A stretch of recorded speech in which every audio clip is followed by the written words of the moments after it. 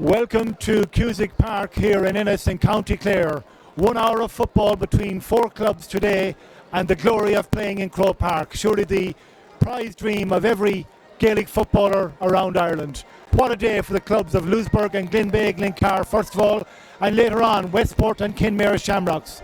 The excitement is certainly mounting here. There was a big deputation from both counties in Ennis last night, but I'm joined by the two chairpersons. First of all, from Kerry, Aidan Roach, chairperson of Glenbeigh-Glencar. Huge day for you. Huge day for the club. You dream of days like this, so I suppose every small club in the country would like to be in our position today, so we just hope everything goes out well for the team, obviously. You've had huge support, I know, from around the world, people supporting the team, sending goodwill messages and also helping with fundraising. Yeah, it's been great. I mean, it's amazing how a competition like this can bring the whole world together, really, you know, because we have people everywhere, and as you say, messages, goodwill, and you know, it's fantastic, you know.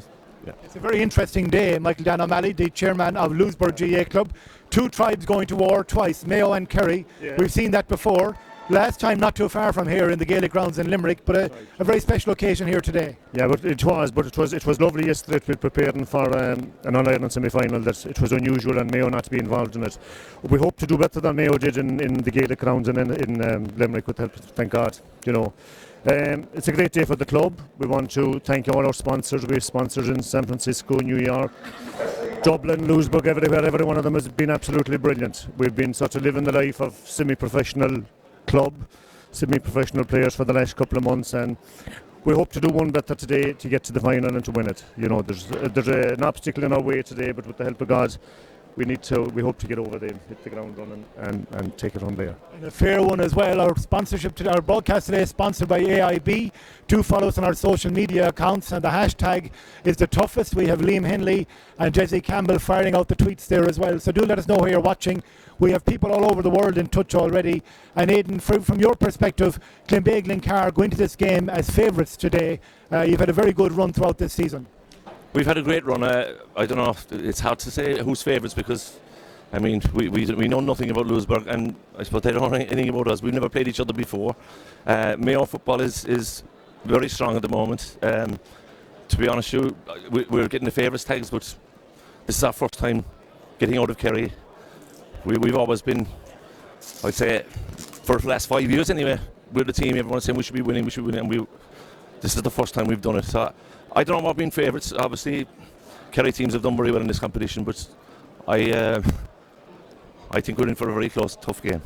Okay, from West Mayo has been a bumper week, Mike Dan, in the build-up here, because your nearest and dearest Westport, whom you love so dearly, are here today as well against Kenmare Shamrocks later on. Yeah, this has been very good. Like we're close neighbours. I suppose there's a great rivalry with ourselves in Westport, but like today we're strictly defined boundaries, I'm sure. Oh, definitely, yeah. And we're hoping, I suppose, we've hit the ground running. We were lucky to get over Ball, I think, in the county final. But like we went back to Moore, we were by far the better team. Just to let them back into it at the later stages of the game. The same way against Craigs. Like we've hit the ground running since, and we did a brilliant run in the under-21, and we're building on that today now, hopefully. And Kerry are a great team. They have a great tradition. But you know, statistics doesn't win a game. This is what's out there today that'll win it. Okay, gentlemen, thank you very much for joining us. Best of luck to your respective teams. Thank you. Aidan and Michael Dan from Glenbeigh-Glencar and from Louisburgh. As we said, a bumper day of Gaelic football here in Cusack Park, Ennis. 2 Mayo teams, 2 Kerry teams. One of the great rivalries of Gaelic football, of course, Mayo and Kerry. They'll say in Mayo they don't beat them often enough. They're hoping to put that right today. And we have, as we said, people listening and watching all over the world. As we do send us word of where you are. We have Paul Broderick in the Cayman Islands, and we'll get some more on his homemade Irish bar for the day out there, I believe, as well. We'll get some detail on that in a moment as well. We're now going to be joined next by Sean Healy from AIB, the Regional Director of AIB, who are our sponsors here today, and Mike Finnerty, our match commentator. And first of all, Sean, a Listowel man, a Kerry man, so you have a bit of skin in the game today, but you must remain strictly neutral because AIB are the competition sponsors and our broadcast sponsors today. Yeah, we're very neutral today, but we'll have an eye in the future for Kerry footballers, and anybody we can see coming through from junior and intermediate to come back to senior grade will be fantastic. obviously we have a few there already, so that'll be important. But obviously we also have a great love for Mayo, a strong presence in AIB down in Mayo, and Mayo I suppose they've been at the final ends of a lot of competitions in recent times, and unfortunately haven't got there. So again, we wish them very, very well today. The AIB, or the Mayo senior football manager, of course, Stephen Rochford, is an AIB employee. Yeah, Stephen's a great character. He's put a huge amount into Mayo football, and indeed football in the west of Ireland over the last couple of years. He was obviously manager of Corofin when they won the All-Ireland club championship there a few years ago. So he's a great character, and he does an awful lot for football, both within the bank and outside the bank. And we wish Stephen very, very well in his endeavours in the coming year. Obviously went very, very close last year, and I've no doubt that Mayo will be there or thereabouts again in the next 12 months. Mike Finnerty will be our match commentator, better known to lots of you from Air Sports, Atlanta Sports, Sky Sport, Midwest Video. But your day job, a lot of people might not realise, Mike, is a sports editor of the Mayo News, which is smack bang in the middle of Westport, Louisburgh territory. Yeah, that's right, Liam. We're in a very privileged position, I suppose, the last few weeks and months indeed, as we've been following the fortunes of Westport and Louisburgh, as they've brought us on this wonderful journey through Mayo and into Connacht, and obviously here they are now, as you mentioned, an hour from Croke Park, and I think you only had to be here outside Cusack Park a few hours ago just to realise what games like this and days like this are really all about. There are literally hundreds and hundreds of Louisburgh people. They were queuing up outside to get in, waiting for the gates to be open. Westport, I gather, are travelling in huge numbers as well, and in case anybody is under any illusions, both Louisburgh and Westport, since Christmas really, the talk has been of nothing else. The area, the parishes are festooned with flags and colours, and there's wonderful excitement. They are obviously on the outside rail today. I think they'd be the first to admit that themselves. They're up against two very formidable teams in Glenbeigh-Glencar and Kenmare in the intermediate semi-final. But I think they've shown over the course of their respective championships, Louisburgh and Westport, that when the going gets tough, they won't be found wanting in that regard. It's unfortunate that both of them have been hit by injuries coming into today's semi-final, particularly Westport being without their top scorer, Lewis Cawley. But conditions thankfully starting to brighten up here. Big crowd in from all four clubs, and a wonderful atmosphere already.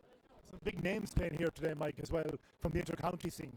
Yeah, that's right. We're all looking forward, I suppose, in the main to seeing Darren O'Sullivan in action for Glenbeigh-Glencar, the Kerry All-Ireland winner and the All-Star, and of course Lee Keegan,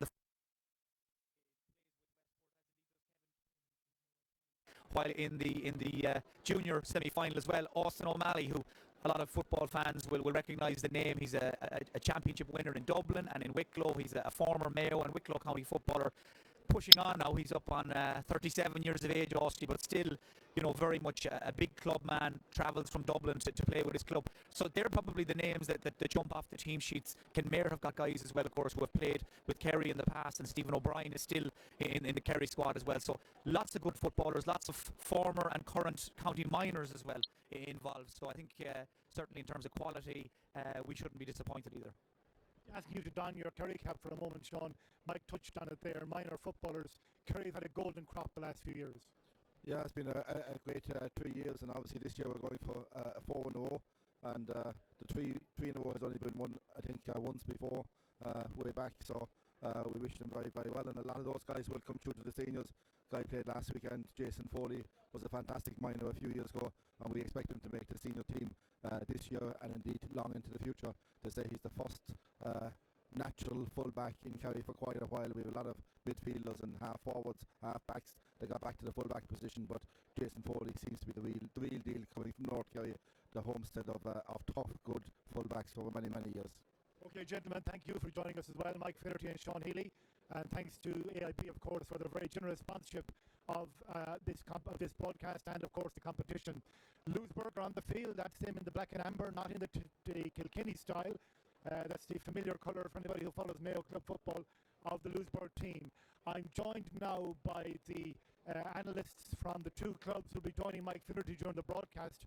First of all, near me from Glenbeigh-Glencar, Ger O'Connor, and Colin Clark from Louisburgh as well. He's been with us before on the under-21 coverage in the county final in Mayo. Can I go to you first of all, Colin? There has been word that very fine young footballer, Pádraig O'Malley, Michael Dan's son, the chairman's son, is an injury doubt. Any word on that yet?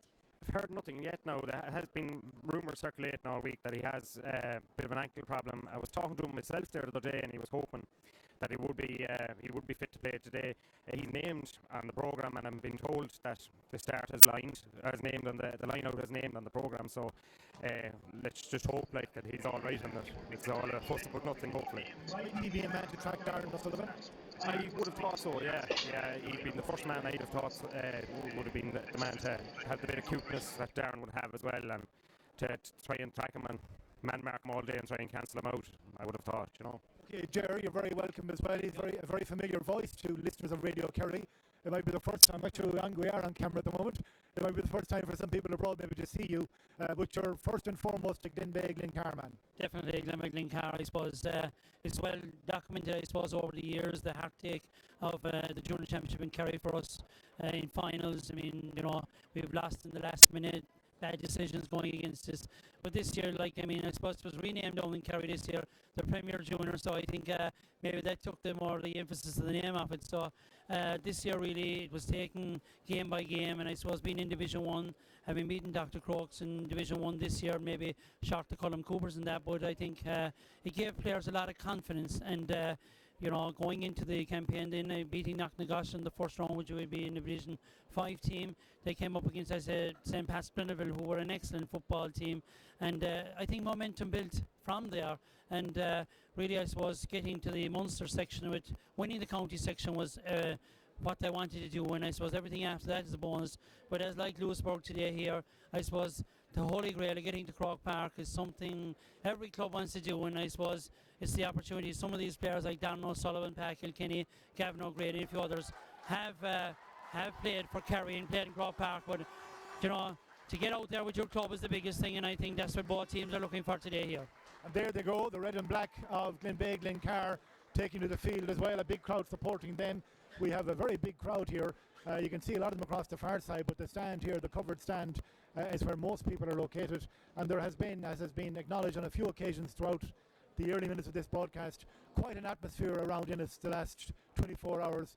Cullum, you came down to sample it early, ever the professional. Oh yeah, we wanted to come down and get a rundown of what these boys are like and have a bit of crack with them, and that. And a lovely group of people, so hopefully we'll be good friends after it anyway, so you might come up to Croke Park and support us in.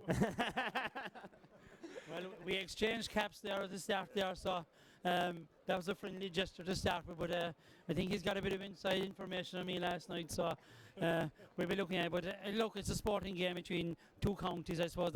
Mayo have always played football the traditional way and played in a great sporting manner, and look, may today's game be a good sporting game. And to the people from our own parishes that are watching this all over the world through, I suppose, two rural parishes in either side of the world, it's great from mainstreaming to be able to bring this game today to them. Anybody you want to mention in particular? Well, I suppose the Connors are over in New York. They played with Kerry Miners, Raymond and Adrian and Kenneth, and also I suppose the Cook Sullivans. Kieran is over in Canada. We have Donny Sullivan, he's listening out there in Denmark, and his sister there in America as well, and all those, and Mikey Griffin is listening, watching this game today in Shanghai. So to all those people, and I suppose Lizzie Moore is up there in Mayo, not able to come down today, but she's a Kerry woman, she's watching mainstream. So all those people, and we'll think it more as the commentary goes on, but we're delighted mainstream are giving the people abroad to be able to watch this game today. Cullum, I know you have a long list. We'll get you to that during the broadcast. That's okay. Thank you very much, Cullum and Ger. Best of luck. Thank you and we'll talk to you at half time and later on. Thank you very much. Thank you. So we have Stephen Stack next. Stephen Stack, of course, a familiar figure for Gaelic football fans. First of all, in Kerry, he was a Kerry footballer for many, many years. And indeed, he figured at cornerback on the Kerry team that defeated Mayo in the 1997 All-Ireland football final, and has gone on to be a very successful manager since as well. And he's our analyst today, of course an AIB employee as well, so we're delighted that Stephen can join us, and grateful again to AIB for making this possible. Stephen, first of all, this whole junior intermediate club world has exploded. It's a whole new dimension. It is, yeah, and I think it's I think, to be fair, not being parochial, but it was the foresight of a former GA president, Sean Kelly, that followed on the club championships with the junior intermediate. I think it was a marvellous thing that he did, because it opened up a kind of a world of competition to club players that mightn't get a chance to play in provincial finals, and ultimately the chance of playing in Croke Park. So it was a wonderful, wonderful competition. We live at interesting times, given we say the GPA at intercounty level, now the CPA at club level, but there's a kind of a a down-at-home purity about this today, isn't it? I mean, these are players who have not toiled at this level before, have not been on a live broadcast like this, national local radios here, all of that. It's a whole new level, really. Well, it is. You're getting to the heart of what the club is, or the GA is about, which is the club, and this is as raw as it gets.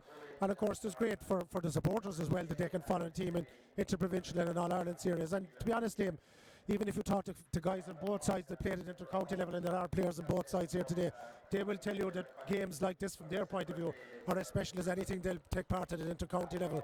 That's the beauty of it. It resonates with all of them, you know.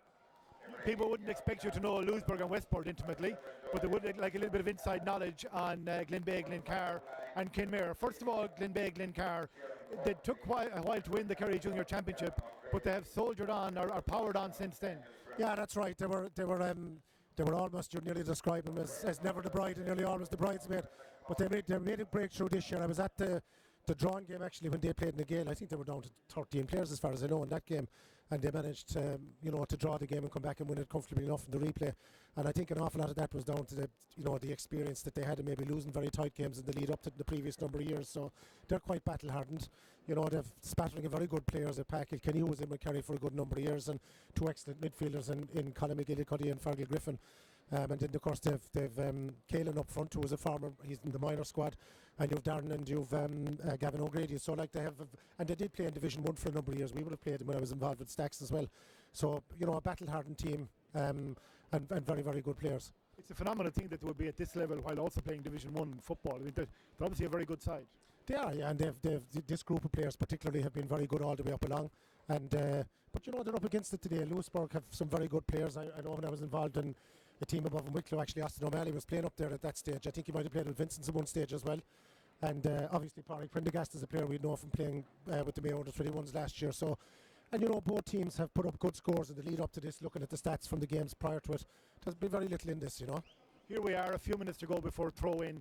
What will players be thinking now, Stephen? Where will their heads be at? They're going through their warm-ups and their routines out there.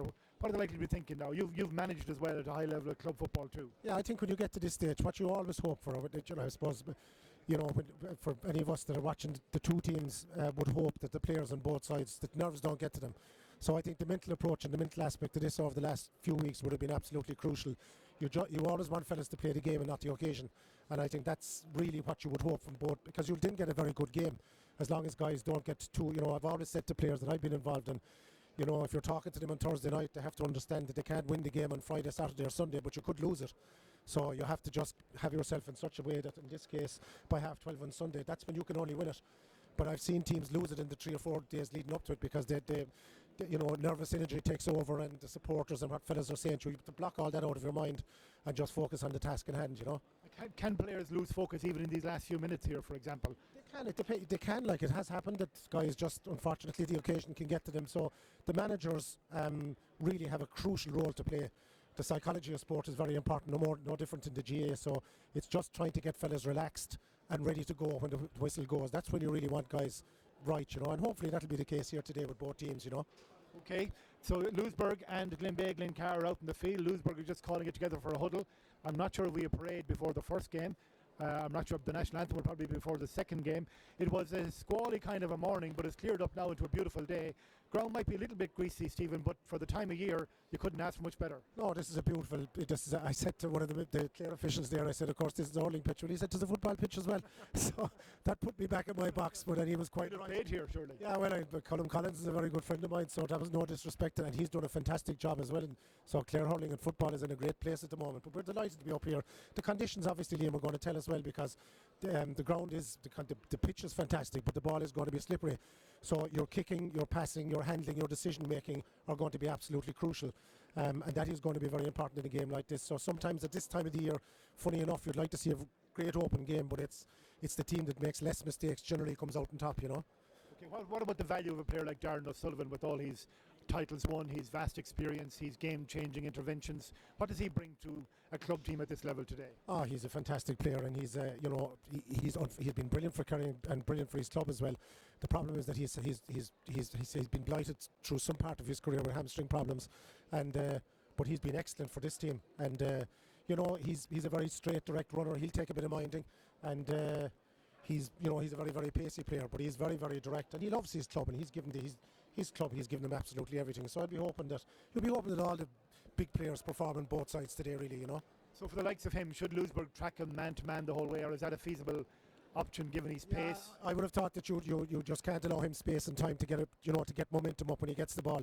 So I would say you're going to have to put somebody very, very tight on him, because if he gets up ahead of steam at all, he can be very, very dangerous, you know. Okay, well, he's well known, a celebrated player for many, many years in the colours of Kerry. We're just watching the warm-ups as well. The crowd are still coming in here. Interesting to note that supporters of Kenmare, Shamrocks and Westport have come in early as well. Particularly in the case of Kenmare, Westport and Louisburgh, they're cheek by jowl really in West Mayo, right in on top of each other. There'll be a very healthy rivalry there as well too, and it's an enormously significant day for football in West Mayo. Louisburgh, of course, won the Mayo Under-21B Championship this as well, with a powerful display that we showed here on localstreaming.club over Charlestown. That was a really good display. We have no word just yet on the situation with Pádraig O'Malley. We're just giving Colm the look here. Do we think Pádraig is okay, Colm? Yeah, Pádraig. I'm just watching Pádraig there. He seems to be moving fine, and he's doing well in the warm-up. Anyway, it looks like he's going to start. I'd say he's good to go, hopefully. Well, if he's good to go, Darren O'Sullivan will surely test him if he picks up that brief like we expect. And we're about to hand over to Mike Finnerty any moment now. Probably won't ask you for predictions, Stephen, because we wouldn't have the knowledge of both teams, I suppose. But favourites are Glenbeigh-Glencar. Kerry teams have a good record on this. I think if they win today, they'll be the 10th Kerry team to get to Croke Park, and that's the huge prize at stake here today. Yeah, it is, but I suppose the big incentive for Louisburgh as well is that I think a number of Mayo teams have tried to win this competition, so they'll be creating their own little bit of history, not just in the club but in Mayo, if they manage to do this. So that's a massive incentive for them as well. You'd just be hoping that it'll be a very good game, and that both teams, with the players that they have on both sides, will perform and the occasion doesn't get to them really. That's what we're looking for more than anything else, and obviously a Kerry win as well. Okay, Stephen, that's the Kerry lads for you. Nice and friendly, but still want to win it. That's it, I think, for our pre-match analysis. Stephen will be back at half-time as well, and afterwards, and building up, of course, to the Kenmare Shamrocks Westport game as well. Do tell us where you're watching. Let us know. We hand over to match commentator Mike Finnerty and his team of Ger O'Connor and Colm Clark. Yeah, thanks very much, Liam. A very good afternoon, everyone, and you're welcome to Cusack Park in Ennis. It's the biggest day in the histories of these two GA clubs, and it's finally come around after all the weeks of waiting. Here we are, 60 minutes from Croke Park, 60 minutes away from the All-Ireland Junior Football Final next month. Now, we've just been looking around and trying to sample the conditions here in the last half an hour or so. And as far as we can tell, little or no breeze to worry about. The rain has thankfully cleared, and maybe a few bright clouds starting to break through overhead here at Cusack Park. Surface, as always, here in immaculate condition. So much hurling played here, of course, at the home of Clare GAA. The ground staff have everything perfectly manicured for this big football doubleheader this afternoon. Kerry against Mayo in both of our All-Ireland Club Football semi-finals. But first into action, the stage set for the Mayo and Connacht Junior Club champions Louisburgh to take on the Kerry and Munster representatives Glenbeigh-Glencar. And we'll give you first of all a quick run through the team, starting with the Kerry champions. Rory O'Connor starts in goal. It's a full back line of Stephen O'Sullivan, Jeremiah Hoare and Kieran Doyle. Jack Brosnan, Pa Kilkenny and Quailem Tehan play in the half back line. Colin McGillicuddy, the Glenbeigh-Glencar captain, he's alongside Fergal Griffin in the middle of the field. It's a half-forward line of Danny O'Sullivan, Darren O'Sullivan, who needs little introduction, of course, and Tommy Cahill wears number 12, with Kieran Courtney, Gavin O'Grady and Daniel Griffin selected in the full forward line. Louisburgh, Danny O'Malley starts in goal. In the full back line, it's Eamon O'Malley, Marcus O'Malley and Ray Prendergast. A half-back line of Paul Prendergast, Joe Dawson and Alan Moran. At midfield, Pádraig Prendergast partners Pádraig O'Malley. In the half-forward line, James Gibbons, Kevin Gibbons, the captain, and Paul McDonnell. And the Louisburgh full-forward line is James Dowd, Austie O'Malley and Michael Gibbons. The Glenbeigh-Glencar manager, of course, is Aidan O'Shea. The Louisburgh Bonastor is John Kelly. And at this moment in time, everybody ready to go. Our match referee, by the way, in case you're wondering, is Brendan Cawley, just 29 years of age, from the Sarsfields club in County Kildare already. This campaign has taken charge of the Leinster Senior Club Football Final. So a young referee, very highly rated young referee, and very experienced. Glenbeigh-Glencar, they're going to wear their traditional colours of red with black shorts and black and red socks, and Louisburgh in their famous black and amber. And by the looks of things, in this first half, it will be Glenbeigh-Glencar of Kerry and Munster playing from right to left as you look at it at home. Little or no breeze, so no advantage to be gained by either side in this first half.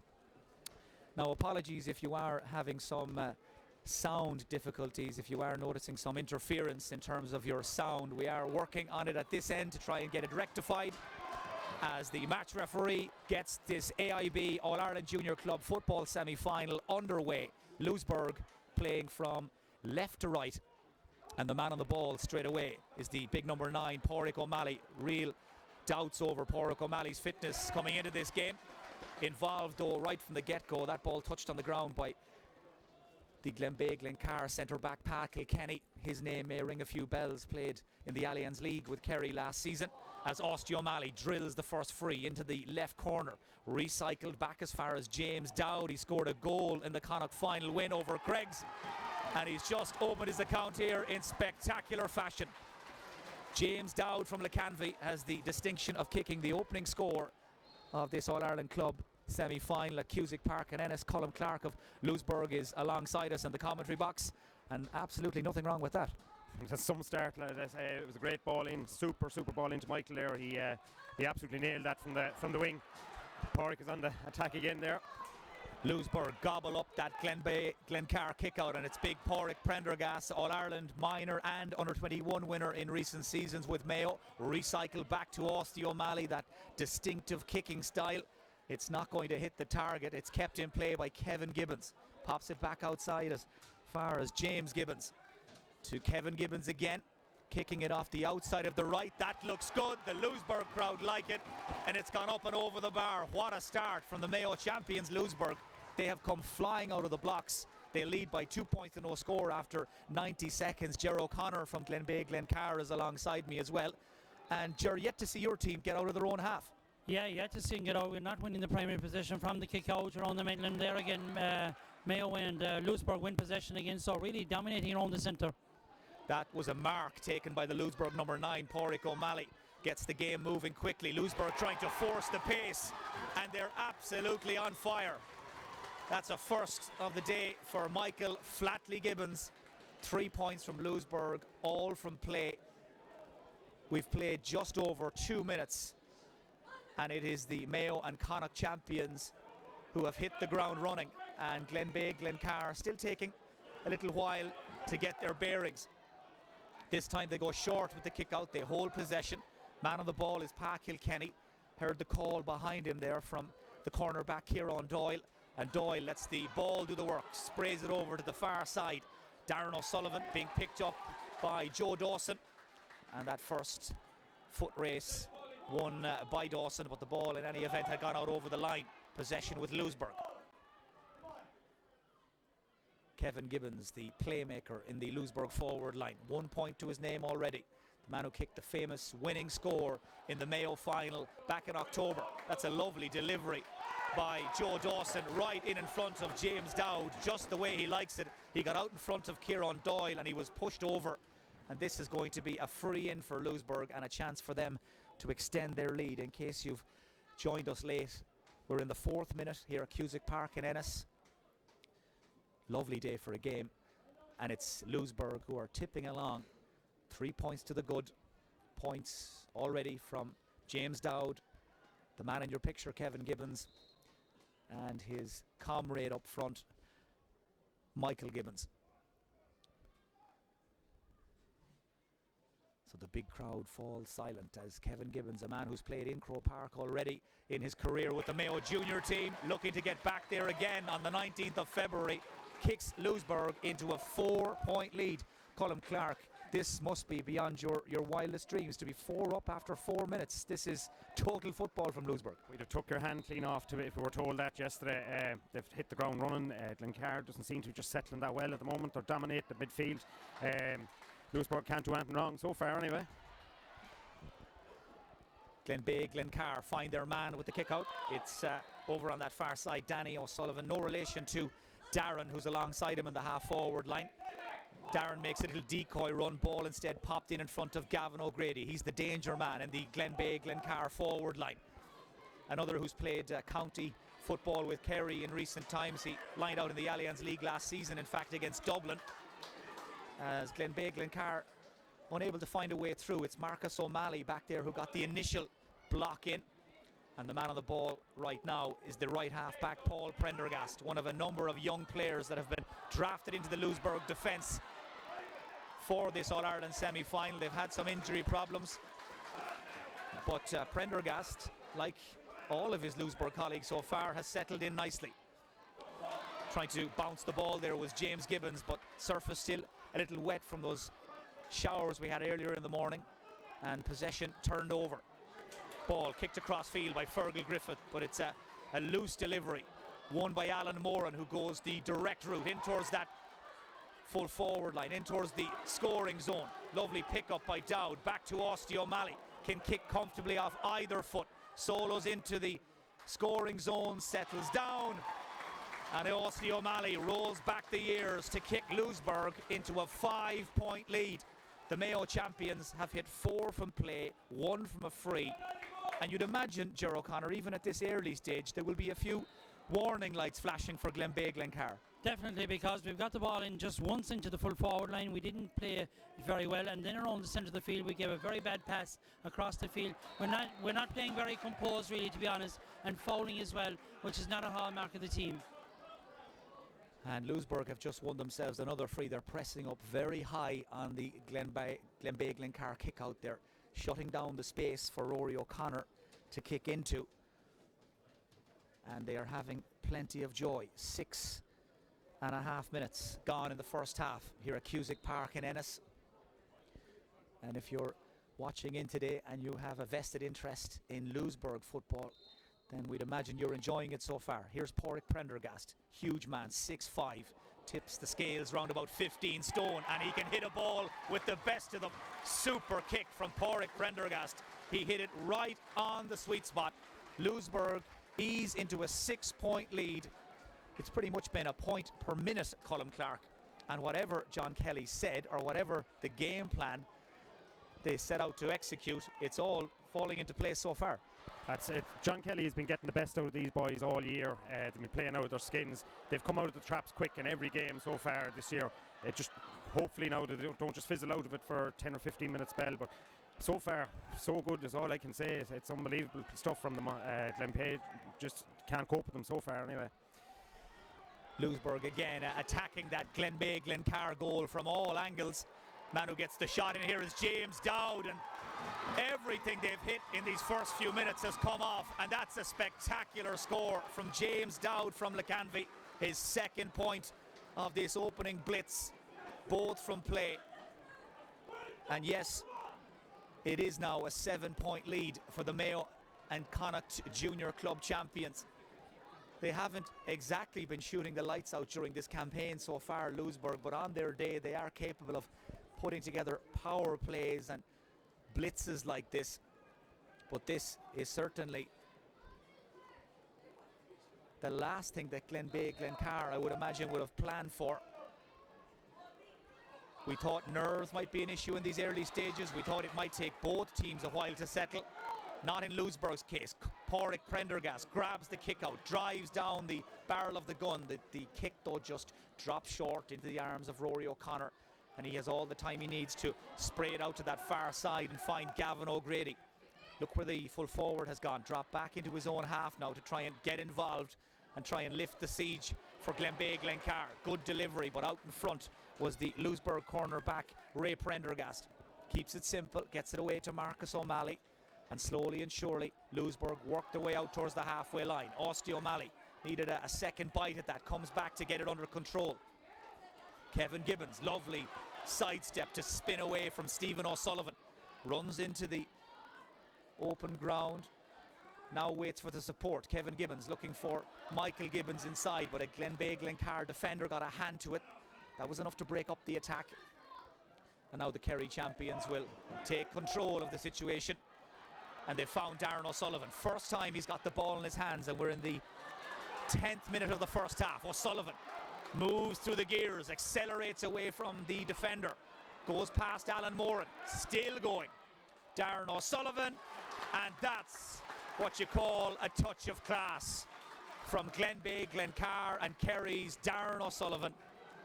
That's just what they needed. They're up and running. It's taken them 10 minutes to get the account open. No surprise, when they needed him, O'Sullivan steps up. Well, definitely in some games I suppose he just stays in the periphery, but really we all know what he's capable of, and there you saw the class of Darren O'Sullivan. You need to get him on the ball, you need him to get him to run at defenders, and that's what he does best. So it's now a 6-point game, and that's a first of the day for the former Kerry All-Ireland winning captain Darren O'Sullivan. Kick out from the Louisburgh goalkeeper Danny O'Malley, drops right down on top of a Glenbeigh-Glencar man. And the man on the ball here is Calum Tehan, an All-Ireland minor winner with Kerry last year. Does well to hang on to that ball. Support arrives.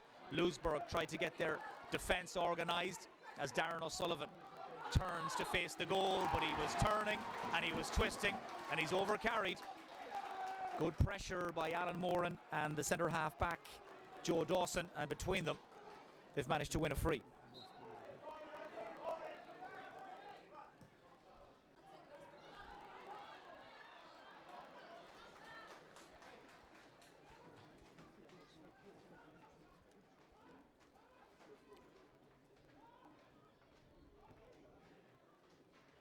So it's a line ball to Louisburgh. Porrick Prendergast is the man who'll take it. Runs being made off the ball to try and keep Glenbeigh-Glencar guessing. Prendergast finds Alan Moran and takes the return. He's a big, strong man, fires it down towards the goal, and that's gone across the face of the goal and wide. 11 minutes gone, still Louisburgh, 6 points in front. Colin Clark, what have you made of what you've seen so far in terms of how Louisburgh have set up? Who have they gone man-to-man with? And up front, what kind of system do they seem to be playing? They're playing very, very direct, traditional football. It's pure Mayo style.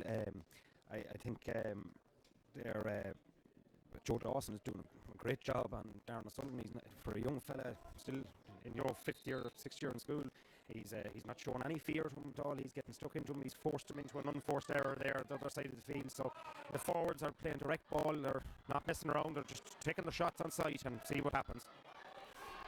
Well, it certainly has been working a treat so far for Louisburgh, but we know Glenbeigh-Glencar will come. We know they will put together passages of football that will ask hard questions of the Mayo champions, and here they've managed to dig out a free for themselves. And 6 points down, very early days. We're still inside the first quarter. Have Glenbeigh-Glencar been in a similar position during this campaign?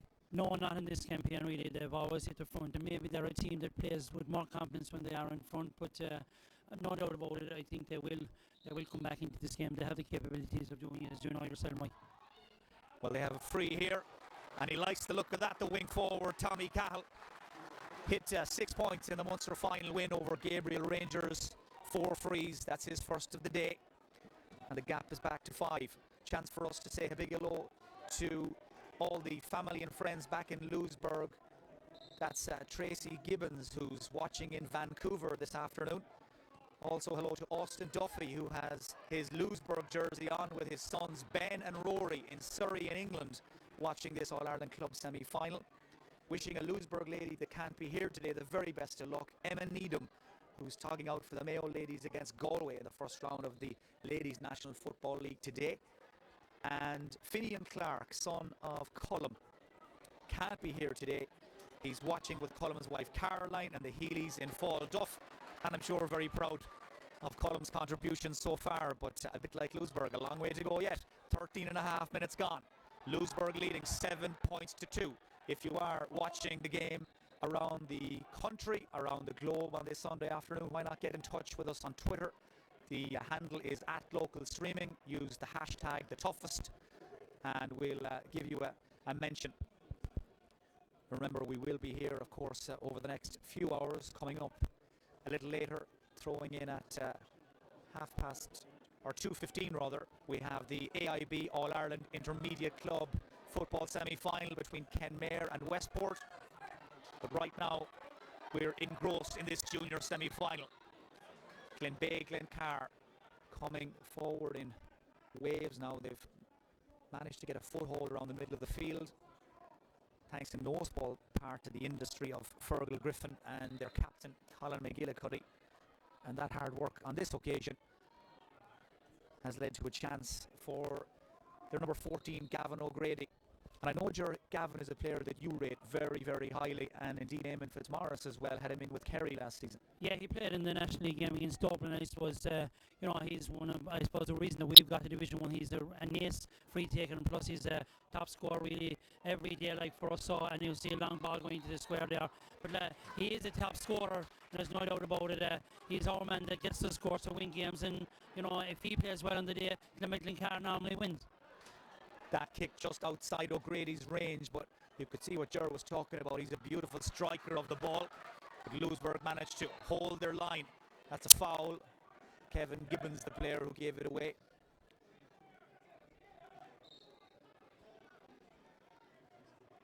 As Fergal Griffin weighs up his options. Light shower of rain now beginning to fall here in Ennis again. It was falling steadily in the hours leading up to the game. Looks like it's back. That's Marcus O'Malley with a really clever interception. Open road in front of him. Here's his first cousin Austie initially, and now Kevin Gibbons. Support arriving on the outside from young Paul Prendergast, just 19 years of age, up from wing back for a look. Lovely ball right into the chest of Michael Gibbons. Here's Austin O'Malley again. That old sidestep to beat the defender. And Austin O'Malley, a man who performed on the big stage with Mayo many, many times, knocks over his second of the day. And Louisburgh's lead is out to 6 again. We've played 16 minutes in the first half. And from a Louisburgh perspective, so far so good. Glenbeigh-Glencar though, with a little bit of catching up to do. Out here on the wing, trying to spread the play is Tommy Cahill. This is Caleb Tehan up from left half back. Darren O'Sullivan tightly marked. Tehan was looking for him. O'Sullivan has to come around on the loop, and this time gets his hands on the ball.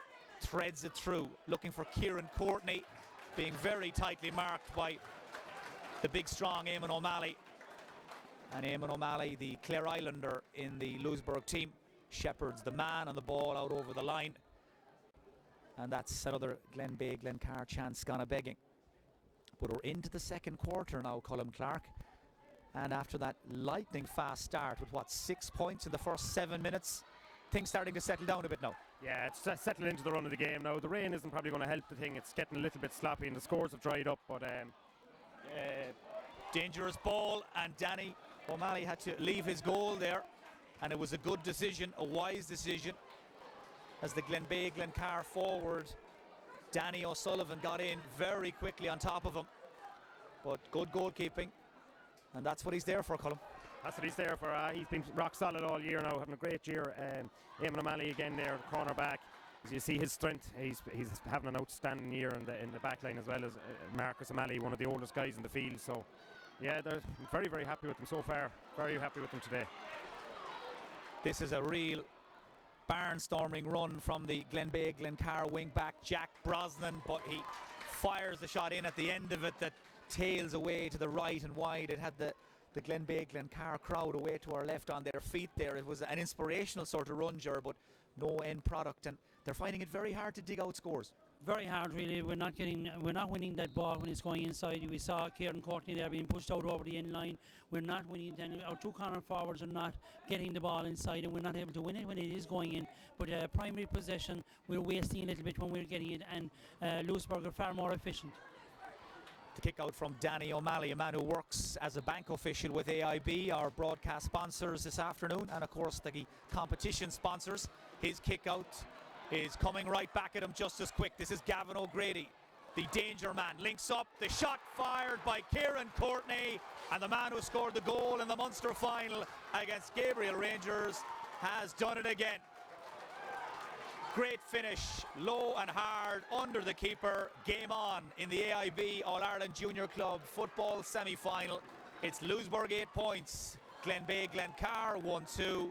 And the man who scored one of the famous Glenbeigh-Glencar goals back in 2011 has done it again. Yes, indeed, a famous goal in 2011. 36 years we were waiting. He got that goal to win the Kerry Championship, and I think he's put us back in this game again. We'll play with more spirit now, I think, and run at the Louisburgh defence really. But great goal. A superb finish from Kieran Courtney. His second goal in as many games, and now Glenbeigh-Glencar have got the wind in their sails. Ball popped back to Cuillum Tehan, and the All-Ireland minor winner of last September shows how it's done. He's a wonderful talent. He's very highly rated, and it's not the first time he's come down that left wing looking to get on the end of a move, looking to get involved, and he's left us now with a 2-point game. He can play. He can play, and last year I suppose he won an All-Ireland minor medal, but in a family perspective, his father died and then start of June, and he never got to see what was in front of him, but he's doing it for him today. Now Glenbeigh-Glencar are starting to open their shoulders. The kick out caught by Colin McGillicuddy. Away goes Tehan again. Lovely sidestep. He left Joe Dawson clutching at straws, and Tehan with a second point inside a minute.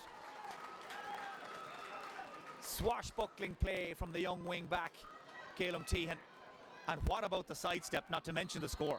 Well, I suppose if you had music to be like Riverdance, I think he would flatly in that Louisburgh side, but he has a great sidestep, and he's known for that. But I think his dancing teacher will take credit for that. But superb score again, Mike, there. 2 points in inside a minute for him. Well, Louisburgh's 6-point lead has almost been completely wiped out in a matter of minutes by Glenbeigh-Glencar. They're attacking from all angles, and here they come again. Tehan, they just can't get a handle on him in the last few minutes. Gives it to Courtney, and Kieran Courtney levels the match. This AIB All-Ireland Junior Club football semi-final has come to life, Colm Clark. Louisburgh rocked right back in their heels by the goal, and now we've got a game. We've got a game, surely. Yeah, what a couple of minutes there from Glenbeigh. Tehan is doing some damage there. Kind of left a few boys for dead. Louisburgh are shell-shocked. It'll test them now, see what they're made of, They seem to be getting all the breaks at midfield, and Louisburgh now are just clutching at straws, so hopefully they can tighten things up. Well, how quickly things change in a matter of minutes. Maybe 3 to be precise. Glenbeigh-Glencar have come right back into contention, and they're literally, Ger O'Connor, like a different team since Kieran Courtney's goal. It has changed everything. Well, it has. I think they're a team that plays with confidence. When they're on the front, they're on the front.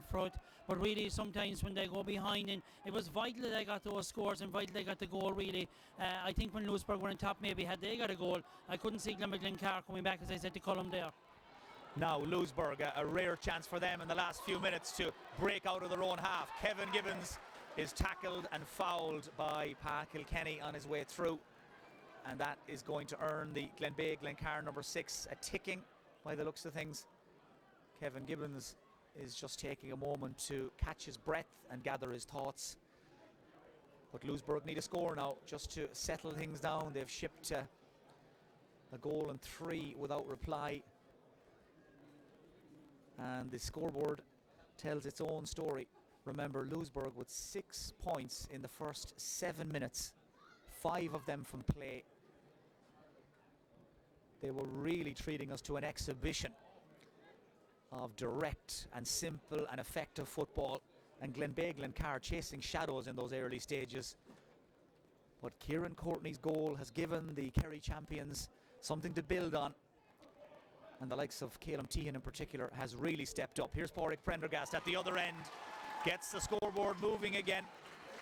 And in terms of individual performances, Colm Clark, in the first 23 minutes, Pádraig Prendergast has not been found wanting. Louisburgh need a big game from him today. He's the All-Ireland minor winner, he's the All-Ireland under-21 winner, and he hasn't disappointed so far. He hasn't. He's working his socks off. He's back there defending, he's up attacking, he's taken 2 beautiful scores there off the ground. He's a real all-rounder, and they really need him to keep to it now for the rest of the game and show leadership in the middle of the field. That's neat and tidy from Glenbeigh-Glencar, and they're on the attack again. This is the fullback, Jeremiah Hoare, gone forward for a look. Lovely 1-2, and returns the pass to Gavin O'Grady. Brilliant finish from Gavin O'Grady. What a goal. What a run from Jeremiah Hoare, though. He must have ran 70, 80 yards, the big fullback, and he just kept on going. Somebody switched off in the Louisburgh backline, and that was all Glenbeigh-Glencar needed. Hoare to O'Grady, the quick 1-2, and O'Grady low and hard and into the back of the net. It's Glenbeigh-Glencar in front for the very first time. Very first time there, but a brilliant run by Jeremiah Hoare. He is, of course, a former Kerry minor. His father, I think, is a Corkman. We will forgive him for that. He's settling in Glencar. But Jeremiah Hoare, he was with us at the underage level. He's been a fantastic footballer and really has settled in at full back, but has a great burst of speed, as you saw there. Well, 2 goals from Glenbeigh-Glencar, from Kieran Courtney and Gavin O'Grady, have really set the Kerry champions up nicely. Here's Courtney again. Oh, that's a fantastic score from Kieran Courtney. Well, if he gets a half a yard at all, he's going to cause problems. And Eamon O'Malley, after a very solid start now, has got his hands full. Yeah, definitely, because I think this full forward line and half forward line, when they get moving, they really have a lot of work put in, and they're really unstoppable when they get them. They can get goals, and you know they've showed it in the campaign so far. They can get goals. So you saw it there again. He is elusive really when he gets that ball. Nice knock down there into the path of the Louisburgh wing forward. Away goes James Gibbons, pops it inside. This is better from Louisburgh. James Dowd with the snapshot, and it's gone up and over the bar. Lovely to watch, very easy on the eye. And at times, Colm Clark, in this first half, you have to remind yourself that we're watching a junior club football semi-final, because to be honest, the standard of play, the way the skills are being executed, and the score taking in particular, has been right out of the top drawer. Oh, it's a super game of football for this day of the year. Like, as you say, junior game, the fitness there and the skill in both teams. Great feeling of the ball, great passing, foot passing. It's a great game of football now, and it's going to be a cracker now for the rest of the game by the looks of things. Well, I hope wherever you're watching this All-Ireland Junior Club football semi-final, you're enjoying it as much as we are, because Ger O'Connor, it has been a wonderful first 26 minutes. As Colm said, the skills, the standard, the fitness levels, the score taking, all we could have asked for. Well, it is whatever is in Gaelic football, and we all know about Kerry and Mayo over the years, and Jack Brosnan there. Michael, go back to you again. Yeah, Jack Brosnan showing us exactly what we're talking about. Amazing run, nobody coming out to meet him, and Jack Brosnan has all the time in the world to saunter through and stroke the ball up and over the bar and push Glenbeigh-Glencar into a 3-point lead again. But that more or less what we're talking about, Ger. Wing backs who want to attack, men inside will pull out and make space, and now we're up to a 3-point lead again for Glenbeigh-Glencar. Yeah, and I mean Jack Brosnan, KLMT, and really causing damage rating from the wing back positions, and crediting both sides. I mean, to the fantastic game of football, and Mayo and Kerry's traditional football. You play out, try and beat the man, and there's no messing or no foul tactics or anything. It's a real good game of football.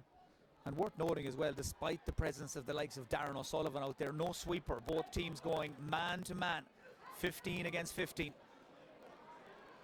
Louisburgh manager John Kelly setting his team up to attack, to take the game to Glenbeigh-Glencar. Epitomised there again by Kevin Gibbons. Every chance he gets, he runs directly for that crossbar column. And Kevin Gibbons in the first half, another who has stood up and who has stepped up. He'll always step up. He's an absolute warrior when it comes to running at the defence. Kevin won't lie back, and he'll try and draw the foul, and he's a head and his shoulders way beyond his years now. He's a super player, and he's having a great year, unbelievable year now. Well, we're into the last couple of minutes of normal time at the end of this first half. We hope at this stage our technical issues with sound quality have rectified themselves, but if you're still having some problems, get in touch with us via Twitter or Facebook, and we'll get our technical team working on it again. Meanwhile, back at the ranch here at Cusack Park in Ennis, that free has come and gone for Louisburgh. It's a rare mistake, a rare unforced error from Pádraig Prendergast, as that heavy mist continues to fall. Underfoot conditions now very slippy, and this will be another factor that will come into play for the second 30 minutes, of course. Here's Pa Kilkenny, lovely stylish centre half back, pops it to O'Grady, the goal scorer, takes the return, does Kilkenny, and away he goes. Tracking after him, or doing his best to track after him there, was Paul McDonald. Here's O'Grady again, sitting in the pocket, just had enough room to swing the boot at it. It's gone high and away to the right and wide. But as we prepare to head towards half-time, Ger O'Connor, how do you reflect on what you've seen so far? It has been a half of 2 quarters in a big way. Louisburgh starting at 100 miles an hour, and yet somehow Glenbeigh-Glencar 3 up as we head to the break. Well, as you said, 6 points in the first 7 minutes. I felt that maybe would we get a score or two, they wouldn't get annihilated, and it just seemed we grabbed the hold around the centre of the field, and we came back into it and really took our chances when it didn't look like it at times. But really has been a fantastic game of football, Mike. And it's not over yet. We're still waiting for the 4th official to tell us about additional time. He's preparing the board as I speak, as the Glenbeigh-Glencar defence is called into action. That was Kieran Doyle who got out initially to get a boot to ball. Support comes from Stephen O'Sullivan, and the ball switched from defence to attack seamlessly by Glenbeigh-Glencar. Here's Darren O'Sullivan, the dynamo in that half forward line. Just look at him go. O'Sullivan on the run, and it's gone up and over the bar. Well, that line about class being permanent springs to mind every time Darren O'Sullivan gets the ball in his hands and opens up the throttle. He's got frightening pace. Glenbeigh-Glencar lead by 4 points. That's a 2nd point of the game for Darren O'Sullivan. But you really have to see his speed to believe it, Ger O'Connor, up close. Well, we have seen it all the years in the club, of course, in Glenbeigh, but you've seen the nationally with the county, and he captained Kerry, of course, to win the All-Ireland. But he has a ton of pace, really. That way, what he really brings to the game, that pace, he's able to take the ball on the game line and burst past defenders. Well, we were told a moment ago we'll have at least 1 minute of additional time at the end of this first half. A chance for Glenbeigh-Glencar perhaps to build on their lead, or maybe for Louisburgh to wind them in a little. Well, in fact, the referee, Brendan Cawley from Kildare, who has let the game flow in this first half, we've seen and heard very little from him, thankfully, blows the half-time whistle, and it's advantage Glenbeigh-Glencar. The Kerry and Munster champions lead Louisburgh of Mayo and Connacht by 2 goals and 8 to 10 points. Those 2 goals making all the difference so far. The first from Kieran Courtney, the second from Gavin O'Grady, the twin threat in the Glenbeigh-Glencar full forward line, and a second half to savour, a second half to really look forward to. Glenbeigh-Glencar leading here by 4 points. Liam, back to you. Mike, thank you very much. A thumping first half of football. Ger, early on, it looked like Louisburgh were going to canter home. They made all the early running. It must have been very worrying for you at that stage. Very, very worrying inside the first 10 minutes. We were 6 points down to no score. We weren't getting our hands on the ball in the middle of the field. Patrick Pendergast was really dominating. The Mayo forwards were on fire. They were kicking points. Austin O'Malley was, being the playmaker inside. We didn't seem to have the run in the middle of the field. I was saying to Colm, did we need to change around the middle? We seemed to be that little bit slow. We weren't tracking back. But then we got our score on the board. Then the goal came, and it seemed to change the game. It gave our guys a lot more confidence, and they played with confidence. But looking at the first half, I suppose, looking in our own time, Glenbeigh sometimes, if we go on front, we play with confidence. When we got those scores, the confidence started to fall back into them, and I think that's what happened. But really, it has been, to both sides, Louisburgh and Glenbeigh-Glencar and Colm, it has been a fantastic first half of football, pure football. Yeah, mixed emotions in some ways, Colm, because you wanted a good start, you got that, but at half time you're adrift. Well, they call it a game of 2 halves, but that was a half of 2 halves, if you know what I mean. Like, it was an unbelievable start, and probably a start that they wanted badly, because we always knew Glenbeigh was going to come at them like that, and if it was a thing that Louisburgh got off to a slow start and Glenbeigh came at an attack like that in the space of 4 or 5 minutes, they overturned it. We knew we'd be in big trouble, so thank God they're still in touch. It's still there. They're 4 points down. I'd say they won't be able to believe that they're 4 points down at this stage. They sat off them. The backs just sat off the forwards there, and even their wing back there scored a couple of points. And it's going to be a damn good second half now. There's no wind to favour either side, so Louisburgh never go away. They've been in this position once or twice now over the whole campaign, and I'd like to think they won't go away now. So when Glenbeigh-Glencar attack, they come at ferocious pace. I mean, Darren O'Sullivan's the obvious one there, but they drive in waves. They do. Like the young Jack Brosnan there, he has come their wing back, and he's attacked and created space. His point that he got there before half time, he just stepped back. The Louisburgh defender, he just wasn't fit to. Just for the bit of cuteness, like, and it's unbelievable. The speed of Darren O'Sullivan, like, is just something to be desired. Like, he's unbelievable, and Kieran Courtney, he's having a super game. A couple of little changes at the back needed, I think, for the second half. Who have you got in options there to come in?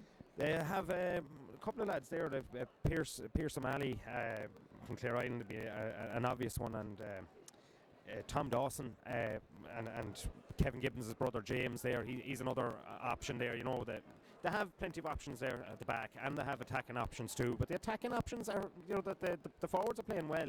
It's just there might be one or two little things that maybe be changed for the second half, and I think they will change probably after 5 or 6 minutes in the second half. Half time in the Glenbeigh-Glencar dressing room. What will the mood be like? Well, the mood is going to be good, because I'll tell you, inside, as we said, the first 10 minutes, you wouldn't think that it was going to be this kind of a score at half time. 2-8 to 10 points. And as Colm says there, if Louisburgh stick in it, I suppose our Achilles heel over the years been that point or two up with 4 or 5 minutes to go, and we've lost a number of those type of games. So you'll certainly see me eating my nails if that's going to be the score with a couple of minutes to go, because we haven't had a great history of finishing out games that have been tied over the years. The few new young guys that have come on the team, the Caleb Tians, the Jack Brosnans, as we said, have added that bit of pace. So I think in the dressing room they're going to be very, very happy. They turned around a game that seemed to be slipping. Had Louisburgh got in for a goal, I think it would have been curtains. The heads would have dropped, I think, to be honest. Had Louisburgh held it for another, maybe into the 15, 16 minute, and, you know, been clipping away a point apiece, keeping that 6-point gap at half time, I think the dressing room would be a far different thing. They got the goal at the vital juncture, and I think it was an important goal, and they grew in confidence after that, Liam. Okay, gentlemen, thank you very much. We'll let you back to your commentary positions. I'm joined now by Stephen Stack, our match analyst, courtesy of AIB. And Stephen, I was watching you there early on. It looked like Louisburgh were absolutely going to annihilate, it has to be said, early on. I mean, they kicked 6 points with no bother whatsoever. Yeah, and I suppose the first thing you'd have to say, Liam, is 20 scores in the first half, and the quality of some of the scores on both fronts is absolutely fantastic. But you're right, Louisburgh got off the blocks very, very early. They looked much hungrier, much sharper. They were more direct. They were dominating them around the middle. No matter what way they played it, whether they were at it or kicked it in directly, they were on top. Austin O'Malley, Kevin Gibbons, he's having a great game in the 40. Austin O'Malley was very good. Paul Prendergast was excellent. And it was only one-way traffic. And it wasn't until Glenbeigh started to get some parity around the middle. And the big change, I think, for me actually is that if you look at the way that Louisburgh set up, they play with really 4 forwards. They play with 2 inside and 2.5 forward line, and they have their 2 wing forwards effectively, and their midfielders dropping back. Now, if as the opposing team you're going to keep kicking ball in when you have it, you're not going to have any joy. The big change for me is that Glenbeigh started to run the ball in. They started to get a bit of possession around the middle. Most of the scores that they've got have started with fellas coming from deep, and that's the big difference really. Darren has started to make runs. Gavin O'Grady, even when he came out, started to make runs. Young Tian in the half back line has made great runs. The other half back, the number 5, got a great score. That has been the big difference really, and the goals came from those runs from deep. And the 1-2s and so forth, and that's been the big tactical change I've seen in the game. But an excellent first half, you'd have to say. It doesn't look like junior football, if I can say that. Yeah, but actually Sean was just saying to me there, some of those scores you wouldn't see at senior level. Really was like it was, and I have to compliment the referee as well. I think he's doing a real sensible job in the conditions. You know, he's not overblowing, he's letting it go. Actually, it's the first time as well, Liam, that I've seen the mark really in action, and it's, you know, I have to say I like what I see, because it's given the guys the advantage, and if you're under pressure you can take the free, you know. Okay, Stephen, I'm just going to get you to step aside for 1 second. We have 2 Mayo GA figures to bring in here as well. Michael Ring, well-known Westport man, political figure for many years, former Minister for Sport indeed, and Mike Kennelly, the Mayo GA chairman. I'll get you to face the music up here, Mr. Ring. You're here, of course, supporting Westport, but Louisburgh is right on your doorstep as well. That was some half of football. Well, it was brilliant. Jesus, Louisburgh were flying in the first half there, and I hope they start throwing the ball in fast again. They started holding it around the midfield and said they just throwing the ball in like they did the first 10 minutes, and they had a great start. But they're not out of this game. You know, every game they played this year, they have been behind at half time. So I'm confident that they can start playing again like they did the first 10 minutes, and I hope they do. You know, my grandmother came from Louisburgh, so I have a connection in both towns. Indeed you have, and attended a few funerals there in your time as well. Many, many, many. So I did, and that's for sure. And they've never been bad to me at election time either. How were Lee Keegan, Kevin Kane, and Phil McDonough and the boys from the port? They're in good form. They're a grand young team now, and I'm just hoping that they can do it. Not going to be easy for them, but I can tell you one thing: they're going to give it everything. Just like Louisburgh, they're going to give it everything, and I'm confident that they can do it, and I just hope that they can. Okay, Mike Gillelly, Mayo GA chairman. Mike, Louisburgh had the Mayo colours flying high early on, but they came back after Glenbeigh-Glencar rattled them. They've stayed in the game. Yeah, I mean, look at Louisburgh are performing quite well. They got off to a super start, up by 6-7 points.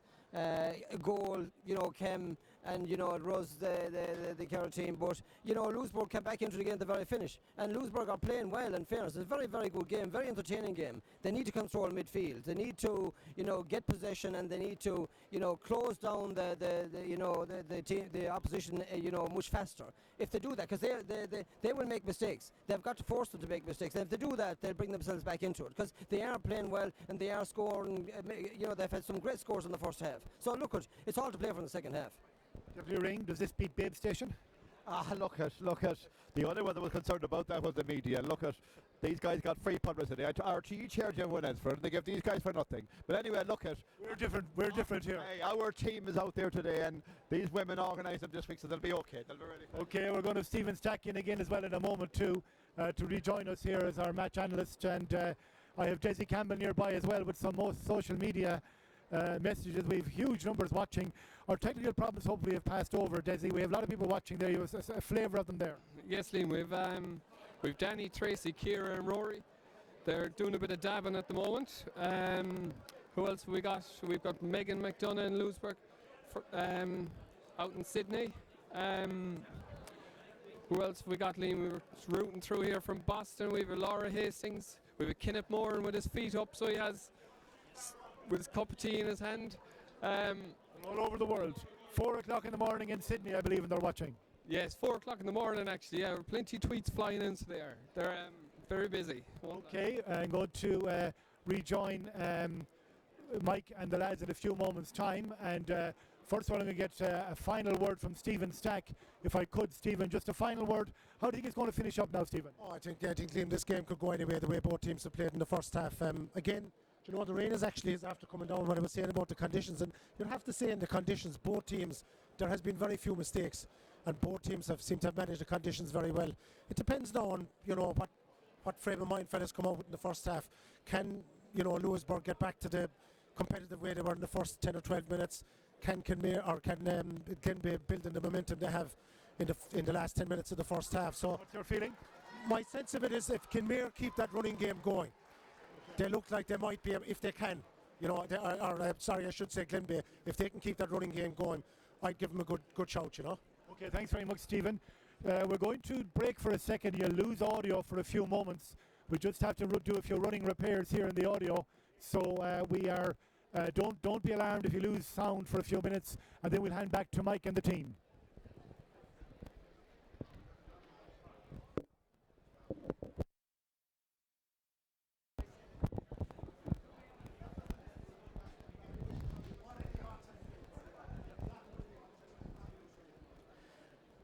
Andrew, welcome back to Cusack Park in Ennis. Glenbeigh-Glencar out already for the start of the second half and raring to go. And Ger O'Connor, our Glenbeigh-Glencar representative, we must talk for a few minutes before the start of the second half with yourself and Colm about your clubs and where exactly you come from, because I suppose we're very fortunate today to have 4 teams competing who hail from some of the most picturesque parts of the country, beautiful parts of the world, and Glenbeigh-Glencar no exception. No exception at all, indeed. Glenbeigh is a beautiful village, and Glencar is a rural area to the Kenmare side of it. And in fact, Kenmare, when the Glencar end of the parish finishes, you'll be moving into Timplenoe and very close into moving very close to Kenmare. So we're both red and black, the both clubs' colours. So both beautiful areas, of course. Kenmare well known for winning tidy towns and everything. So Glenbeigh-Glencar, Glenbeigh, the village itself, beautiful on the ring of Kerry. It's about the famous Puck Fair, of course. It's about 7 miles beyond Killorglin on the ring of Kerry Road. And not to be outdone, Colm and Clark, Louisburgh nestled between Crowpatrick and Clubay, right smack bang in the middle of the wild Atlantic Way. Next stop, America. Yeah, it's a beautiful part of the country now. Very tourist-based spot, the more than down in Kerry, and yeah, it's a beautiful place, big visitor place, and everybody, I'm sure, visitors and from Louisburgh and not from Louisburgh are watching it live here anyway, hopefully. Well, the tourists in one of these two areas will be treated to some raucous celebrations tonight, depending on who comes out on top here. Darren O'Sullivan taken down on his way through, and this will give Glenbeigh-Glencar a chance to extend their lead. And I'm guessing, Ger, if Glenbeigh-Glencar do book their place in the All-Ireland Club final next month, and there's still a bit of football to be played here yet, of course, it'll be some night back at home. Well, it'll be some night back at home because we have Colum, I think, made a few of our parishmen last night, and it's a parish we've overpopulation. The years have immigrated and everything. A lot of them listening today and everything on both the radio and on the stream and everything. So it would be some celebration. It'd be something to boost the parish in Louisburgh as well. Look, there's a lot of football to be played yet by both sides. Well, Glenbeigh-Glencar have just nudged themselves another point in front. That was Tommy Cahill, the wing forward, who swung over that free. And in case you did join us late, Louisburgh leading 7 points to no score after only 7 minutes of this game before Glenbeigh-Glencar put together a pretty spectacular comeback. 2-3 they hit in the space of 5 minutes. The goals from Kieran Courtney and Gavin O'Grady. And that has given them the platform to lead here by 5 points early in the second half. You're watching the AIB All-Ireland Junior Club Football semi-final. The winners today will take on either Dunedin Connolly's or The Rock from Tyrone in the All-Ireland Junior Final on the 19th of February at Croke Park. Up from defence is Stephen O'Sullivan, knocks in an old-fashioned up and under, right in on top of the Louisburgh defence. Tommy Cahill trying to steal it around the back for Glenbeigh-Glencar, but his pocket picked by Danny O'Malley. And Danny O'Malley, the Louisburgh goalkeeper, manages to clear his lines. Lovely ball played through the hands into the path of James Gibbons. They call him Slick down in Louisburgh. Lovely delivery. Michael Gibbons to Kevin Gibbons. The hand from Pat Kilkenny seemed to be high, and Pat Kilkenny is arguing his case. I think he feels that was fairly legitimate, but Colin Clark, Kevin Gibbons, he's a pocket rocket. He's not the biggest man in the world, and if you're going to tackle him, you've got to get it just right. You have to get it spot on. Like, Kevin drops that shoulder, and he knows how to draw the foul, but he drew the foul there. His man had no choice but to take him down, and he got himself a yellow card there for his troubles. I think Pat Kilkenny there sanctioned for one foul too many, and Kevin Gibbons steps up to the plate. The man who kicked the score that delivered a famous county junior title for Louisburgh back in October kicks Louisburgh's 11th point of the day, his third, and the gap is back to 4 again. And I think Pat Kilkenny and Kevin Gibbons had a cheeky word and a cheeky smile for each other there when they trotted back out to the 45 again. I think Pat Kilkenny knew what Kevin Gibbons was up to, and I think Kevin Gibbons happy enough that it all worked out for him in the end. Well, I suppose Pat Kilkenny is the yellow card now. He has to be careful, and Gibbons will probably try and run at him. That is the danger when you lose, and if you lose a player of Kilkenny's stature, you're in trouble. Nice ball from Tehan to O'Grady, and back to Tehan again. He's some side in full flight is Tehan, trying to set up the overlapping forward inside, but good defensive work by Louisburgh. They had plenty of men back around the D, and Kevin Gibbons races out from the 40 to get on this ball. He is the man that pulls the strings for Louisburgh. Pat Kilkenny just playing catch up there. Alan Moran caught late by Colin McGillicuddy, and that's going to be a free to Louisburgh. And it will be interesting to see here if they leave it down for Kevin Gibbons or try and work something short. But 35-year-old Alan Moran still going strong. Now 17, maybe 18 years into his senior career with Louisburgh. As Louisburgh manager John Kelly decides to make his first change of the day, it's young Oisín Lally who's coming in. And the player who's been called ashore, Paul McDonald. Colin Clark, what's Oisín Lally going to bring to the game at this stage? He'll bring a good bit of danger. Oisín is having a great year. He's a powerhouse there, great under a high ball, very dangerous player. It's a good move, hopefully. Be interesting to see now the next few minutes. I'd say the boys will make him a target man of some description. Well, he's a big, strong man, Oisín Lally. this Louisburgh team have been working very hard on the training field and in the gym over the last couple of years under the watchful eye of Austin O'Malley, who's a qualified strength and conditioning coach as well. He draws up their S&C program. They're very physically intimidating and powerful, but they'll have to put a lot of football together now, you feel, to reel Glenbeigh-Glencar back in, because as you mentioned earlier, Ger, Glenbeigh-Glencar, when they get in front, they're very hard to overtake, and a lot of teams during the Munster Championship in particular found that out the hard way.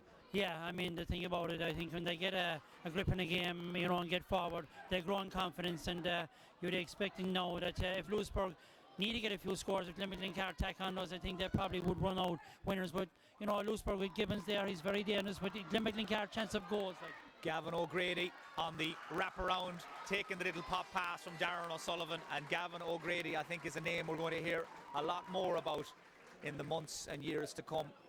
Already on Eamon Fitzmaurice's radar and the Kerry County team's radar, and on the evidence of what we've seen so far, he looks like a man that has plenty to offer. Glenbeigh-Glencar out now 5 in front again. We're in the 7th minute of the second half, and still the drizzle and the sheets of rain falling steadily, and the stand away over on the far side practically full to capacity, as the supporters of not alone Louisburgh and Glenbeigh-Glencar get some shelter, but also those from Kenmare and Westport waiting for the second part of our double header. That's Darren O'Sullivan herring through again, and he's drawn another foul, and every time he runs directly at that Louisburgh defence, he's got them backpedaling. And early on, Colm, it looked like Louisburgh were managing to bottle him up and managing to deny him the space he needed, but the longer this game has gone on, the more of an influence he's starting to exert. Yeah, he is. It's you know, the boys are just standing back off them. I see there's a few changes being made now. They're about to bring in Dylan Pender. I just don't know who they're going to pull off. It's hard to know at the moment, because it's just the boys that just haven't just got back into the game really. It's a poor wasteful ball there from Glencar in. Louisburgh on the attack. They need a score and maybe a goal very, very quickly to have any chance here. Well, we were all assuming there that Tommy Cahill was going to hit the target. There's little or no breeze, a very gentle wind just blowing across the field, but he didn't strike it cleanly, and it remains 2-10 to 11 points. And the longer the game goes on, the more those goals just really do jump out at you from the scoreboard. It's 12 scores to 11 in layman's terms, but the goals from Courtney and O'Grady in the first half could be worth their weight in gold. So Dylan Pender comes in, and it is young Paul Prendergast, the right half back, who's been withdrawn. So that's 2 changes now John Kelly, the Louisburgh manager, has made since half time. His counterpart from Glenbeigh-Glencar, Aidan O'Shea, yet to make a change. Aidan O'Shea, just 31 years of age, a very, very young manager, and of course son of the former Kerry midfielder, All-Ireland winner, All-Star, Footballer of the Year, Jack O'Shea. And his team, after a fairly shaky start now, keeping Louisburgh at arm's length.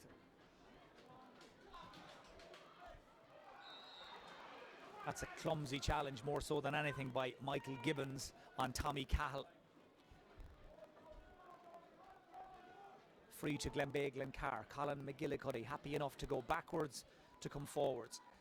Here's Jeremiah Hoare, the man who made that big run, that big break that led to Glenbeigh-Glencar's second goal. Darren O'Sullivan. Lovely, neat, close control, and so strong, holds off a couple of Louisburgh players, and now he's gone through the gap. Oh, what a goal from Darren O'Sullivan. Beautifully done by the Glenbeigh-Glencar and Kerry star, and it's going to be an awfully long way back for Louisburgh now. Well, as soon as he got that ball 50 yards out, he had only one thing in his mind, Ger O'Connor. Well, one thing in his mind, and you know, he's done it on the national stage, he's done it with Kerry, and really that was a scintillating goal really for Glenbeigh-Glencar. I mean, he finished that with aplomb, and I mean, I think maybe a few decisions are going against Louisburgh there. I think there was a push earlier on actually one of the Louisburgh players. So, some things when you're winning, you probably get those kind of breaks in the middle of the field. But as you say, it was a class goal. I mean, that's what he's capable of, and that's what he's done. Well, that goal from Darren O'Sullivan means that since the 7th minute of the first half, Louisburgh have been outscored 3-10 to 4 points. And it did take Glenbeigh-Glencar a little while to get their second win, but they have been, as you said, scintillating since those opening jitters. But another thing that was pointed out, I suppose, the boys from Louisburgh are strong defenders. Glenbeigh-Glencar are lighter. They're getting the ball on the wet surface. They're able to turn their man quicker, and that is happening there with Dan O'Sullivan. He's that little much lighter, and the guys like Gavin O'Grady, they're more adept. They're quicker on the feet. Maybe the Louisburgh, they're bigger defenders and finding it harder to mark with the conditions that are there. And now a chance for Glenbeigh-Glencar to open up a little more daylight. This is Gavin O'Grady. Just didn't get hold of that at all. And Louisburgh get off the hook. Here's the substitute, Dylan Pender, another of the Clare Islanders in the Louisburgh panel. To Pádraig Prendergast. Weighs up his options, decides to chip it in the general direction of Pádraig O'Malley. Here's Pa Kilkenny. Backs from absolutely nothing, the Glenbeigh-Glencar centre back. He is on a yellow, remember, as Kevin Gibbons goes chasing after it, trying to keep it alive, but unable to do so. And as Ger mentioned, Colm, those marginal calls, those 50-50 decisions, not going Louisburgh's way. And on top of Darren O'Sullivan's goal now, pretty much anything that could go wrong is going wrong. Yeah, it's all them little calls make all the difference, but it's just a little touch of class. You see Darren O'Sullivan's run there, that was an unbelievable goal. As you said, there was only one thing on his mind, and that was back at the onion bag. And look, Louisburgh are going to fight it out to the death anyway. They're not here to be slaughtered, so it'll be long 20 minutes, but hopefully now if you got a goal, you'd never know, but we never say die anyway. Well, now probably as good a time as any to tell you it's over 4.5 hours since Glenbeigh-Glencar have conceded a goal in the Junior Championship on this run to the All-Ireland semi-final. Louisburgh have pulled back a fantastic point through Austin O'Malley. That gets the scoreboard moving. It leaves us with a 7-point game, still a little under 20 minutes to go. But it's a remarkable statistic, Ger, to think we're now heading towards the 5th hour of Junior Championship games played and no goals conceded by Glenbeigh-Glencar. They run a fairly tight ship back there. They run a fairly tight ship. We're hoping that we'll go into the 6th hour without one, but thing about it is there's a threat here, and I mean one goal can lead to another one. Defences get jittery, and we know that over the time. So you just say that this is still a game. 7 points up, but still a goal could change the game again and bring it in with 15 minutes to go. You do get the sense, all right, that Louisburgh need a goal to really ignite a comeback. But as we said, Glenbeigh-Glencar don't cough up too many chances. Rory O'Connor has had days recently when he's had very little to do. And as we can see here, they're very dangerous as well on the counter-attack. This is Calum Tehan up from left half back. Again, he uses those hips to jink away from the defender. It was the cornerback Ray Prendergast there who was left clutching at thin air. Poor clearance by Eamon O'Malley, only as far as the waiting Glenbeigh-Glencar man. Runners coming right and left for Darren O'Sullivan. Spins away. Again, that close control, the strength to hold off the defender. And in fact, the referee is going to bring it back for the earlier foul. He was playing an advantage. Good refereeing by Brendan Cawley. He's had a good day. He hasn't had a whole pile to deal with. Both of these teams concentrating on playing the game. And now we have a couple of Glenbeigh-Glencar changes. They're bringing in Bernard Murphy and Jason McKenna. Yeah. Well, looking at Bernard Murphy, has been carrying an injury all year. He's been on the mid-carry panel. He's a fantastic footballer. And as Jason McKenna suffered an injury in the start of the year, but his fierce strength and he's a go-to player really. He can get a goal for you, and he's a thunderous shot. But these two guys coming in there would walk on most teams, and really McKenna and Murphy will definitely add even to the team. And Aidan O'Shea has taken out Danny O'Sullivan, and also gone is Daniel Griffin as the free is popped over the bar. That's another one for Glenbeigh-Glencar, and they've kept it consistently around that 7-8 point mark since half time. 3-11-12. That's an 8-point game now. We're just hitting the 3-quarter mark. And John Kelly and his selectors are going to mix things up a little again. Well, Eugene O'Toole is in, number 20, 38 years of age. Eugene O'Toole, the man from Inishturk, is into the Louisburgh team for the last 15 minutes. And also coming in, or making way rather, first is Pádraig O'Malley and James Gibbons. So James Gibbons and Pádraig O'Malley taken out, and in have come Eugene O'Toole and also Tom Dawson. So the Dawson brothers, Tom and Joe, on the field for Louisburgh now. They of course are grandsons of the late Joe Staunton, All-Ireland winner with Mayo in 1950 and 1951. And they now will have to dig in and put their shoulders to the wheel. A big 15 minutes coming up for both Glenbeigh-Glencar and for Louisburgh. One of these teams is 15 minutes away from a place in the AIB All-Ireland Junior Club football final at Croke Park next month. Right now, the smart money is on Glenbeigh-Glencar. The substitute McKenna finds O'Grady. He's already scored 1 goal. Bearing down on goal. It must be another one, and it is. Finished by Kieran Courtney. A 4th goal for Glenbeigh-Glencar. And surely now, game, set and match for the Kerry and Munster champions. They are heading for Croke Park. And you'd have to say, Ger O'Connor, it's been coming. Well, it has really. They have turned it around and completely. I mean, inside the first 10 minutes I was here, I was gobsmacked. I thought, will we get a score? I said, we'll be going home with our tails between our legs. But really, they've showed it that the calibre players. I mean, Jason took that free quickly there across to Gavin O'Grady, worked it into Courtney. That's his 2nd goal of the match. And really, it will be very hard to see Louisburgh coming back now into this game. I think the heads will probably drop. Glenbeigh-Glencar are playing with that confidence now, Mike. Well, Colm Clark, that's taken the talk off you and the Louisburgh crowd. 4 goals conceded, 2 in this second half, and that one just had the feel of a real final nail, a final hammer blow. Yeah, take a good bit to take the talk off me, but by God, it's that was a tough one now. That 4th goal, you get the feel it was the killer. But as you hear the crowd there, the crowd are still cheering for them. Whether they're bet by a point or 20 points, they're going to come home heroes here tonight to Louisburgh anyway. So it's 4-11-12 points. It is now an 11-point game. And remember, this is a Glenbeigh-Glencar team that won the Munster final by 12 points and won the Munster semi-final by 10 points. They have been making short work of anything that's been put in their path.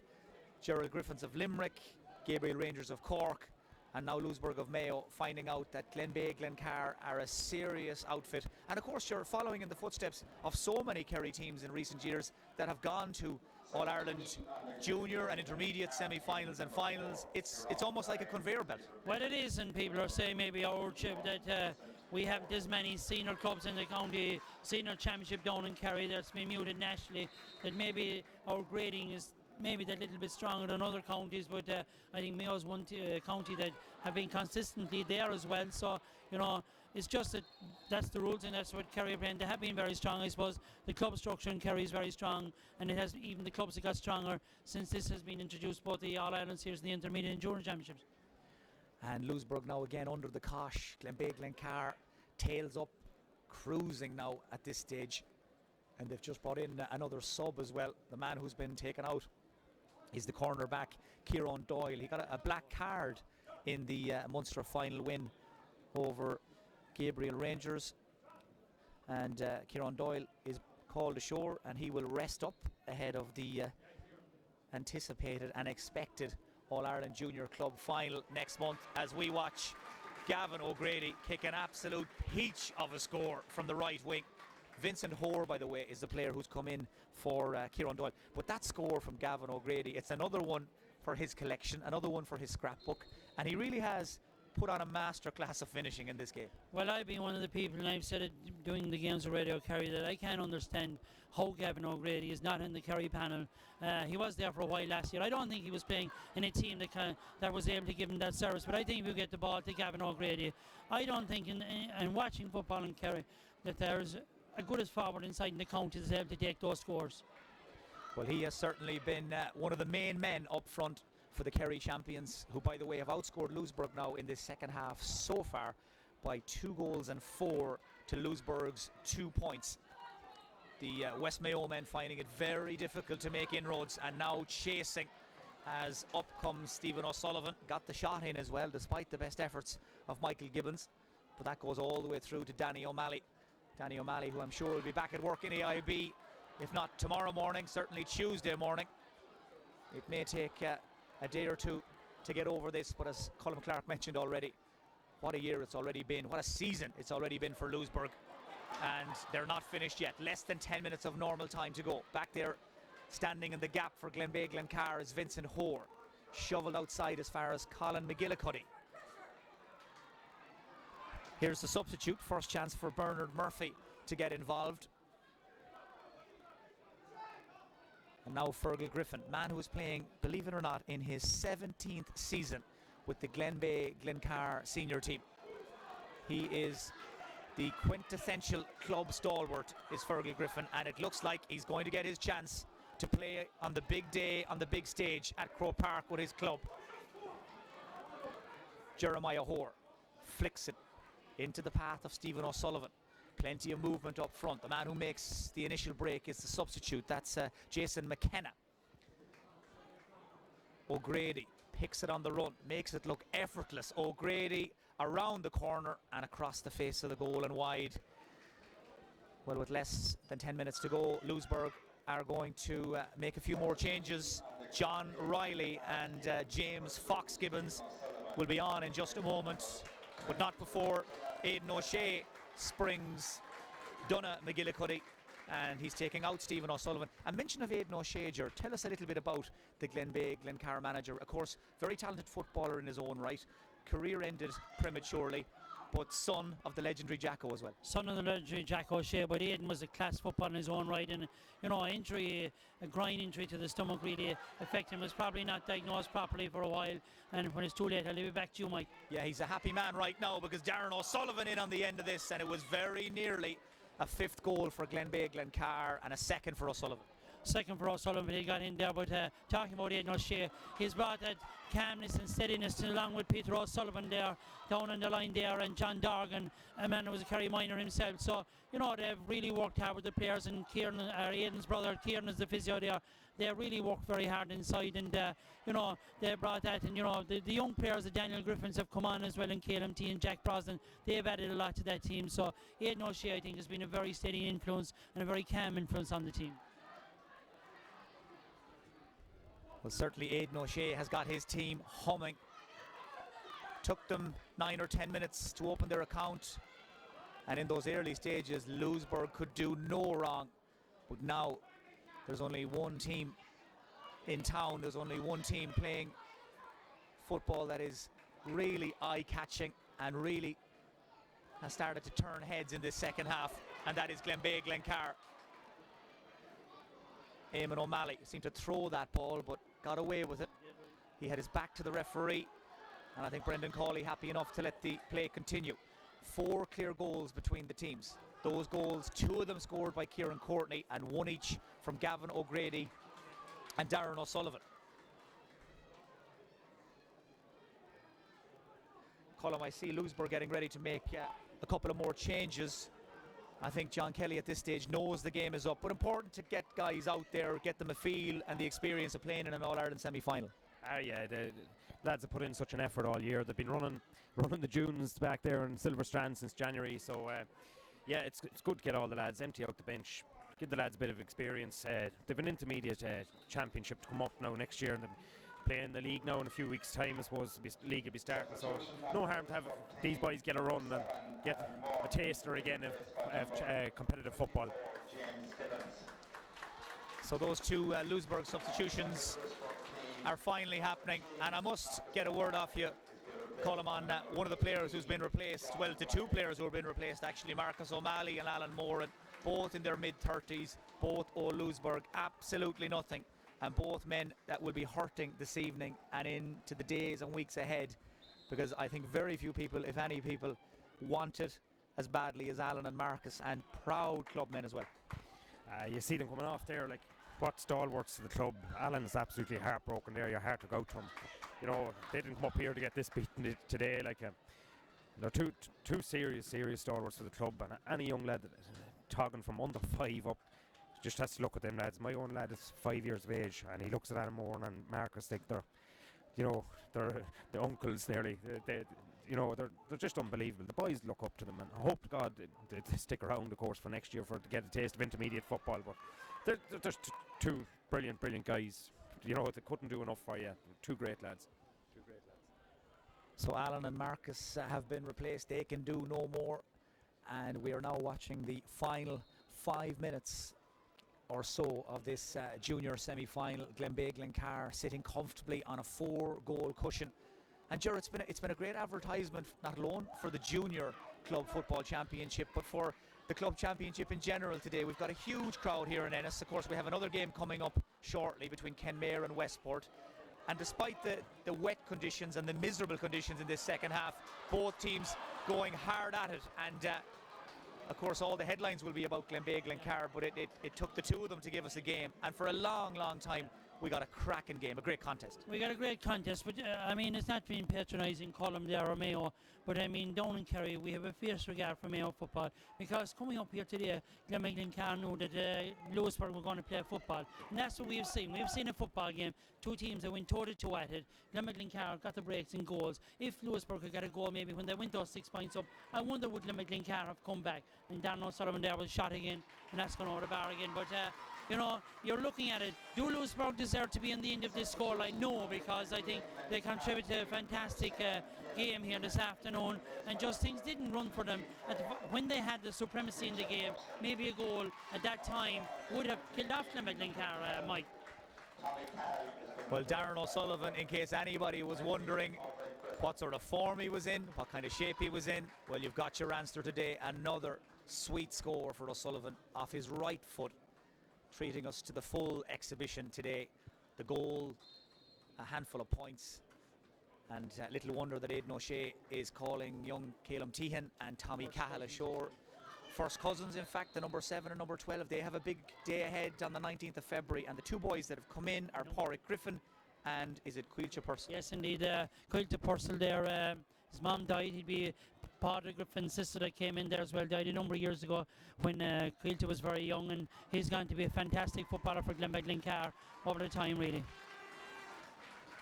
That's another one for Glenbeigh-Glencar, and what we can tell you at this stage is it looks almost certainly like it will be an All-Ireland Junior Club final between Glenbeigh-Glencar and the Rock from Tyrone. They lead Dunedin Connolly's by 9 points, swinging into the last 5 minutes in the other semi-final, that game being played in Armagh this afternoon. So it looks like it will be a very novel All-Ireland Junior Club football final. Tyrone against Kerry. Jerry, you get to do it all over again. Well, Kerry and Tyrone, I suppose, we've known over the years, and we'd like to, I suppose, to be honest with you, I'm not saying, but playing Tyrone teams, it can be tough, and I think probably won't be as sporting as what we may have seen here today. But I think, as I said to Colm there, getting to Crow Park, we need as a bonus. So I suppose, look, I feel for the Louisburgh players, myself and a lot of the lads there, they worked hard for Glenbeigh-Glencar. Aidan Roach, our chairman, and the committee have been fantastic there. It's always something they've dreamt of, the club, to get to Crow Park, and now they're on the verge of it. Well, that was a very heavy tackle by Kevin Gibbons on Pa Kilkenny. I think the reaction of the crowd there over on the far side in particular spoke volumes, and the referee Brendan Cawley flashes a yellow card to the Louisburgh captain. Probably fortunate enough not to see black, Colin, but that's the last thing Louisburgh would have wanted. I know there's only a couple of minutes to go, but it would really have put the tin hat on things for Kevin Gibbons to be sent to the line. Probably is a small chance if it was earlier in the game and maybe the situation was a little bit different. Could have been, but it was a hefty challenge, probably a challenge of a little bit frustration and that as well. But it would be horrible to lose Kevin now at this stage of the game, and to lose him like that, it'd be nice to see him seeing it out now. How do you reflect on it, Colm, at this stage? I mean, the game is gone and has been gone for some time in this second half, but on the journey back to Mayo this evening, I'm sure you and the rest of the Louisburgh crew will be reflecting on the likes of the win over Ball in the county final, that historic Connacht final win. I mean, you've got a lot to take from it, a lot of memories to treasure. Unbelievable. They've never seen a year like this. We were in bonus territory coming up here today, and coming home, these boys, as I said, it didn't matter whether they won or lost, and it didn't matter how they lost, but these boys are coming back to Louisburgh as heroes. They're an unbelievable group of lads that give absolutely everything out there in the field. They're still tackling away, playing away there, trying to get their scores, and they're after getting the score there, but they're unbelievable. What a year they've given the whole fans. They've brought the community together. Everybody's out there in their black and amber hats and their jerseys and everything, and it's been an absolutely fantastic year, and I can't wait for next year again. Or this year actually, but this season to start again, And as Colm said, they will not give up the fight, and that was Eugene O'Toole, who's pushing hard towards the big 4-0 at this stage. He'll be on the Masters radar, I'd imagine, sooner rather than later. He was the man who drove through there to win the free. We're going to have at least 4 minutes of additional time at the end of the game. Right now, Glenbeigh-Glencar are 14 points clear. It has been every bit as emphatic as that score would suggest in this second half. It really has got away from Louisburgh in this second half. They've managed just 2 points in the last half an hour as Pádraig Prendergast steps up to this free. This is the 10th game of this championship campaign for both Glenbeigh-Glencar and Louisburgh. They've come an awful long way in the last 12 months, but the journey will end for Louisburgh in a matter of minutes. Glenbeigh-Glencar have one more day in the sun. That will come on the 19th of February. That's a point for Pádraig Prendergast, and that now means it is a 13-point game. Glenbeigh-Glencar, probably worth reminding ourselves, they do play in Division 1 of the Kerry Senior League, and in fact they were the only team to beat Dr. Crokes in the league down in Kerry last season. That is the same Dr. Crokes team, of course, that will be in action in the All-Ireland Senior Club Championship in a couple of weeks' time. So that will tell you just what sort of level Glenbeigh-Glencar are playing at in the league back in Kerry. They play at a very high level, and when they're on song, you can see just what they're capable of. That was Darren O'Sullivan there, trying to add a little bit of gloss to the final scoreline. Hadn't the legs. As Louisburgh break out of their own defence through James Fox-Gibbons. He was trying, I think, there to pop it down the line to himself, but Darren O'Sullivan was sweeping back. This is Jeremiah Hoare.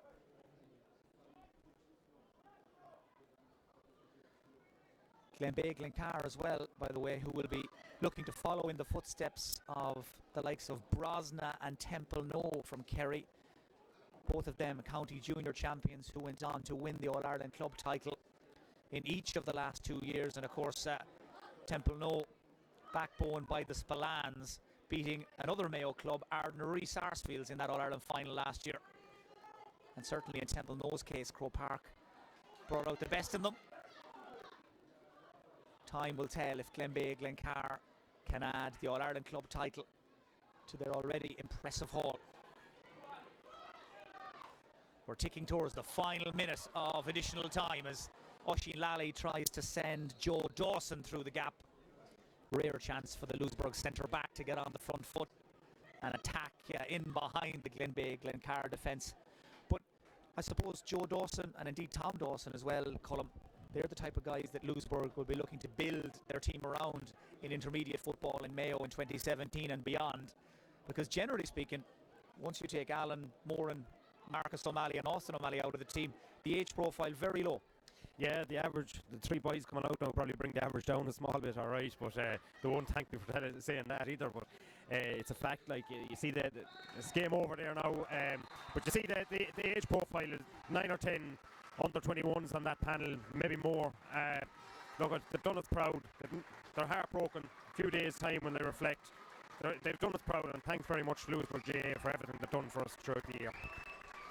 And my thanks to Colm Clark of Louisburgh and Gerard O'Connor of Glenbeigh-Glencar for their company throughout this All-Ireland Junior Club football semi-final. You'll have heard and seen the final whistle has sounded here at Cusack Park in Ennis.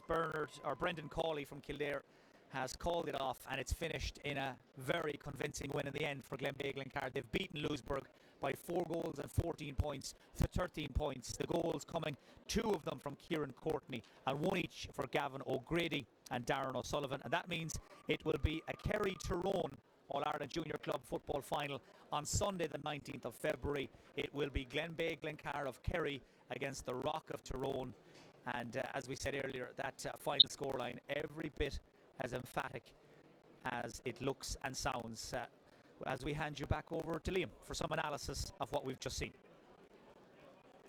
In fact, if you can bear with us for 60 seconds, we'll bring you that analysis.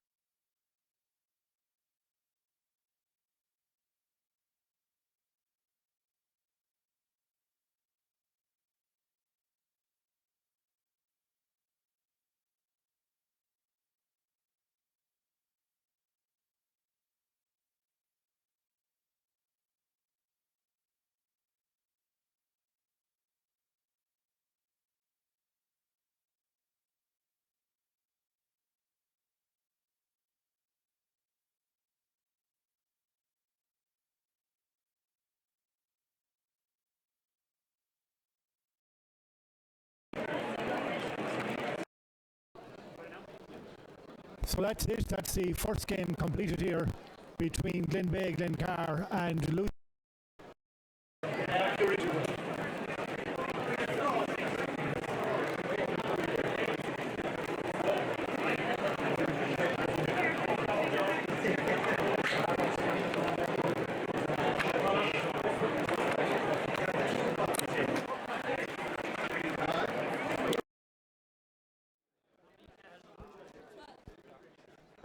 And you're welcome back here. It's we're good to go, I think. Yes, apologies for some sound problems we've been having here. And also, if you are watching, do let people know, go on our social media, they can get to the game directly via our YouTube page. Other people, if they go on our website page now, will not be able to access it. So tell them to check out the YouTube local streaming page.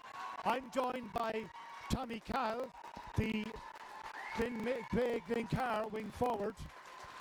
And Tommy, there's a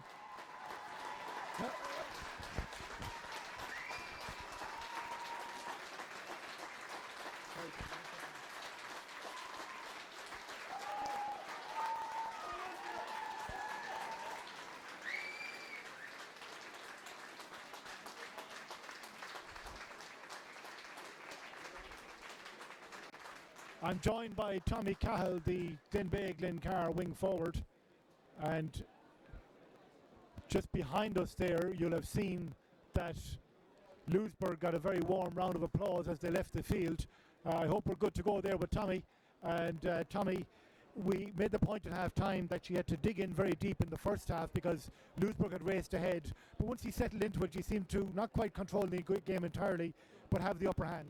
Yeah, they got a great start, fair play to them, but we said before the game we're obviously going to go through tough patches in the game, and unfortunately for us it was at the start of the game, but we rallied around really well, and we were actually delighted the way we rallied around because to go 6 points down and to bring it back before half time is great going. So there's a great never say die attitude in the team, and hopefully that'll send to us. On field, how did you manage that? Were you communicating to say to stay doing what we should be doing? Or? Well, before the game we said we'd keep talking to each other throughout the game, so I suppose we just kept our heads, we didn't get carried away. I remember one game we got carried away and we lost in the 2013 final to Kiel, or semi-final or final.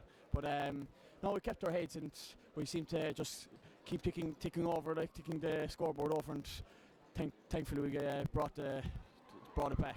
Croke Park next? Yeah, looking forward to it now. It's every man's dream to grace the pitch in Croke Park. Even your counter player Darren Sullivan, he'll tell you it's different with the club, so we're looking forward to this. It's been our goal, we're only halfway there. We want to go on and win this, so make it three Kerry teams in a row. You're getting used to 3 in a row in Kerry, aren't you, the minors as well? We kind of are, yeah. So hopefully we can keep that up. Okay, thank you very much, Tommy. Thank you for joining us. Tommy Cahill, wing forward there. I'm not sure, did you get me saying that if you're watching and others might want to watch, please tell them to go directly to our YouTube page, YouTube local streaming page. Our website is having some difficulty, so if you know of other people who would want to watch, they may not be getting on if they go to our webpage, so please circulate as best you can. We have Darren O'Sullivan out on the field. I'm going to talk to Ger and Stephen for a second. We hope to get Darren in a moment. And Ger, a final word from you. Croke Park, here you come. I suppose it's something we've dreamed of over the years, Liam, and I suppose, look, Chairman Aidan Roach, all of them the great players that have played for Glenbeigh-Glencar, Gavin's father, Pat Grady, he wore the county jersey. You know, you have Patty Griffin, all these players. I'm emotional today, because look, we've been at the wrong end of hammerings over the years, and like today, the dream of the club was to play in Croke Park, and it's going to happen. You know, that is what it's about. You feel very sorry for Louisburgh. They played a sporting game out there. They weren't what the scoreline suggested, that much of a team that were behind us, because at the end of the day, I think when they were up those 6 points inside the first 10 minutes, the tails were up. Had they got a goal, I think at that stage, I think they could have mastered the game and we'd be the team. The goal came at the right time for Glenbeigh-Glencar, and I think that gave them that little bit of confidence to come back. They know they can get goals. The switch, I think, of Jack Brosnan to the middle of the field made a difference there. It gave them more pace. They raided and maybe exposed the Mayo or the Louisburgh defence that little bit more, and they saw there was creaks in that. And I think that's where the winning of the game was, really, to be honest. Okay, Gerard, thank you very much. We hope to see you in the final. Best of luck. I see Michael Dan O'Malley, the Louisburgh chairman, here as well, sportingly coming to join us. And Michael Dan, there were some great moments in that game for you, but not enough. Not enough. We got off to a brilliant start. I thought, we had played awful well. We've got up, but it's just that the overlap seemed to work for Kerry. They were that bit cuter when they got the goal. When they got that first goal, I says there's more in this Kerry team, and you could see it coming in them. But we put up a gallant performance. Like we were concerned over Pádraig O'Malley at midfield, I suppose, as an injury, and it proved he got a little bit tired there at stages of it, But we've done well. We're Connacht champions. We're playing intermediate football. We're a long way ahead of what we were this time last year. You know what I mean? And they've done us proud. You're 21B champions in Mayo as well. 21B champions as well. And we have a brilliant bunch of players down as far as 16, 15 years old and below that. So, it's a day for Louisburgh because just keep the heads up. I wish Kerry well. I can help it. You know what I mean? The journey is over for now, but the dream lives on. No, the journey is only beginning. We're starting into intermediate championship again this year now, and we're playing a division higher in the in championship. Like Kerry are playing Division 1 league there. It's a huge advantage to them, I'd say. But we're going to be there or thereabouts. We're going to be fighting hard in intermediates, and keep the support there. We need the support now more than ever. All right? Okay, thank you very much, Michael Dan. Thank you for all your help. I see Darren O'Sullivan en route as well too. And Gerard O'Connor beckons him here. There's not many people can order Darren O'Sullivan around like that, but he seems to have got there. We've Mickey Ned O'Sullivan on standby for the next game as well, and we've got to get talking to Stephen Stack. But here he comes, the decorated footballer Darren O'Sullivan. His last action of the day will be to speak to us here on localstreaming.club. And Darren, your goal was one of the key factors there. You needed something at that stage. Yeah, I think Joe, sometimes you just need that small moment just to kind of settle us again. So no, I was thankful to be able to produce something that just kind of opened up for me. So no, I think it was an unbelievable team performance. Considering the start we got, I put it down as the best performance we've had. Fellas had to really dig deep and show character, because Louisburgh started unbelievably well. They kicked everything. The crowd were really on there supporting them. And in fairness to our boys, once we got that one score, our crowd kicked in, and in fairness to the boys, they just held their nerve, kept doing the simple things. So it was brilliant. As you say, it was a real tribute to the team, because they were rattled, clearly would have to be rattled by the start, but got back doing what they're doing best, which is clearly a fast-moving game, taking on the opposing defence. Yeah, look, I think in fairness to the management, to Aidan, Peter and John, it's all kicking. Just kicking, just doing the simple things, working for each other. And fellas, in fairness, they could have panicked and gone on solo runs or whatever, but didn't. They just kept doing the simple things. I think that's credit to the way we've been trained and just the character of all the boys. So like you said, we could have easily gone into our shell there and lost the rag of ourselves, but we didn't. We kept digging deep, and that's just the character that's been built over the last couple of years. You're no stranger to Croke Park, but you're in a different jersey this time. Yeah, I didn't think I'd ever be wearing the red in Croke Park, but I'm delighted to be wearing the red and black. And I was saying earlier, I don't suffer from nerves too much, but I was genuinely nervous today. It means an awful lot to everyone. You can just see the crowd that both teams brought, and I'm just delighted to be part of this great group at the moment. Okay, well, best look at the final, Darren, too. Thank you very much. Darren O'Sullivan, the Glenbeigh-Glencar star, the Kerry star, and we have John Kelly and Austin O'Malley from Louisburgh here as well. John, the Louisburgh manager, and Austin, of course, their long-serving player. John, disappointment, I suppose. You started well, as everybody's been saying, but just didn't sustain it. Yeah, we started very well, and I suppose we got the start we wanted, but again, the goals probably came at the wrong time for us, and it kind of upset us a bit. But you have to be honest and put your hands up sometimes. In the end, they were just the better team on the day, and that's the fact of life. This team have given great service and brought great pride to Louisburgh people this year. look what they're an outstanding bunch of young men. And people forget they're very, very young. There's probably 10 or 11 under 21s playing today. Like, the future is bright. When you're building a team, you get a belt now and again, and it takes it back a step, but you have to come forward again and go at it again, and it's as simple as that, really. The beauty is the new season isn't that far away. Well, do you know something? We'll lick our wounds for a few days, and we'll reassess it, and we'll come back, and we'll go again. You know, there's more important things in life than football sometimes. Okay, John, thank you, and I know you have some family concerns as well at the moment. Wish you well with that as well too. And Austin O'Malley, inter-county player with Mayo and Wicklow as well. Austin, you fought the good fight, but it just wasn't to be today. Yeah, I think in fairness we set our stall out and we gave it everything there, and you know, obviously we got a great start in that, but they just got inside us, you know, for one or two goals there, and you know, maybe they had a little bit of experience there and in a certain number of players they have, and they just got inside and they finished, and once they got that, it gave them a platform, and you know, they even got their defensive sort of set up more solidity to there as well, and began to close us out. But just to reiterate what John said there, obviously we've a huge number of young players, and this is going to stand to them going forward, you know. So that's what we were just saying inside, that like this won't be a defining moment in this outfit. Like, we just got to take this and we got to look to the future and use it really to build. As John said, we had probably 11 or 12 or 13 under 21s involved. So I mean, there's, you know, sometimes in defeat you tend to overanalyze things, but those are the positives, and that's what we're going to take from today and go on. And obviously we've bits and pieces to work on in terms of our tactical setup and that as well. And also the reality is that even though you were beaten well on the scoreboard, you did play some excellent football. Yeah, I suppose that's been a trait of us all year. We've tried to go out and play kind of an expansive game whereby we stay true to what we believe in terms of our kicking game and taking the right option up front. And I think we've done that, and we hurt them for long periods there. But to say again, you know, as I alluded earlier, just those little bits and pieces that they got inside us and they finished, and I suppose that's the sign of a really good team. When the chances presented themselves, they ultimately took them, and that's what defined the result in the end, you know. Okay, Austin, thank you very much for joining. No problem, thank you. Okay, that's Austin O'Malley of Louisburgh, and I'm going to call in Stephen Stack now, and I think Mickey Ned O'Sullivan is nearby as well, and maybe the red and black is out here again for Kerry. This is the Kenmare Shamrocks colours, the blue and navy, sky blue and navy of Westport out there as well, and we're going to bring in Mickey Ned and Colm. I'm going to get a final word off Colm as well too from Louisburgh. Just one last word from Colm, who's our match analyst from Louisburgh. Colm, if I could grab you here a second too, please. I'm sure he's going to be you're very disappointed, Colm, but not to be today. It wasn't to be, you know. Best team won, goals win games, as the fella says. Louisburgh flew out of the traps. It looked like it was going to be one of those days for Glenbeigh, but it turned out to be one of those days for us. The first half was a game of two halves in itself, like, you know. Once Glenbeigh got the grips to Louisburgh, there was no turning back, and their tails were up and they never came down, and Louisburgh just couldn't get the grips with them for the rest of the game, really, you know. That's true. Okay, gentlemen, thank you very much. Thank you indeed. Louisburgh, we would like to get a Crow Park. Louisburgh were trying it. It was a sporting game, and we wish them luck in the Mayo Intermediate Championship as well. So, thank you. Thanks a bit. Okay, thank you very much. So, Mickey Ned O'Sullivan, well-known GA figure from Kenmare Shamrocks and Kerry, and Stephen Stack, and I don't see Paul Grady there yet from Westport, but I'm sure he's not too far away. Mickey Ned, I know you got it. You saw some great scores in that first game there. We'll get you to face the music here as well a bit. You saw some great scores in that game there. Yes, first half was a wonderful game, and they took some great scores. They ran at each other. They were defensive when they had to be defensive, but both teams went for it then.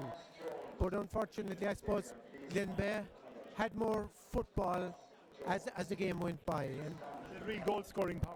Yes, and of course the Darren O'Sullivan goal then was very decisive. When Glenbeigh began to run at them, they found the Louisburgh defence a little bit suspect. Yes, indeed.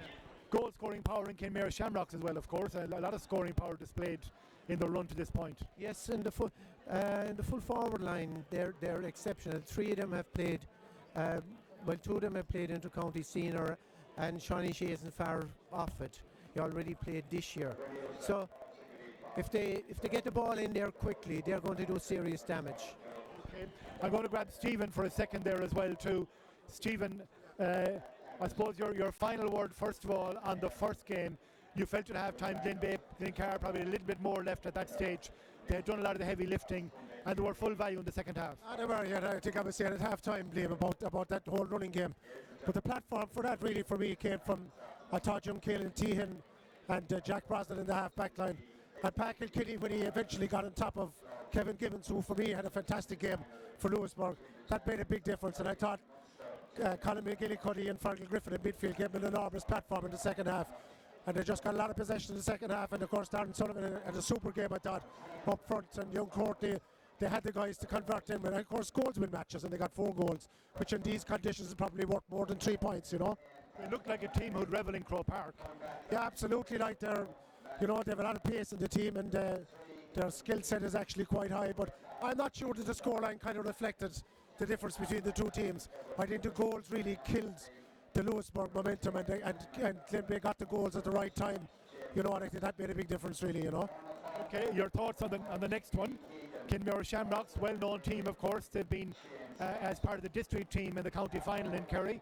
A lot of players with very serious experience they're bringing to the table here today.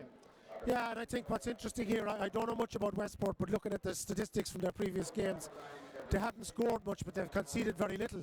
So if that suggests that they set up kind of a little bit more defensively and play to their strengths, then it'll be a very interesting contrast in styles, because if you look at Kenmare, I think they've averaged about 212 in the previous games, and they've given away 8 or 9 points. So it seems to me that the middle, the diamond again, is going to be crucial. Who's going to dominate that part of the pitch, you know, and who's going to get the momentum early on, you know. But if Kenmare can get enough of ball into their inside forward line, then they'll be very dangerous, because O'Shea and the other two inside are very, very dangerous. Paul O'Connor and Stephen O'Brien, they're extremely dangerous. But a lot of that is due to the players out the pitch.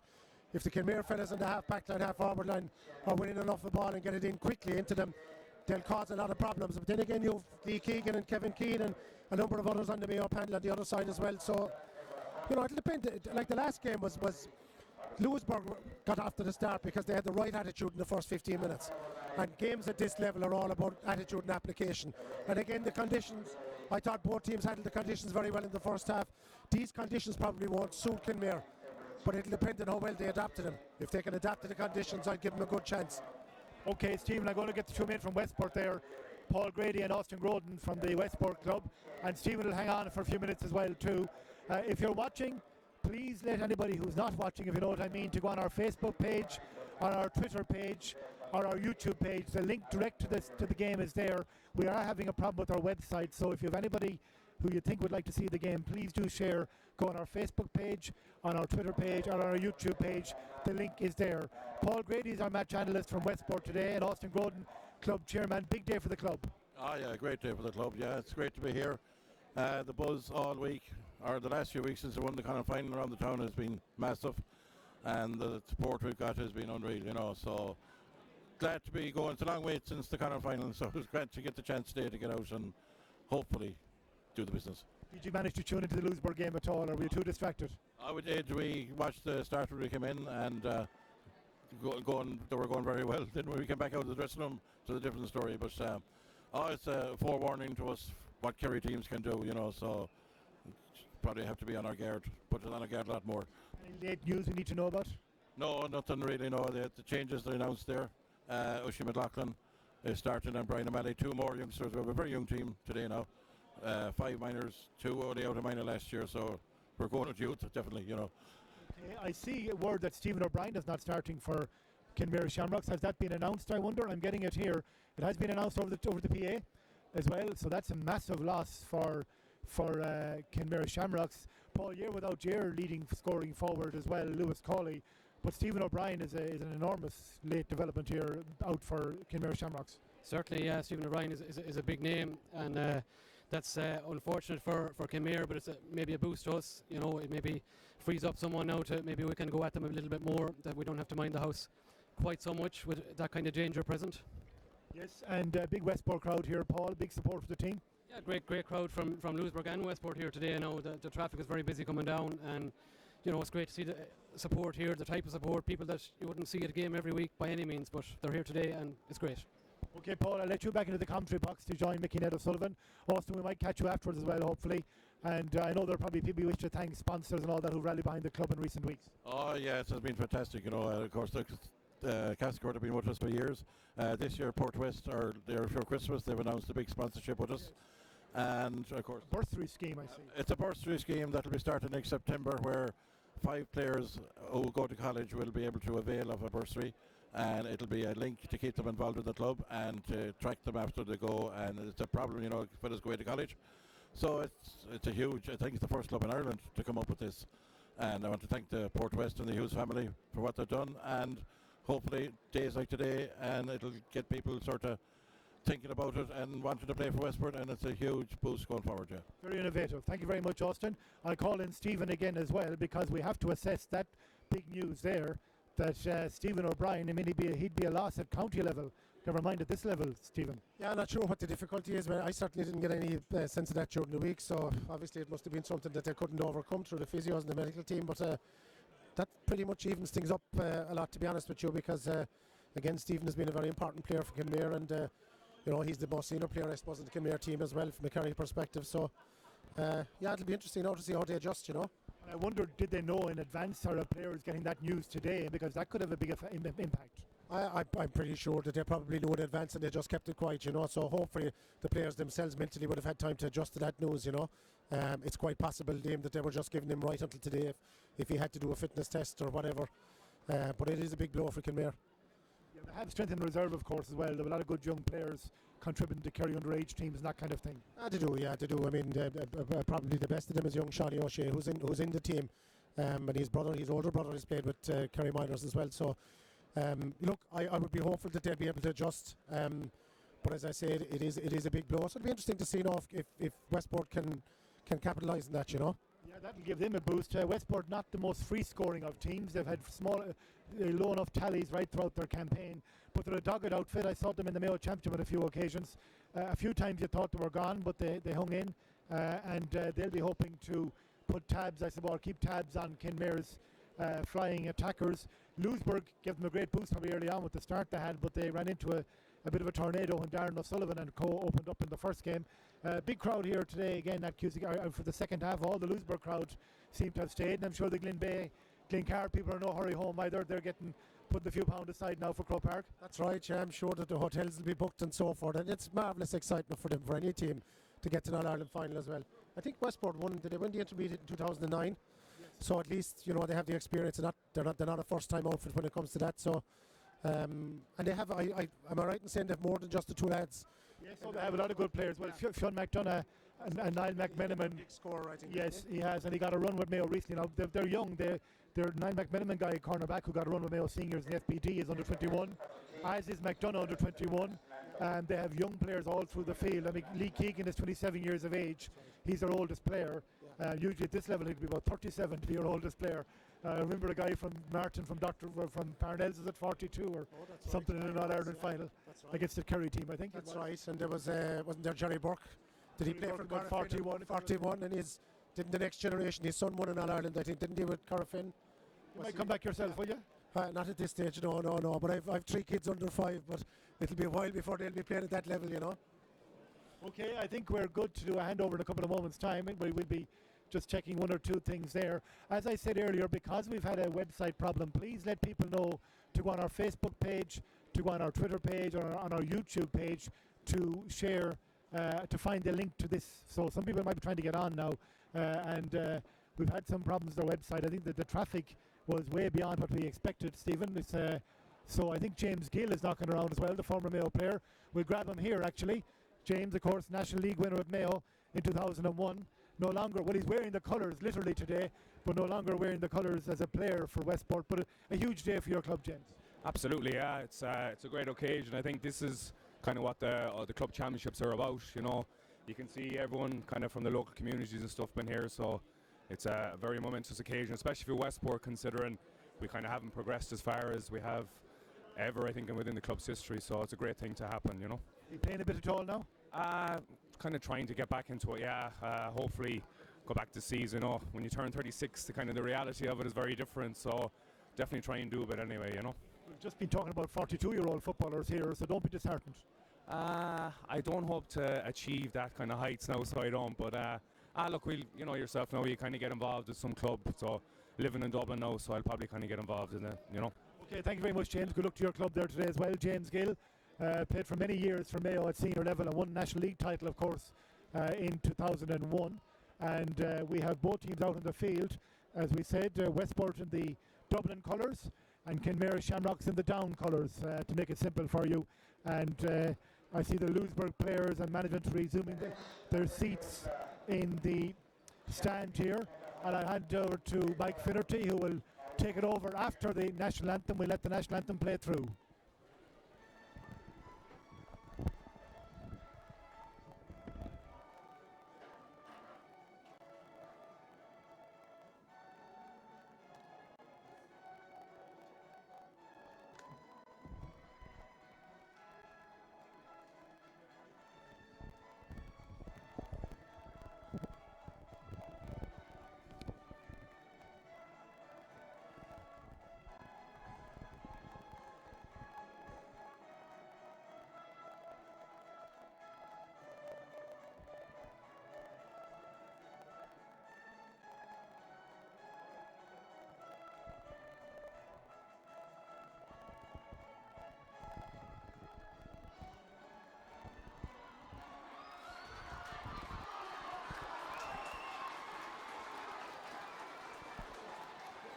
Thanks very much, Liam. We're there. You heard the strains of the national anthem. Aron Navian heralding the start of our second live game of club championship football here from Cusack Park in Ennis. Coming up, it's Westport of Mayo and Connacht against Kenmare of Kerry and Munster in the AIB All-Ireland Intermediate Club Football semi-final.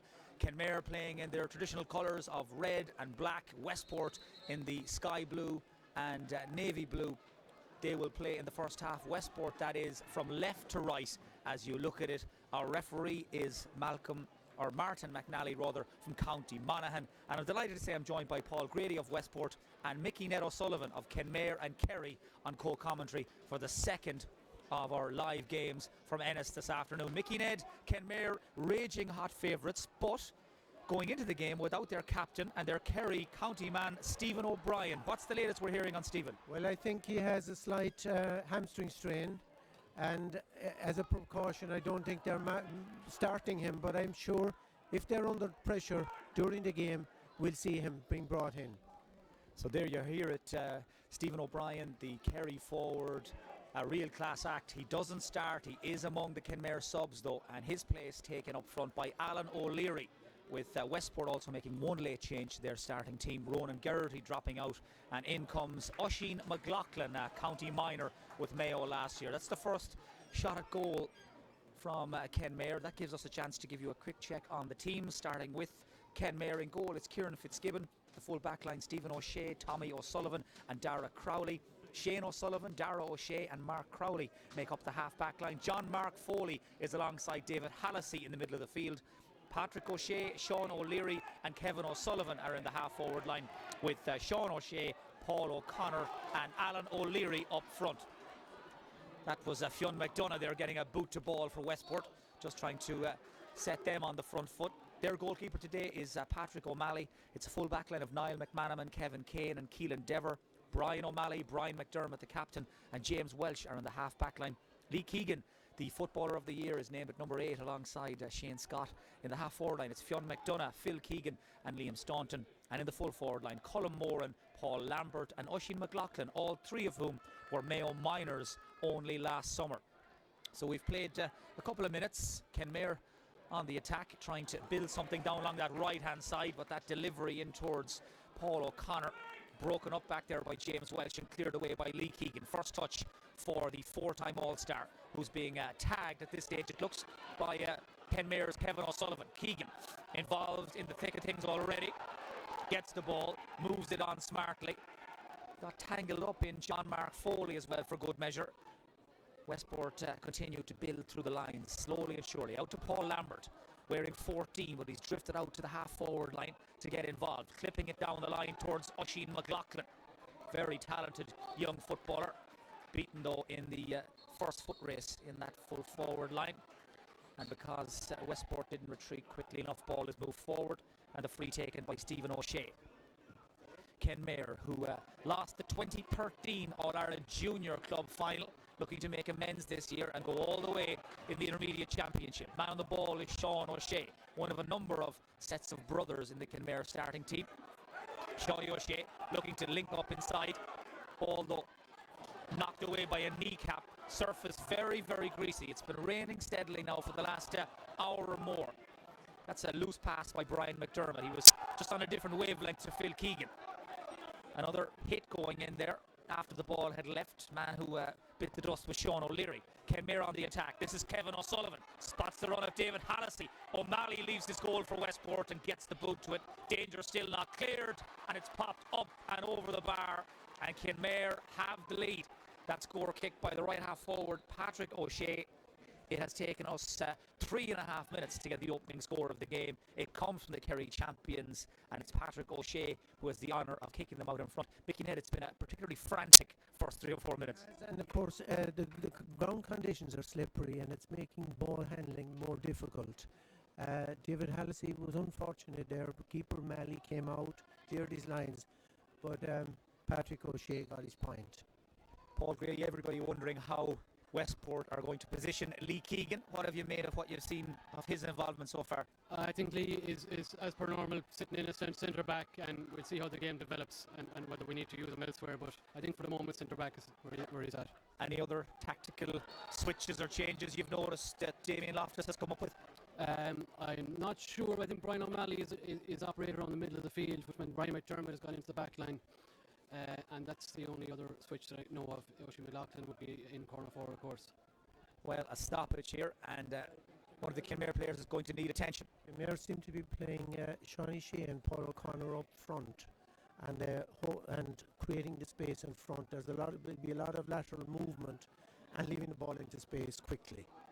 And of course, Mickey, that's where the danger and the scores, more importantly, has come from during this championship campaign. That full forward line are the big threat. Yes. Unfortunately, Stephen O'Brien is missing, and who would have been a major penetrating force there, but we'll see how it develops. Still very much in the early stages, still in the settling down phase. And how Westport will miss Lewis Cawley today, that is the big question. This is Cawley's corner, filled today by Colm Moran. Sprints away, shoots for the score, and Colm Moran sees his first shot at goal drift away to the right and wide. But that's the big question, Paul Grady, isn't it? How will Westport cope without their leading scorer and their target man, I suppose, in many ways up front, Lewis Cawley? Yeah, he's a huge loss, just no doubt about that. I mean, he really got us through the Connacht Championship, and plus his free-taking ability is also a big loss when it comes down to a pressure situation. But hopefully now Oisin, with his pace in there, will ask questions of them as well.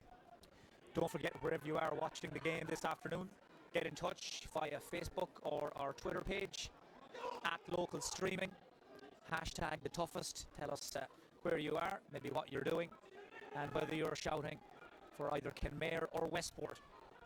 The prize on offer for the winners, a place in the AIB All-Ireland Intermediate Club Final on Sunday the 19th of February. This is David Hallisey trying to make some hard yards down the centre. Links up neatly with Kevin O'Sullivan, showed a clean pair of heels to the defenders, got the shot in, it dropped short, but the referee Martin McNally is going to bring it back for an earlier foul on the big number 9. Lee Keegan is arguing his case, but the decision is made. It's going to be a free from dead straight in front of the goal, and this is a very good opportunity for Kenmare to double their advantage. Mickey, a word on the conditions. It's been drizzling and raining for an hour or more. It's going to be difficult. Yes, it's very difficult.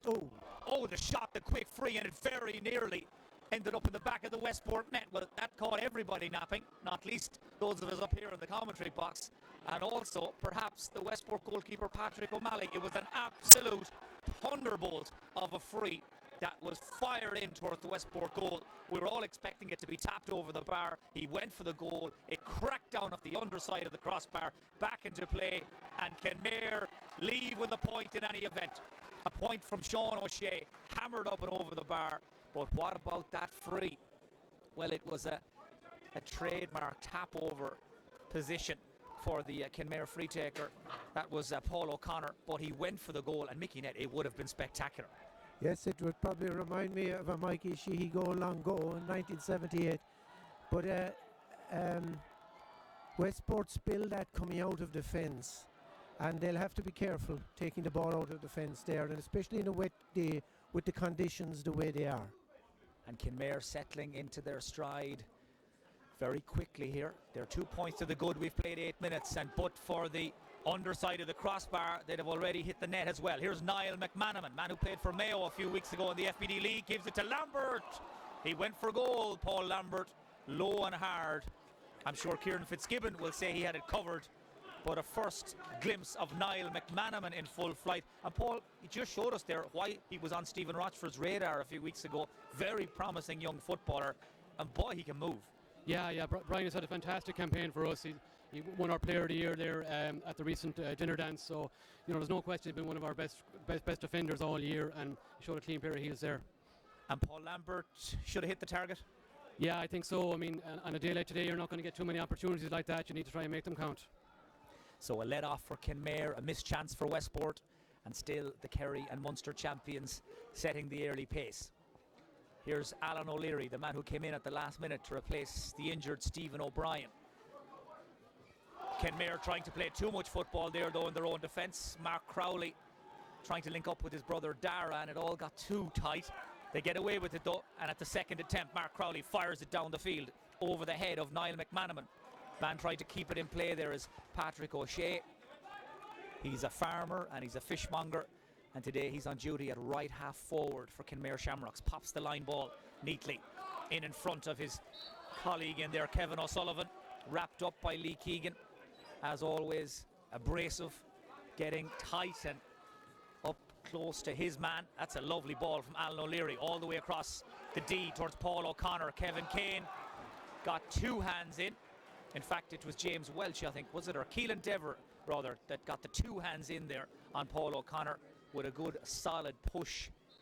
And I think there was no doubt about that call. That's probably a borderline case. It depends on the interpretation of the referee. I would have left it go, but I'm not a referee. Yeah, I wish you were a ref in it, Mickey Ned, because it looks a little bit fussy now so far, considering the conditions that are out there. You'd be inclined to let a small bit of this stuff go, but so far he's pinged Westport 2 or 3 times in the defence. Well, it has been noticeable in these first few minutes that Westport, any chance they get there, leaving their mark on the Kenmare forwards, are getting very tight. They're trying to knock them out of their stride. Paul O'Connor, meanwhile, has kicked the free. That leaves it Kenmare 3 points to the good here. And Westport try to make ground off their own kick out. Paddy O'Malley trying his luck over that left hand side. Lee Keegan was the intended target. This time Westport get the free. Man with the ball is Liam Staunton, leaving it long in towards Phil Keegan, the younger brother of Lee. Beaten though in the air initially. And Martin McNally again blows the whistle. Felt there was a need to award a free. Westport have blocked up the avenues of attack and the channels, and Kenmare forced to bide their time before eventually Paul O'Connor manages to dig out the pass to John Mark Foley. Man calling for it here on this near side is Dara O'Shea. He's 2 Westport defenders for company. Kenmare trying to find a free man. Westport have blocked up though that middle channel completely. Westport have got 13 men behind the ball as Sean O'Leary fires in the shot from long distance over the blanket defence and drops short and into the arms of Patrick O'Malley. But Westport have set out their stall, Mickey Ned, in these first few minutes. I mean, they're obviously going to play a very, very defensive game, and they're closing down, trying to break with speed. It may work, we'll see. But one player I think you should watch is Shawnee Shea in front. There has been an awful lot of space created in front of him. If Kenmare get the ball into him, he's going to be lethal. Westport trying to find some space down at the other end, but Kenmare show they are equally adept at clogging things up. They got back quickly there to shut down the Westport forward line, and no way through on this occasion. Westport still waiting for their first score of the day. They haven't been putting up big scores anyway, Westport, on their run to this semi-final. But with Lewis Cawley out injured, we just wonder where will the scores come from today? Who will step into the breach? I think they've scored an average 1-8 in each of their games, whereas Kenmare scored 2-12, but against lesser opposition. The opposition in Clare, Tip and Limerick were poor on the day. So you can see just why Damien Loftus and his team have decided they've got to keep this tight, try and play on the break. Kenmare though already out in front. This is Paul O'Connor again. Two very good feet. This one drops just away to the right and wide. And Paul Grady, you've been watching Westport all through this championship run. You're not seeing anything today you haven't seen before, and it's worked very well for them so far. Yeah, we've been very solid defensively all throughout the campaign, and I think they pride themselves on that. Our difficulty is transition into the attack and trying to create the chances that we're going to need up front, Short kick out from Patrick O'Malley, and Westport are on the move. Here's Fionn McDonough, another player who got a run with Mayo a few weeks ago, wrapped up by both Dara O'Shea and John Mark Foley. John Mark Foley, an All-Ireland minor winner with Kerry last year. Very highly rated young footballer, and that was really, really well done, and for some dissent the ball has moved forward. In John Mark's father would have probably been the most prominent player, PJ McIntyre, and officer in the Kenmare club over the last 40 years. Unfortunately, he passed away recently. And as Mickey Ned was saying a little earlier, so much tradition and history associated with so many of these Kenmare footballers. They're carrying on a tradition passed down to them through their family, all involved over the years. And Paul O'Connor, who is a beautiful free taker, has knocked over Kenmare's 4th point, and it's been a very efficient and impressive first quarter of an hour from the Kerry champions. Well, it's about patience. It's about patience when you're playing against a blanket defence. It's about patience and waiting for the gaps to open up. And statistically, they open up every 20 seconds. And certainly that patience paying off so far. We still await Westport's response. 10 points, by the way, good enough for Westport to win the county title against Kilshamagh back in October. You get the impression they'll have to be hitting bigger numbers to get over the line today and to book a place in the All-Ireland Club final. Kenmare, worth noting, they are already raging hot favourites to win this competition outright, and we're still only 15 minutes into the semi-final. Here's Colm Moran. Nice little pop pass to Phil Keegan. Paul Lambert wants it. Paul Lambert shoots, and Paul Lambert scores. 15 minutes exactly played. Westport's account is open. Yeah, great score there from Paul Lambert. As Mickey Ned said, we did use our patience there. We created the opportunity and transferred the ball into Paul. Great score. And the Westport crowd away to our left-hand side, up behind the goal, find a reason to break into song for the first time. Haven't had a whole lot to shout about in the first quarter of an hour. They're up and running now. Kenmare leading 4 points to 1. That kick out is caught by Westport, and there was a push, and it's a free, and it's drilled in by James Welch in front of Colm Moran, trying to spin away from the corner back. Goes to ground, referee says play away, and Colm Moran swivels and pops over Westport's 2nd point of the match. Much better, and it's 2 members of last year's Mayo minor team, Colm Moran and Paul Lambert, that have got on the score sheet, and all of a sudden we've got a 2-point game, Mickey Ned. Well, it looks like if Westport run at the Kenmare defence, those last 2 occasions, Kenmare panicked a small bit. So the one chance that Westport have, take on the Kenmare defence. Alan O'Leary for Kenmare decides discretion is the better part of valour. He works it backwards and then end field, and all the while Westport funnel back to man those defensive barricades and get organised. Kenmare patiently building from one side of the field to the other, but the ball is greasy, conditions are heavy, and that's won back by Westport. That was good work by Shane Scott. Ball driven in front of Colm Moran. They've only got 2 players up. Now the support arrives. Colm Moran, very strong for a Leaving Cert student. He's a very, very hard man to pin down at the best of times, and he does well there to hold it up, to draw the free. And certainly for a teenager, Paul Grady, he is well able to play that one-man full forward line role and well able to hold the ball up. Yeah, he's a powerful young man, especially for a minor, considering there's 3 minors in that full forward line. But Colm can hold his own at this level. If he gets quality ball in there, he will do damage. And the end result is a free in for Westport. It'll be kicked by Fionn McDonough, man of the match in the county final win. And if he can knock this between the sticks, well, it'll be a 1-point game, and then things will start to get a whole lot more interesting.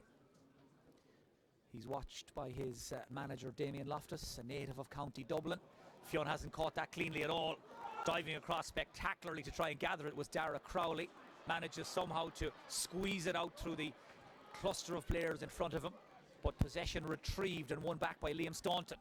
Has to do the work himself here. Manages to spin and get the shot in. But it's gone wide on his own side, wide to the left, and from a very promising position.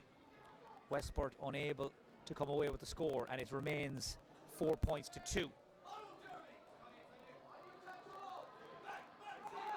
Meeting in the other semi-final today, of course, St. Columkills of Meath and Pomeroy from Tyrone. That's a poor kick out from Kieran Fitzgibbon. Stubbed his toe. Chance for Moran. Fitzgibbon redeems himself with a flying save when it all came from the poor kick out. And that was very, very neatly done by Westport. Moran again up on his toes inside. He's razor sharp and he draws a fine save from the keeper. But Paul, that's 2 goal chances for Westport, none taken. Yeah, we've got a handle on the Kenmare kickouts, and we're pushing up on them, we're causing them problems, and that came directly from a Kenmare kickout that was intercepted by Paul Lampert. Great ball inside, but that's, as you say, 2 goal chances that we've let slip by, and we really need to be putting them away. And they're obviously isolating, they're leaving Cullum inside, Cullum Moran, and he seems to have the legs on Darrow at the moment, and Kenmare need to close down that area. Yeah, Colin Moran is certainly doing his best to step into the void left by Lewis Cawley's injury as Paddy O'Malley, the goalkeeper, turns away in disgust, curses his luck. He had no issue whatsoever with distance, but he just didn't catch it on the sweet spot, and that's a wide for Westport. Another one. Will these missed chances come back to haunt them, or can they keep the pressure on and start knocking over a few more scores? Liam Staunton there does well. Managed somehow to graft it out and to dig it out, and manages to win possession back for Westport. Goes short towards Paul Lambert. He's got very little to aim at inside. In fact, he's got one man to aim at. That's Colin Moran, and he's done it again. This time he's drawn a free. Dara Crowley has literally got his hands full now with Colin Moran, and the cornerback being spoken to by the referee Martin McNally, and this is a free Westport simply have to get, but they're playing a very simple game. Colin Moran is at the he's the spearhead in there in that full forward line, and I see him having a quick word with the umpire as well, as all eyes fall onto Liam Staunton, very accomplished free taker. Conditions difficult. Staunton makes light of it. 4 points to 3. We're into the 21st minute and things starting to tighten up a little. Yes, and it's going to be a low scoring game because of the defensive nature of both teams, and the conditions will have a big bearing. And that was another kick out there from Kieran Fitzgibbon that I'm sure had a few Kenmare hearts in mouths. It didn't quite go to plan, but they get away with it. But Westport certainly have done their homework by the looks of things on the Kenmare kick-out. Now, some work for Kevin Kane and company to do. Initially here, Shawnee O'Shea has slipped Kane. O'Shea under pressure. Kane did well there to make up the ground he'd lost. Of course, he's so experienced, the Westport fullback. He's played in and started in All-Ireland senior finals in recent seasons. And of course, I'm sure, Paul, when Kevin Kane woke up this morning, he wasn't one bit bothered when he looked out the window and saw the weather the way it was. He will love these conditions. No, Kevin doesn't mind it. This probably it works to his favour. It kind of tends to be difficult for forwards to turn quickly, and the bounce of the ball isn't there. So he'll be happy enough out there, same as Lee. You know, they can play in any conditions. Westport now starting to get into this game. That was a good ball from Brian McDermott. Finds Paul Lambert. Delivers it in towards Moran again. He's the go-to man. The support got up very quickly, and I see Lee Keegan just having a word there with Paul Lambert. He feels the quality of the delivery needed to be better there, as out comes Kieran Fitzgibbon from his goal. Now there could be a break on here. A lot of Westport men caught out of position. The sweeper, though, that's Brian McDermott. He's sitting back in front of the Kenmare full forward line as Westport try to slow the delivery. This is Kevin O'Sullivan. Has to turn back in field. Support comes from David Hallisey. Looks up and pops the ball out in front of Shawnee O'Shea. Gets there in front of Kane, who's trying to stand him up again. Hard man to get by is Kevin Kane. Shawnee Shea gives it to the centre back, Darragh O'Shea. Back to Patrick O'Shea. and that shot just lacked the power to trouble Paddy O'Malley. And for all their effort and all their industry, Kenmare come away empty-handed.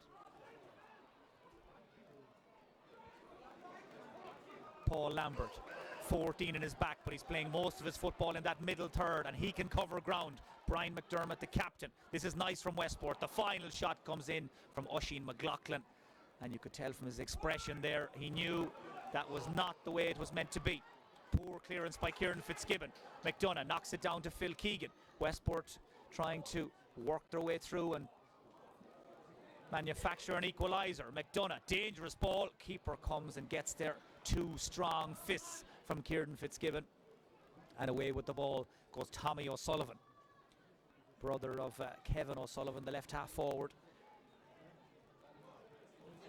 Still the rain continues to fall persistently, and Westport dig in, working hard there in the trenches around the middle third, and that was good pressure. Moran had it, then lost it in the tackle.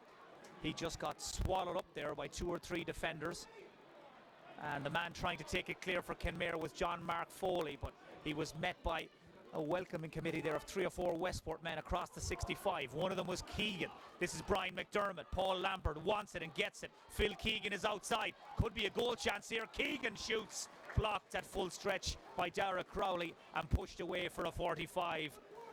Well, they may be set up defensively, but in the last 5 minutes, particularly when Westport break, they look dangerous. And what I like about the Westport forwards are pressurising the Kenmare backs coming out, and they're not allowing them make the connection up here, and they have the whole defensive area covered as well. So Kenmare are under pressure at the moment. Well, the goalkeeper Paddy O'Malley was coming up to kick a 50. Instead, Westport went short. Paddy O'Malley is not happy with that decision. He was coming up to try and kick the ball dead. He was overruled, and now he's got to head back down the field, and Westport, their attack has broken down. I think that was mixed messages, Paul. Yeah, a bit of a misunderstanding there, I think. I thought Paddy would have had a go at that, but we actually squandered it in the end. Well, he certainly wasn't thanking his teammates there as he headed back towards goal. It's not a day for anything too revolutionary. It's a day when the basics, you'd imagine, are going to take you a long way. This is Mark Crowley under pressure from Oisin McLaughlin, but under too much pressure. There was a hand where there shouldn't have been, and that's a free out. We're into the last 5 minutes of normal time at the end of the first half in the AIB All-Ireland Intermediate Club Football semi-final, and it's Kenmare Shamrocks of Kerry who lead Westport of Mayo by 4 points to 3. But it's every bit as tight and as tense as that scoreline suggests, as that delivery down the line towards Patrick O'Shea just carries away from the wing forward. As soon as it hit the grass, it was gone like a flash. And that's possession back to Westport. Kevin Kane, the big full-back, venturing forward out towards the 45. Here's the call of Liam Staunton. Staunton gets his head up, but before he could deliver the pass, he was fouled from behind. And I think the referee is going to have a word, and we'll have a chance to catch breath and draw breath. But how are the Kenmare management feeling down there, Mickey Ned, at the moment? I think they will have to bring Shawnee O'Shea out to the half-forward line, because the ball isn't coming down. There is a lack of connection between the half-backs and the full-forward line. I think they will bring him out to the half-forward line and run at the Westport defence. Generally, will they be a little concerned or happy enough? Yes, they will be concerned, because the longer this goes on, the more concerned they will be becoming, because Westport are hanging in there, working very hard and very honest. The Kenmare management possibly concerned, Paul Grady. I'd imagine Damien Loftus quite pleased for the most part, but he will, I'm sure, be a little disappointed with those missed goal chances. Yeah, I mean, we come right back into this game after a poor start, and we're kind of dominating the game at the minute, but we're leaving chances behind us, and that's been the story of our season, to be honest. We seem to need a lot of possession and a lot of chances to get the scores necessary to win a game, but hopefully, if they keep dominating possession, they will come good. Play there, toing and froing from end to end without any end product. I can tell you, in the other All-Ireland Intermediate semi-final, it's very tight as well. Level pegging between St. Columkills of Meath and Pomeroy of Tyrone. 4 points apiece. Back here in Ennis, it's still 4 points to 3. That shot has missed the target from Kenmare, and still the Kerry champions just about keeping their noses in front as we swing into the last 2 minutes of normal time at the end of the first half, when it's a day really for rolling up the sleeves and getting stuck in.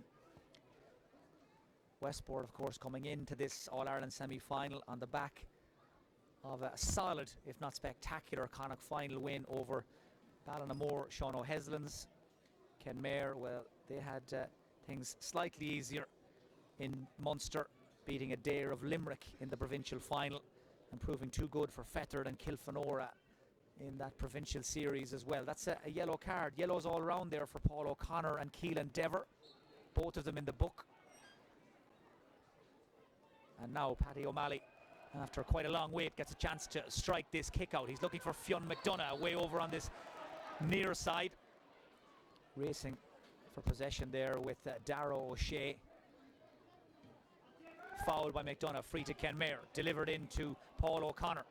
Keelan Dever trying to hold him up but can't overcommit. Now he's on a yellow, the Westport number 4, O'Connor, the former Kerry minor, under 21, and he's played a bit of senior, makes some room, gets the shot in, and that's a lovely score on a hard day for a forward. Kenmare lead 5 points to 3.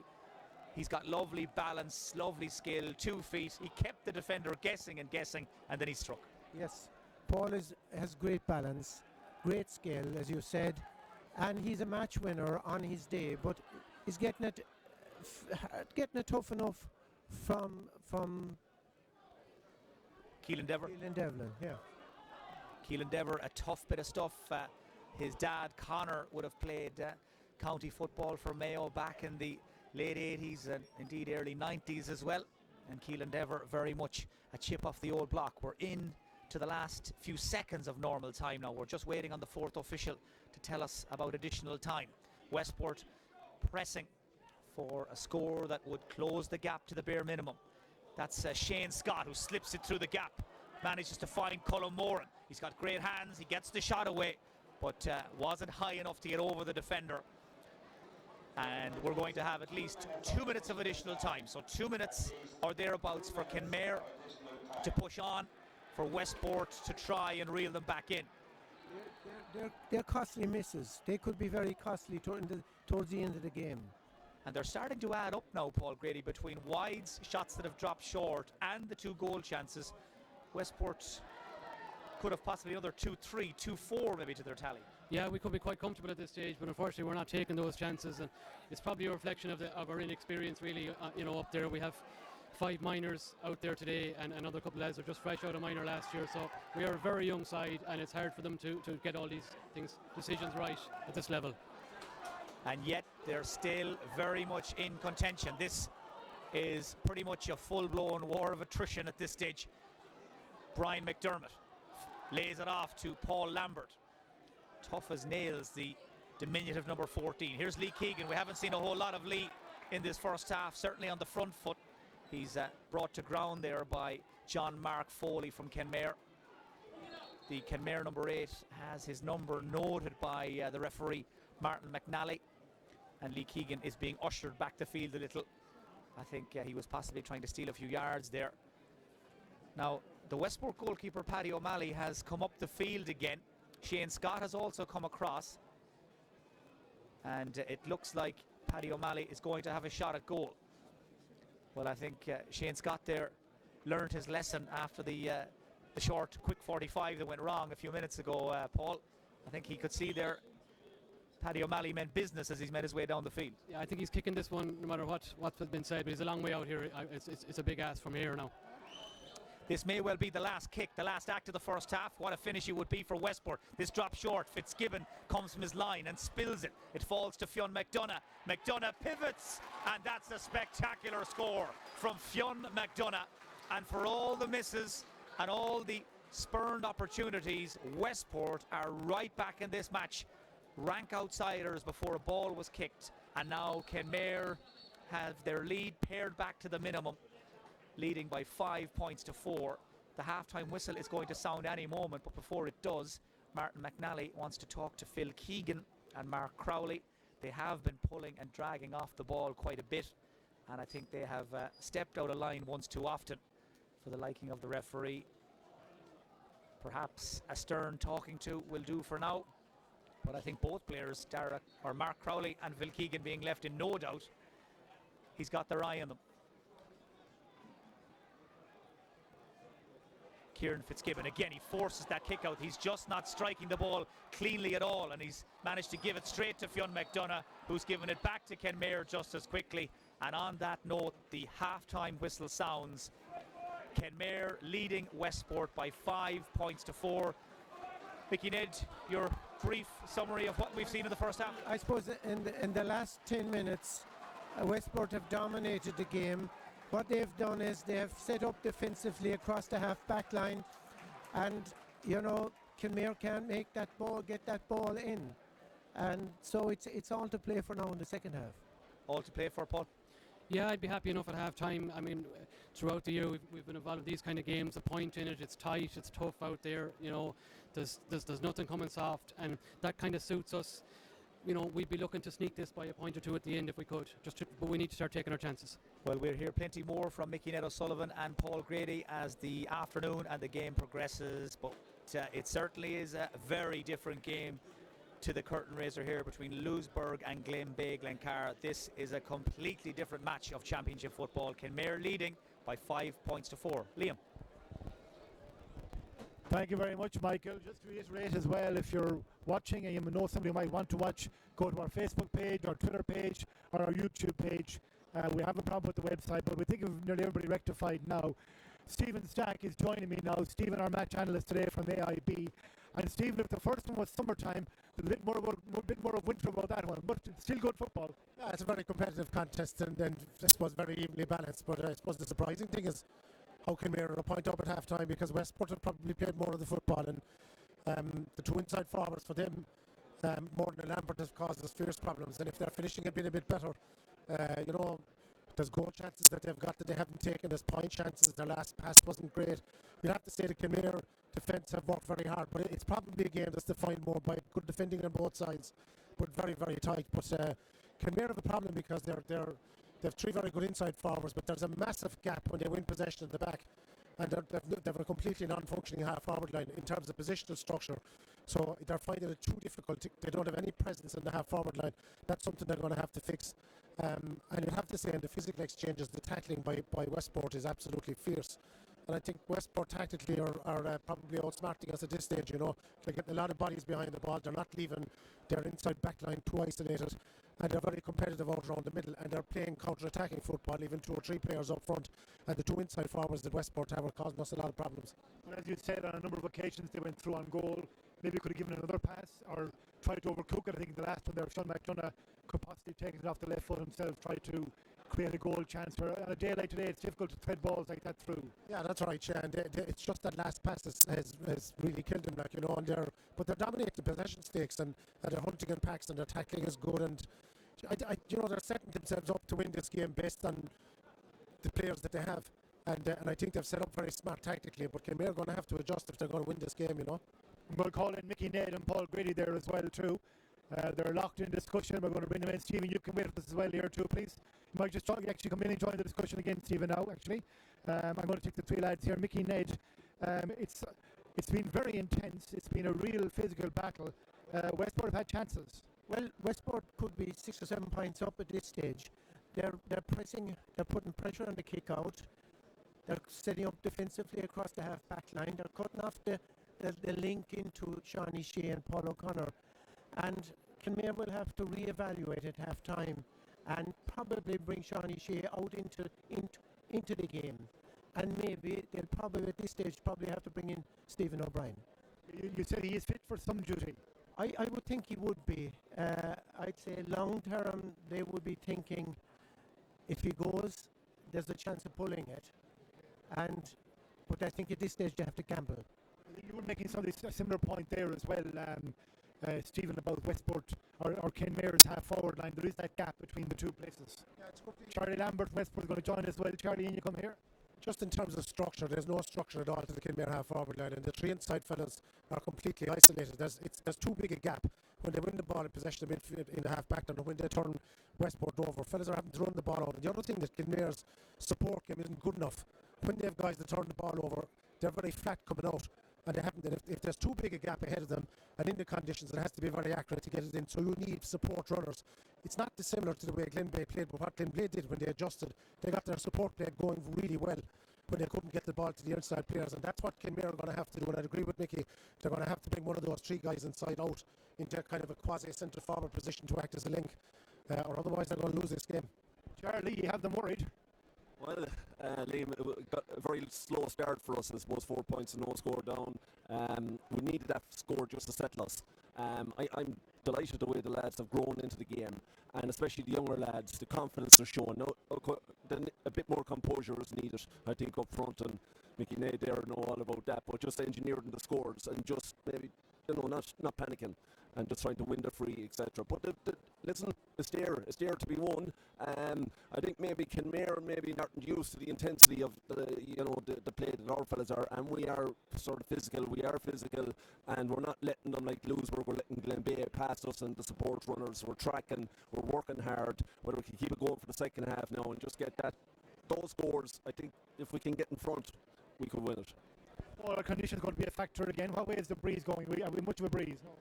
It's hard to tell from up here, but I don't think the breeze is much of a factor out there. I think the conditions, certainly, the pitch is greasy, it's slowing the game down, but it is a bit of a dogfight out there, and we're actually quite comfortable in that type of a game, which has been the story of our season, really.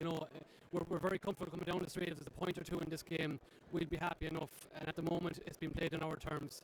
It's a question of whether we can take our chances. Good point, Shid. When I let the three of you go, I'm going to grab Ciara Cronin. Thank you. And we'll let Stephen, you can hang on. I'm going to grab Ciara Cronin there, the Kenmare secretary. And as I speak, she drifts away and she drifts out of position. But I think she's going to come back into us again now. Ciara, secretary of the Kenmare Shamrocks club. She's making her way over now. And Ciara, AIB woman as well, we're told. Ciara, you drifted away from the play there a little bit when we needed you. You're trying to escape there. Huge day for Kenmare Shamrocks here today. Tough day, huge. The excitement is amazing, but it's tough. It's tough. The next half hour now is going to tell a lot. Yes, I wanted to ask you about underage football in the club because this has all come from somewhere, so I presume underage is quite strong there. Underage is very strong, yeah. There's a great effort put up in underage for the last few years. They have a great team of mentors and trainers built up, and we've the likes of Mickey Ned doing core training with my cousin with our under 14, 16s for the last 3 years. So that's made a huge difference. It's brought our players on a pile. So this run, of course, has brought huge support from your diaspora as well. I believe there was a big event in Central Bar in New York last weekend. Oh, there was. We have a great set of supporters over in New York who did an amazing job. They got together, formed a committee and had a fundraiser out in New York in the Central Bar. So it was a great night, auction, raffle of a lot of GA memorabilia auctioned off and stuff. So it was a great success. So I'd love to say thank you and hi to everybody out there in New York watching. It's great that they were able to see it now on this live stream. So it's fantastic. Good stuff. I think Mickey Ned's 1976 Railway Cup jersey was auctioned last weekend. It was, and made millions, I hope, did it? Very much in demand. Yeah, very much. Very good, Ciara. Thank you very much for joining us, and best of luck in the second half. I'm going to bring Stephen Stack back in again as well. We have Mike Finnerty, Mickey Ned O'Sullivan and Paul Grady on commentary for the second half. The first game here won today by Glenbeigh-Glencar defeating Louisburgh in the first Mayo Kerry showdown. That was an amazing game. Louisburgh raced into the lead early on. Then Glenbeigh, prompted by a brilliant solo goal by Darren O'Sullivan, went on to register a comfortable win on the scoreline. But the point Stephen had been making about that game was it might have looked even better on the scoreline than it was, because Louisburgh did make quite a game of it. Now I have Stephen back in again, looking to the second half. It's interesting to hear the lads talking about it there. Mickey Ned picked up on the point you were making about this gap that Kenmare Shamrocks are leaving. If Shawnee Shea comes out, is he a man to carry the ball as well, or is he an inside man? Yes, no, I think even though he's a very young player, when you consider that he's marking a very, very experienced player in Kevin Keane, and I would consider the Mayo backline, probably as a unit, probably the best at inter-county level this year. He's given him a lot of problems, and he's only a young kid, but he's really a fantastic prospect. He looks like a fella that could make it to senior level, and he's shown a lot of leadership. They probably need to get him or Paul or somebody on the ball a little bit further out in the pitch. But the problem really for Kenmare is that if you're going to beat a team with very good inside forwards, Westport are just extremely competitive. They're excellent in the tackle, their players out in the diamond are working exceptionally hard. And quintessentially what's happened for Kenmare is that they're being starved at the ball. They just cannot get their hands in enough of possession. And it doesn't matter how good your inside forward line is, the ball isn't coming in, you can do nothing. So they have to do something to get some of those players into the game, and I would suggest maybe bringing one of those out. But they're collective, it's for them to win, it's going to be more a collective thing. They need more fellas, you know, up for the fight and up for the battle. Because as one of your analysts said there at half time, Westport aren't just going to stand back and alone win the ball.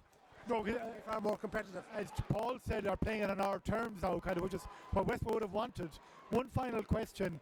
You've been in the position that the Kenmare Shamrocks management are in now. Stephen O'Brien, what do you do? Do you chance it? Oh, I think from a Kenmare perspective, I think if there's anything in him, you know, I think you'll have to bring him in at some stage, because he's the kind of player as well. He's a very hard-running, direct kind of a player. He's very similar to Darren, and they're going to need that playing against that type of defensive structure. So they're going to need ball-carrying players to try and get through that defence, you know. And he naturally out in the wing as well, or in the 40, you get away with him. This stage of the game, it's a semi-final. If he's anything to offer, you have to go for broke and take a chance, you know. Could you play him further out the field as well? You could, yeah, you could. I mean, if you have three good enough players inside, it's the presence in the half-forward end is the big problem for Kenmare. They need some sort of a presence there to carry the ball in. That's what they're missing, really, you know. Okay, we're going to hold on another second, Stephen, because I thought Kenmare Shamrocks are coming on the field. They're not out yet. We are in the middle of a really intense encounter here between Westport and Kenmare Shamrocks in the AIB All-Ireland Intermediate Club Football Semi-Final. The prize for the winners is a place in Croke Park, and the prize for the winners, of course, is a chance to win an All-Ireland final. We'll just quickly watch Kenmare coming out to see, can we see any sign of Stephen O'Brien starting the second half. He is really the talk-about player for this game. He was the one who carried injury into the game. I don't think he's there, Stephen. So at that, we'll hand back to Mike. No, he's not there. No. Okay, not there. Stephen O'Brien does not start the second half, but Mike Finnerty, Mickey Ned and Paul Grady do. Thanks, Liam. Beautifully done as ever. That was a link right from the training ground. Kenmare and Westport back out, ready to go ahead of the start of this second half. And remember, in case you needed reminding, one of these teams a half an hour from Croke Park. And there you hear the official attendance at today's doubleheader here at Cusack Park at Ennis. 3,909 people have turned out to watch two games, four clubs. Glenbeigh-Glencar of Kerry already through to the All-Ireland Junior Football Final. Will their neighbours Kenmare join them, or can Westport make history and go to an All-Ireland Club Final for the very first time? All will be revealed in round about half an hour, but if we do finish level after 60 odd minutes, we will have extra time. We will try and find a winner today. We will try and separate them on this gloomy Sunday afternoon here in Ennis. 1 point between the sides, and Westport playing from right to left in this second half in the sky blue with navy shorts. They have a free here through Liam Staunton and a chance to draw level. He's kicked it out of his hands, and it's developing into a Gary Owen more so than anything. Spilled, might fall for Colin Moran, who just stabs at it. Had to make up his mind there very quickly. He's a natural kid though. He had to shoot off the right under a little bit of pressure, and it just squirts away to the left and wide, and that's another one in the missed chances, Colin Paul. Yeah, it's adding up now, but I suppose it was under severe pressure there. He just snapped at it, took a chance, but it was a poor free from Liam Stanton originally. Shane Scott catches the kick out from Kieran Fitzgibbon, who's having a lot of difficulties with his kickouts today. They just haven't got going for him yet. This is Oisin McLaughlin. Lays it off to Lee Keegan. Stations at centre back, but maybe, just maybe, we'll see him creep forward a little more now in the second half as his brother Phil brings that ball into the tackle, but I think he was adjudged to have been barging there as he tried to make some ground. Now remember, he was spoken to by the referee before half time, and he's now got a yellow, and judging by Martin McNally's sign language there, I think he felt Keegan had deliberately pulled back or held on to the defender's arm, and that's a booking. And Phil Keegan, very talented soccer player as well with Westport United, goes into the book. Dara Crowley, poor ball, gives it away straight down the throat of Phil Keegan, who ironically gives it right back to him again. Cleverly done there by Dara Crowley. And here he is again, up on his feet once more, the left corner back. Very tidy and tenacious number 4. Out to Alan O'Leary, wearing 18, but he did start, remember, in place of the injured Stephen O'Brien, the Kenmare captain. We do think we might see him for maybe the last 15-20 minutes, but not fit enough to start or come in at the break. Mark Crowley, good ball, held on tight by John Mark Foley, laid back as far as O'Leary again. Kenmare knitting half a dozen hand passes together, and all of a sudden now they're on the attack. Paul O'Connor, lovely jink to get away from the first defender, knocks it round the corner to Patrick O'Shea, back to O'Connor again, and he was being held, he was being tugged back, well spotted by the referee. And there's that patience again, Mickey Nedge, we're talking about. Listen, I think their support play is improving again just for the first minute or two of the second half. Kenmare's, what they neglected in the first half was support play out of defence, running for each other. There was much more of it there in that build-up, and hopefully we'll build on that. Well, Paul O'Connor in the thick of it there again. He is, without a shadow of a doubt, now the leader of this Kenmare attack, particularly in the absence of Stephen O'Brien. And after all the hard work done by O'Connor, he converts the free himself. And that just gives Kenmare a little bit of breathing space. 6-4 now. The gap out to 2 points again. I see the Westport supporters at half-time have made the journey from behind one goal to right down to the other end of the ground. They're backing the Westport goalkeeper Paddy O'Malley in this second half. He's had their company for the first half an hour as well. And Paul Grady, they're the only teenagers that I see out in the elements, and doesn't look to be bothering them too much. They're enjoying themselves out there. No, youth is a great thing. Hopefully that will tell on the pitch as well as this game develops. Yeah, the Westport crowd out there in big numbers behind Paddy O'Malley's goal. Kenmare have sent down a delegation as well by the looks of things, as Patrick O'Shea weaves his way through the traffic, gives it back as far as Sean O'Leary. Nice ball down in front of Shawnee O'Shea in the corner. Kevin Kane is his shadow as always. O'Shea does well, manages to lay it off quickly to Alan O'Leary. Recycled to Shane O'Sullivan. Westport getting organised. Anyone who doesn't have a man is filling space. This is Shane O'Sullivan again. Kenmare being forced backwards by Westport, just pushing them out slowly and surely, forcing them to take the long way around. Nice ball though from Shawnee O'Leary to David Hallisey, the big number 9. Good defensive work by the left half back James Welsh. He's a strong man. He stayed with the forward there with Hallisey as he broke through and then stripped the ball off him. Now Westport will try and play on the counter again. Man on the ball is the right half back Brian O'Malley. Plays a 1-2 there just to grab himself a breath. Fionn McDonough gets his head up quickly. One man to aim at inside. That's Colin Moran. That ball is knocked into the space in front of Moran and Stephen O'Shea, but the cornerback does really well there to make up the lost ground. But good pressure from Moran. Didn't give up on that cause and manages to keep it alive. Back to Fionn McDonough. Fionn McDonough shoots. The snapshot fades across the face of the goal and away to the left and wide.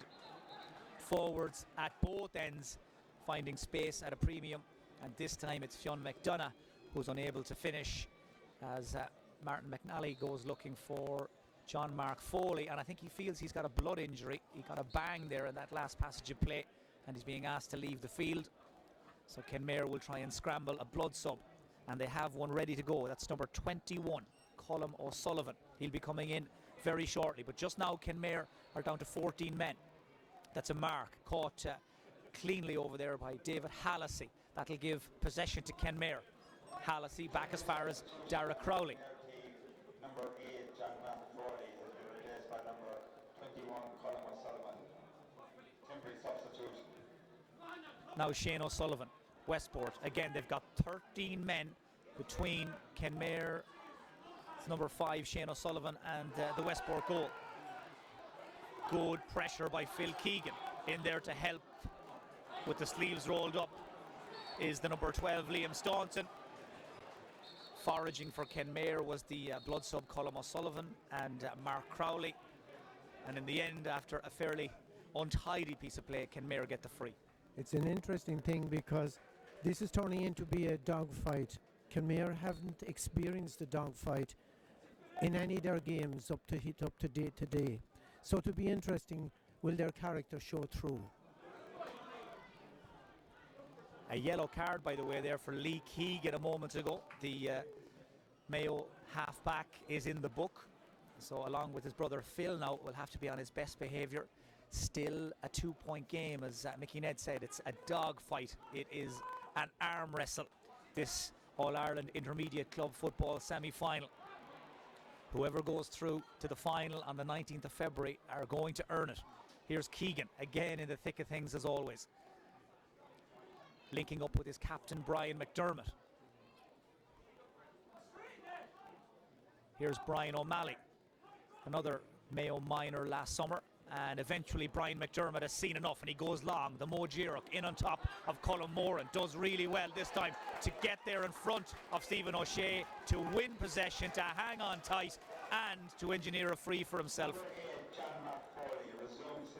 Well, he's a very young man. He's still a minor, and so much responsibility on his shoulders today in that full forward line with Lewis Cawley out injured. And he is giving Stephen O'Shea plenty of it, but as a battle, man on man, Mickey Ned in there, it's some tussle, isn't it? Yes, and it could be a deciding factor in the end of the outcome of that battle will be decisive in the end. It certainly is one of those individual tussles that has been catching our eye since the very start, and Colm Moran's good work leads to the free for Liam Staunton, and now it's a 1-point game again. And Westport manager Damien Loftus is making a change. Oisin McLaughlin has done as much as he can for the cause. He's been called ashore, and Ronan Geraghty, who was named to start for Westport, comes in. Yeah, Ronan hopefully will get to the pitch of this game very quickly. Oisin probably worked very hard out there today, but it just probably wasn't his day. Conditions didn't suit him. He's known for his pace, and today isn't the day for that kind of game. Lee Keegan now is starting to come more and more into this game as well, and it was Keegan who came onto that loose ball and sets Westport on the attack. This is Paul Lambert. He has been escorted towards the far sideline by Dara O'Shea, but O'Shea had a little tug of Lambert's jersey there as he tried to go by him, spotted by Martin McNally, and it's a free in, and this should suit a left-footed free taker like Fionn McDonough, but it is worth pointing out the working conditions are fairly difficult. The surface is very slippy. The ball is like a bar of soap, and Fionn McDonough will have to stick to his tried and tested technique, which he does. And Westport are level in this All-Ireland Intermediate Club Football semi-final. They have managed to slowly and surely reel Kenmare Shamrocks back in, and with 20 minutes to go, Mickey Ned, it's perfectly poised. Yes, it is. The next 5 or 10 minutes will be decisive now. If Kenmare manage to get hold possession and take it to them, otherwise it could be they could be in trouble. Well, we saw in the junior semi-final when Glenbeigh-Glencar got a goal, everything changed. But if Kenmare can't hit the net or don't hit the net, you get the feeling this is going to go the distance. As off the ball, we have a Westport man, or a Kenmare man rather, down. Now he's getting back to his feet again on the ball. Shawnee O'Shea clips it down the line as far as Paul O'Connor. Keelan Dever unable to stay with him. Across to back him up though came the left half back James Welch, and between the two of them they managed to shut down O'Connor. They've conceded a 45. All hands to the pump in the Westport defence. Kenmare manager John Sullivan is making a change. Brian O'Sullivan is coming into the Kenmare team in place of Patrick O'Shea. And I think, Paul Grady, it's fair to say if you've given Westport this scenario with 20 minutes to go, they'd have taken it beforehand to be level with 20 to go and right in it. I think so, yeah. I think if we were offered this before the game, we certainly have taken it. This is we're quite comfortable out there in this type of game. It is a battle. There's nothing in it. It's just who's going to create and take their chances from here on in. I see players on both teams taking on some liquid at this stage. They're starting to feel the pinch. Very heavy conditions. This, of course, a first game of championship football for both of these teams in almost 2 months at this stage. 2 months since they would have won their respective provincial finals. You see, 2 months is a big delay for the edge goes off a team, especially when they don't. Up to November, they had built it up consecutively with championship after championship. So Christmas break, try and get the edge back is difficult. Yeah, both of these teams more or less coming in today off a standing start, and there Paul O'Connor just off target with the 45, and despite the best efforts of Sean Shea, who tried to divert it towards Paddy O'Malley's goal, it's gone away to the right and wide. So now the tempo is starting to quicken a little. Everybody may be starting to tighten up a little though as well. So much at stake. This is the biggest game that the majority of these players have ever played in. They are so near and yet so far to a place in the All-Ireland Club final at Croke Park. Kenmare again decide to play keep ball. John Mark Foley fired out as far as Shawnee O'Shea. Westport have backed off a little, content to protect the D, content to protect their goal. Shawnee O'Shea's kick is half blocked down by Brian O'Malley. That took the sting out of the shot.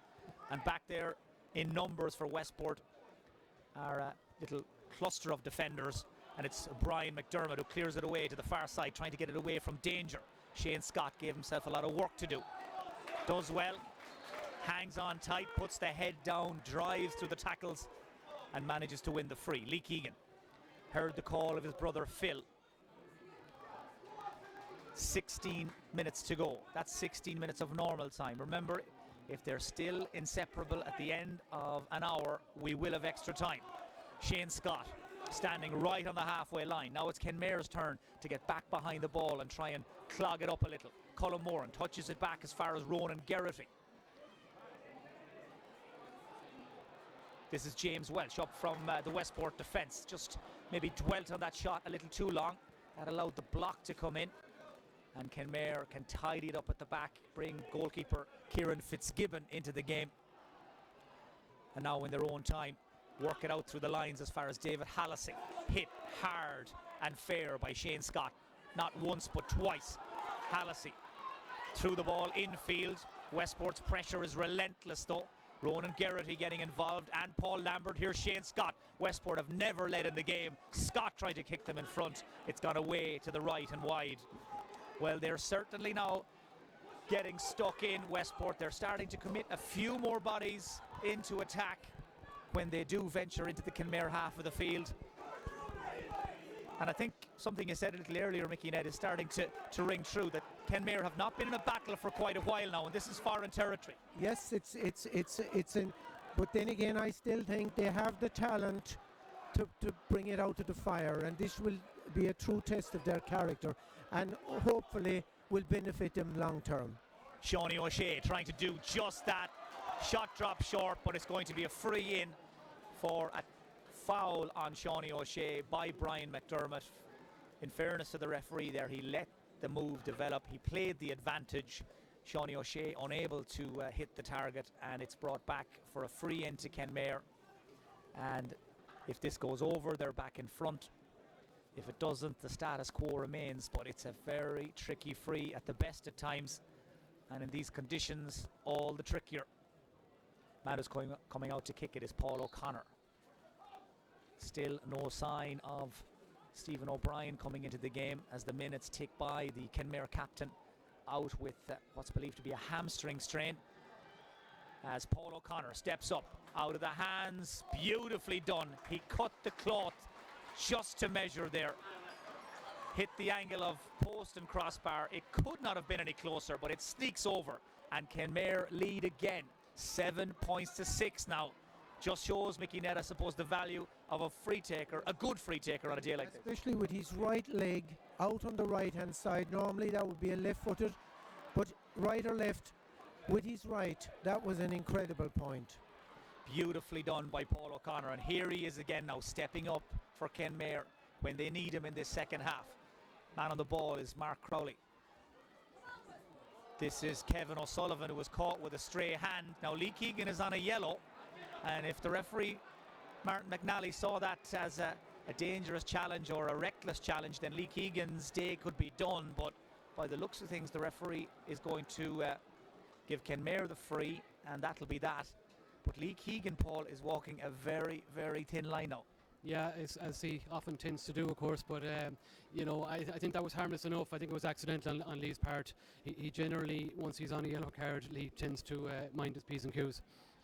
Well, you'd imagine at this stage of the game, at this state of the game, were Westport to lose Lee Keegan for the final 10, 12 minutes, it would be a huge blow to their chances of grinding something out here. Even as it is going to be something of a battle. That's with Keegan, the footballer of the year, in their ranks and on the field. So it's Kenmare defending a 1-point lead, and with the chance here perhaps to double that advantage.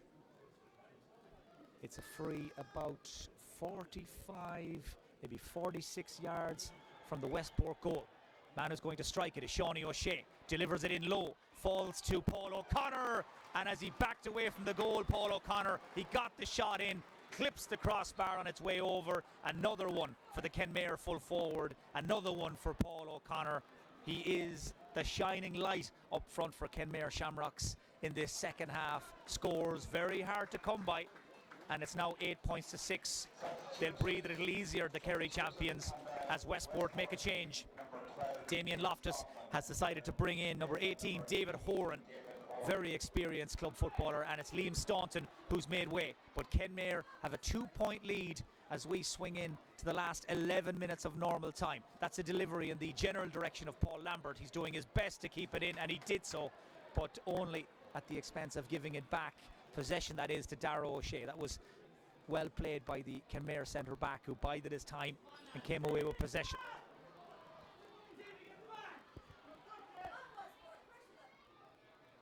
Man on the ball for Kenmare is Sean O'Leary. Shawnee O'Shea's kick blocked down by Fionn McDonough. Shawnee O'Shea there maybe trying to be too clever. Possession won back by Westport by James Welch. He'll take the free himself as quickly as he can now. Time is of the essence for Westport. Paul Lambert, a little show and go from the full forward. Shot drops short, didn't get hold of it at all. And it runs through to the Kenmare goalkeeper, Kieran Fitzgibbon.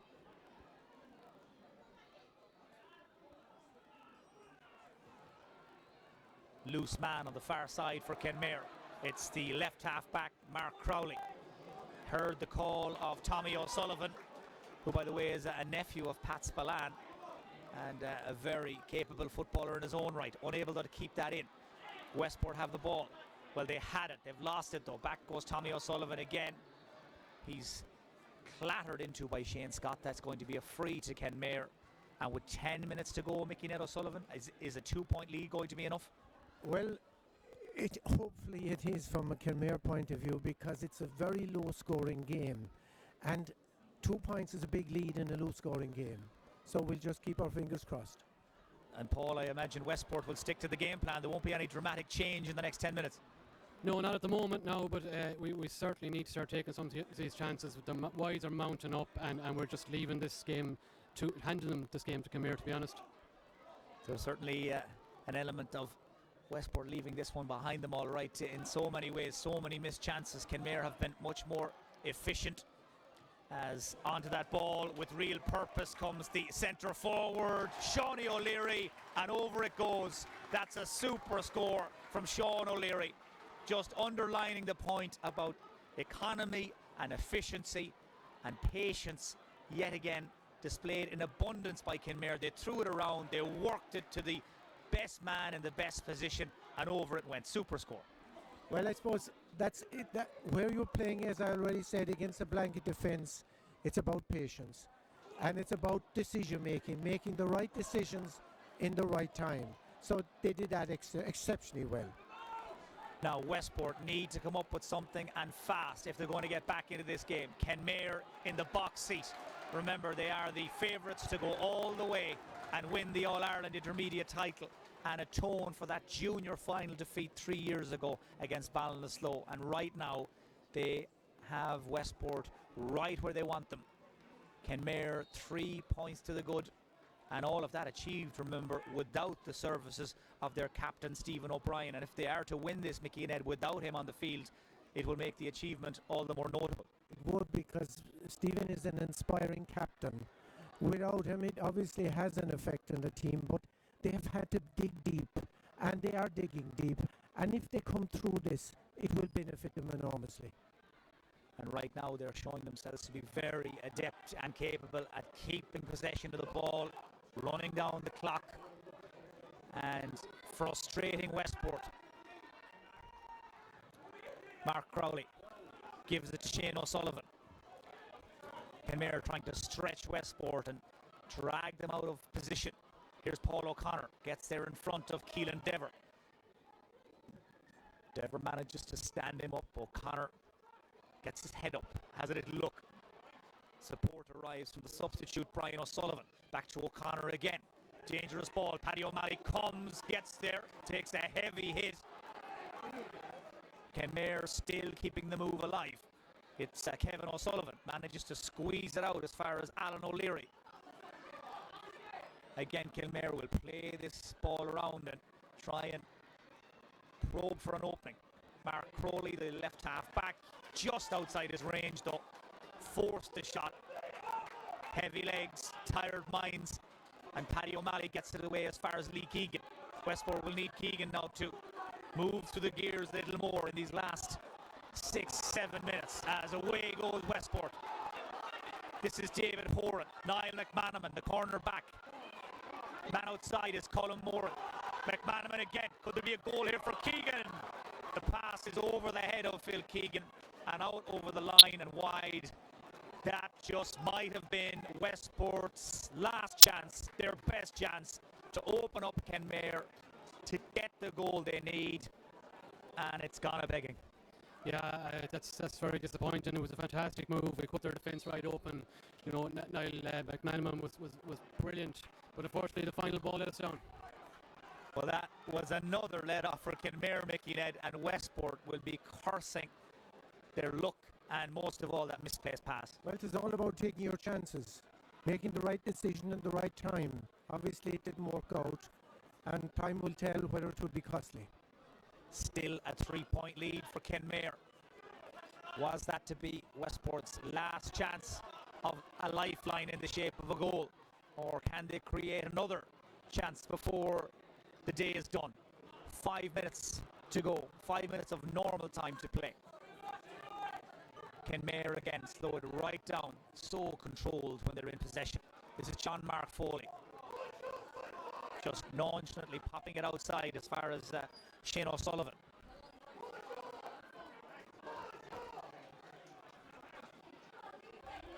Paul O'Connor staying patiently inside of the full forward line, but he'll have to wait a little longer. This ball will not be arriving. Westport have managed to win it back. Phil Keegan has been fouled, and it's going to be a free for that illegal challenge on the Westport number 11. And a chance for them perhaps to orchestrate something. Keegan is there. The oldest man on the Westport team at 27 years of age is Lee Keegan, as the referee's attention is brought to something by his linesman on that far side. And Lee Keegan waits impatiently to take the free. Kenmare getting their defence organised. Mark Crowley trying to get back in front and sweep. This is Shane Scott. Does well to grab the delivery. Now, what can he work from here? Referee blows the whistle. Well, he hasn't signalled, but if that was a foul on Shane Scott, it's a penalty. Referee consults with the umpire. It's a penalty. What about that for a turn of events? That is a real bolt from the blue. Obviously, when Shane Scott caught that ball in the square and turned, referee Martin McNally thought he saw a pull on a jersey. He blew his whistle, went to get a second opinion from the umpire, and he's awarded Westport a penalty. Now the question is, Paul, should it have been a penalty, and who's going to take it? Well, Shane Scott is going to take it. He won it. He's going to take it by the looks of things. And in fairness, it's hard to see was it a penalty from up here, but the umpire called it. We can only assume he had a better view than us. It's as simple as this. If Shane Scott scores, we're level with 3 minutes to go. It's in. It's a goal. Kieran Fitzgibbon very nearly got there. He got a hand or maybe two to it, but it had too much power, and it creeps over the line and into the net, and Shane Scott has come up with the goal for Westport, the golden goal to level the match with 3 minutes to go. And now, Mickey Ned O'Sullivan, we have a scenario where the next score could and possibly will win the game. Or else the next mistake. It's all about who's going to be dispossessed and who makes the wrong decision at this time. Well, a huge call by the referee, Martin McNally from Monaghan, to give the penalty, and Shane Scott held his nerve. He went low and hard. The goalkeeper guessed right, but he just couldn't keep it out, and Kenmare's defence has been breached. Now, Shawnee O'Shea for the Kerry champions, open road in front of him, everybody pulling out. O'Shea driving towards the crossbar.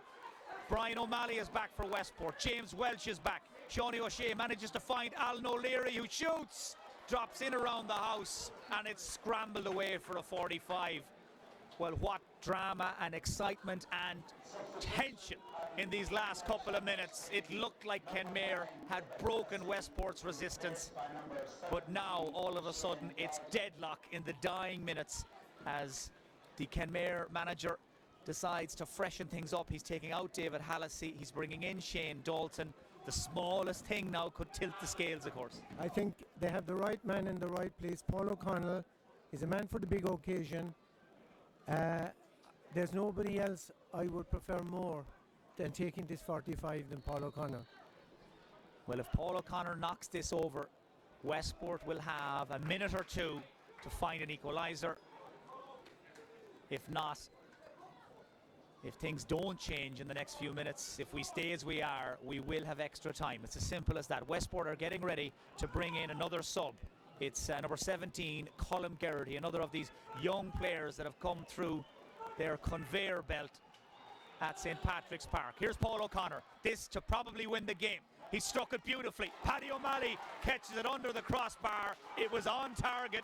It was on its way. It just didn't have the legs. And big Paddy O'Malley grabs it and sets Westport away. So it's still a case, you'd imagine, of next score wins. Lee Keegan has it for Westport, down as far as Paul Lambert. This is what we came to see. This is what the crowd of 3,000 and more came to see. This club championship semi-final going to the wire. That's a mistake by Westport. They've lost possession. Kenmare have got the ball back again, and no better men to guard it, protect it, and create an opening. Dara Crowley trying to go by Brian McDermott. Here's Paul O'Connor, the sharpshooter, the leading light in that Kenmare forward line, hanging on to it, gets it back as far as Shane O'Sullivan. Next man on the line is John Mark Foley. You can see what Kenmare are trying to do. They're trying to work it to the shooters. They're trying to get their marksmen free. Westport have got 14 men behind the ball. We're going to have at least 3 minutes of additional time. The first of those has already started. Will we have a winner in normal time, or will we have to go to extra time? We're going to find out very, very shortly.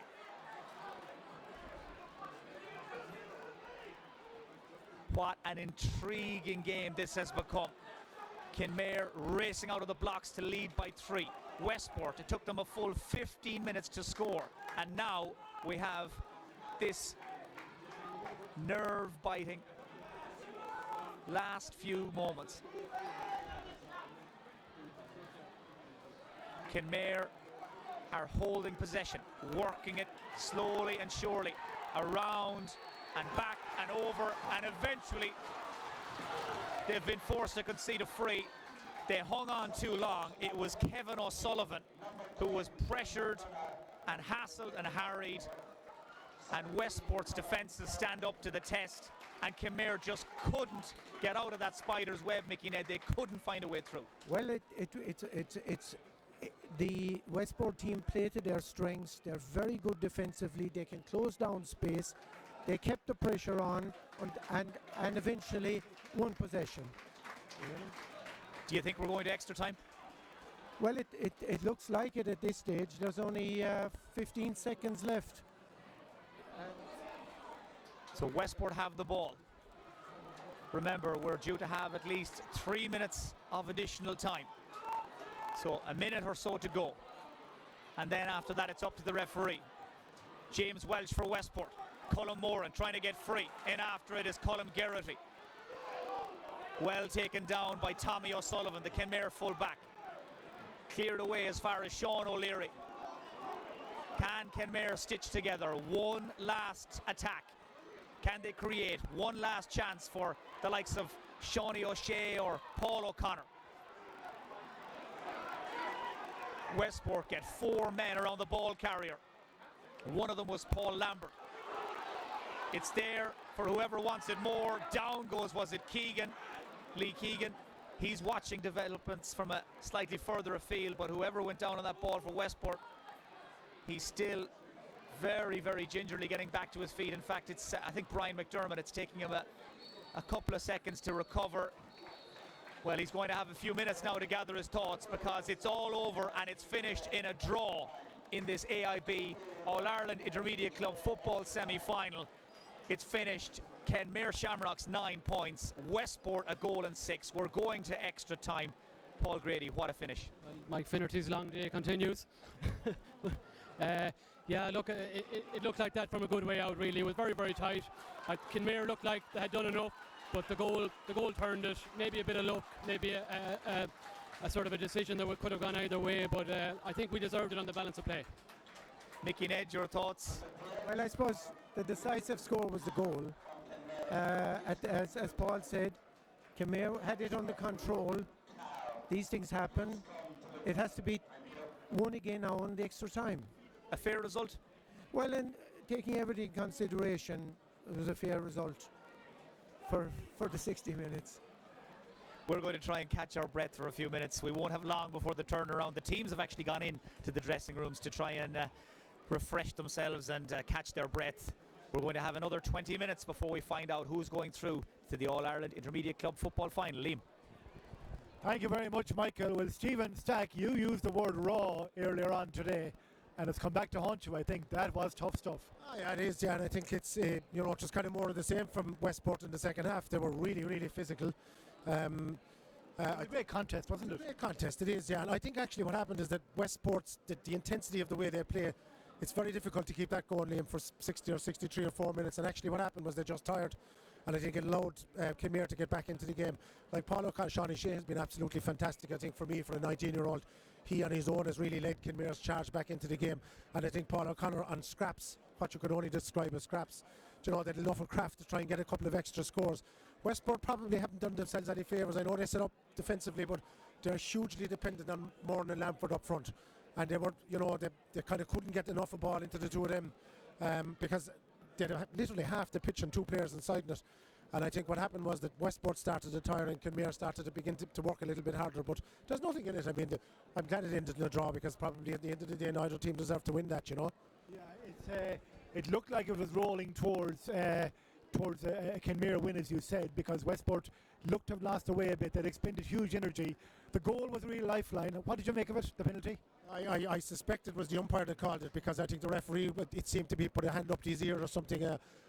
I have to say it looked a bit marginal, but he was, I'm 70 yards away from it. He's probably 15 or 20, so if he called it, you have to accept it was the decision. But it was a real momentum changer, and credit to Westport for getting itself into that position and Kenmare for coming back. So in many respects, I'm glad that it's ended up the way it is, and both teams now have a chance to go again. Kenmare played a bit of keep ball there in the last few minutes, trying to prize an opening there for a shot. They couldn't get a shot off though.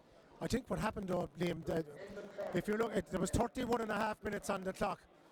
What they needed to do, they'd held the ball for about a minute. They needed not to give the ball away, and all it took was for one player to be a small bit greedy. I won't name the Kenmare player, but it was a bit silly because he went into traffic when they didn't need to do that. It's the defending team that's expending all the energy to try and get the ball back, and all Kenmare had to do was to keep holding possession. They might have got a bit of a give and go and got it free or whatever it was.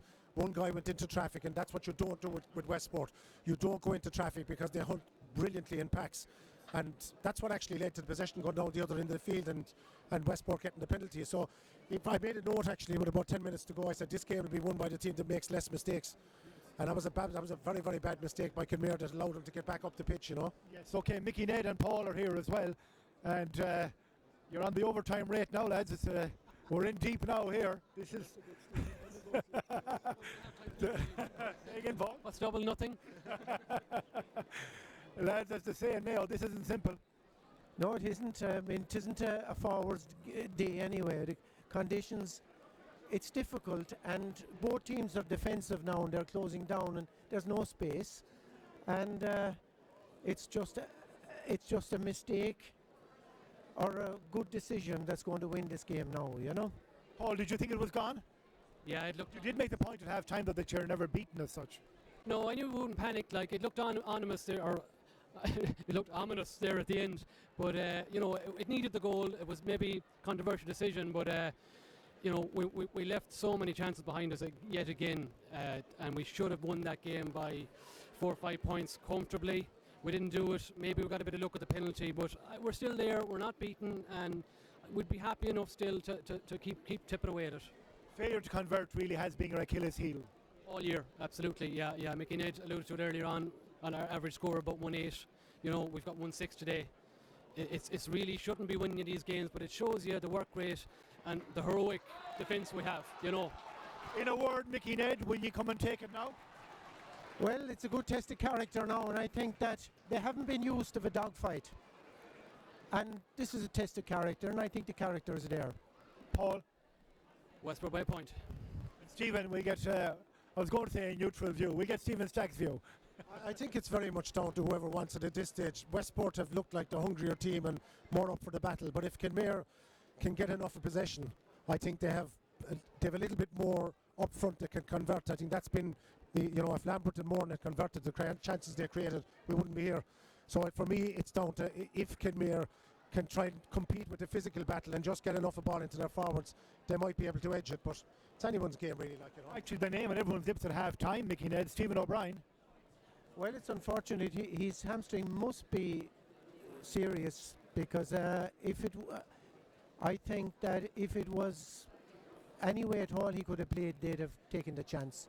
He obviously has a serious injury. Westport took off Fionn McDonough there, Paul. Might he come back into action again, do you think, now? I think so. I think Fionn, you could see Fionn again now before this game is over. Maybe a little bit of a rest wouldn't do him any harm. It's heavy going out there. You need to use your subs, you need to use your bench, and we maybe don't have the strength and depth that maybe Kenmare might have, so I could see him coming on again, yeah. Some superb runs by young Niall McMenamin. Yeah, I mean, he could have won that game for us there. The brilliant run cut open the whole defence, but unfortunately the last ball went astray, and that's the price you pay at this level. You know, you don't get a second bite of the cherry. Yeah, the crowd are still here. All the Louisburgh players are still here. Louisburgh supporters, very sportingly. I see them wearing Westport and Louisburgh colours, waiting on. And the Glenbeigh-Glencar players are also enjoying that match. We're waiting for Kenmare to come back out onto the field. Fitness will be a huge factor here, Stephen. I think it is actually, and it's even though the pitch is in good shape, it's still heavy January conditions, and that's a lot of it now in extra time. That's generally extra time is defined, Liam, by which team has the work done. So, but I'd imagine both teams are physically well prepared, but possession and mistakes, that's what it's all. In extra time, you're going to get very few scores. So decision making becomes crucial. Maybe a mistake, a slip, a bad decision, a fella being a bit selfish. They just really mentally know they're going to have to be. Whoever's going to win this mentally is going to have to be very strong. Very, very strong. Okay, thank you, gentlemen. The men from Nadine are back out on the field now. Westport versus Kenmare Shamrocks in the extra time here in the AIB All-Ireland Intermediate Football Semi-Final. And they don't call it the toughest for nothing, Mike Finnerty. That's a fact, Liam. This has been some day. We feel like we've been in it for days at this stage. This the second part of our live double-header. Glenbeigh-Glencar, of course, they had things well wrapped up long before the final whistle in the junior semi-final, beating Louisburgh by 4 clear goals in the end. But this intermediate semi-final, it has developed into an epic. In the other semi-final, by the way, we're just hearing St. Columkills of Meath have beaten Pomeroy of Tyrone after what sounded like a cracking game, 3-11 to 2-11. So St. Columkills of Meath are through to the AIB All-Ireland Intermediate Club Football Final on the 19th of February at Croke Park.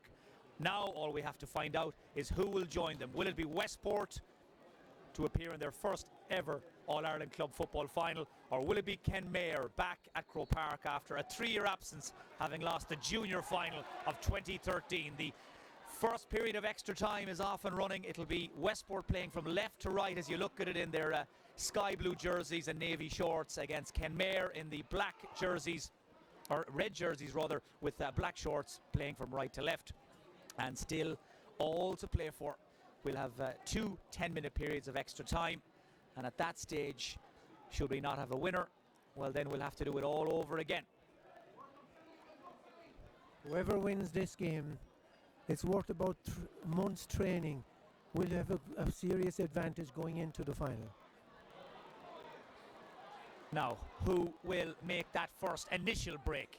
It's Kenmare who come out of the blocks. That's a dangerous ball, and in underneath it, as always, was Paul O'Connor, and Paddy O'Malley equal to it, up on his toes and alert the big Westport goalkeeper. But O'Connor again making a nuisance of himself. Here's Colm Geraghty for Westport, trying to link up with Ronan Geraghty in the corner. The 2 second half substitutes, they're still fresh, still going strong. Colm Moran chasing after this, tangling with Stephen O'Shea as they went in after it, but the goalkeeper Kieran Fitzgibbon left his line smartly there. Knew there was a little bit of work to be done and gets it away to the far side of the field. The drizzle and the sheets of rain that have been a constant companion now for the last couple of hours, well, it's gone nowhere, still falling, still making life difficult for both teams, still making even the simplest task something of a lottery. That was Shawnee O'Shea there who got away from James Welch, but that's because he had pushed the Westport defender in the back, and that gives Westport the free out. But Paul Grady, in terms of conditioning, fitness, stamina, any concerns from a Westport point of view going into extra time? I don't think so. I think you would have seen the run-in we had in the Mayo Championship when we had six-week run-in, 6 games in 6 weeks, and we were able to get through that. So, we've had a good break since then. I think most of these lads are fresh enough. Possession turned over though by Westport, and Kenmare onto it in a flash.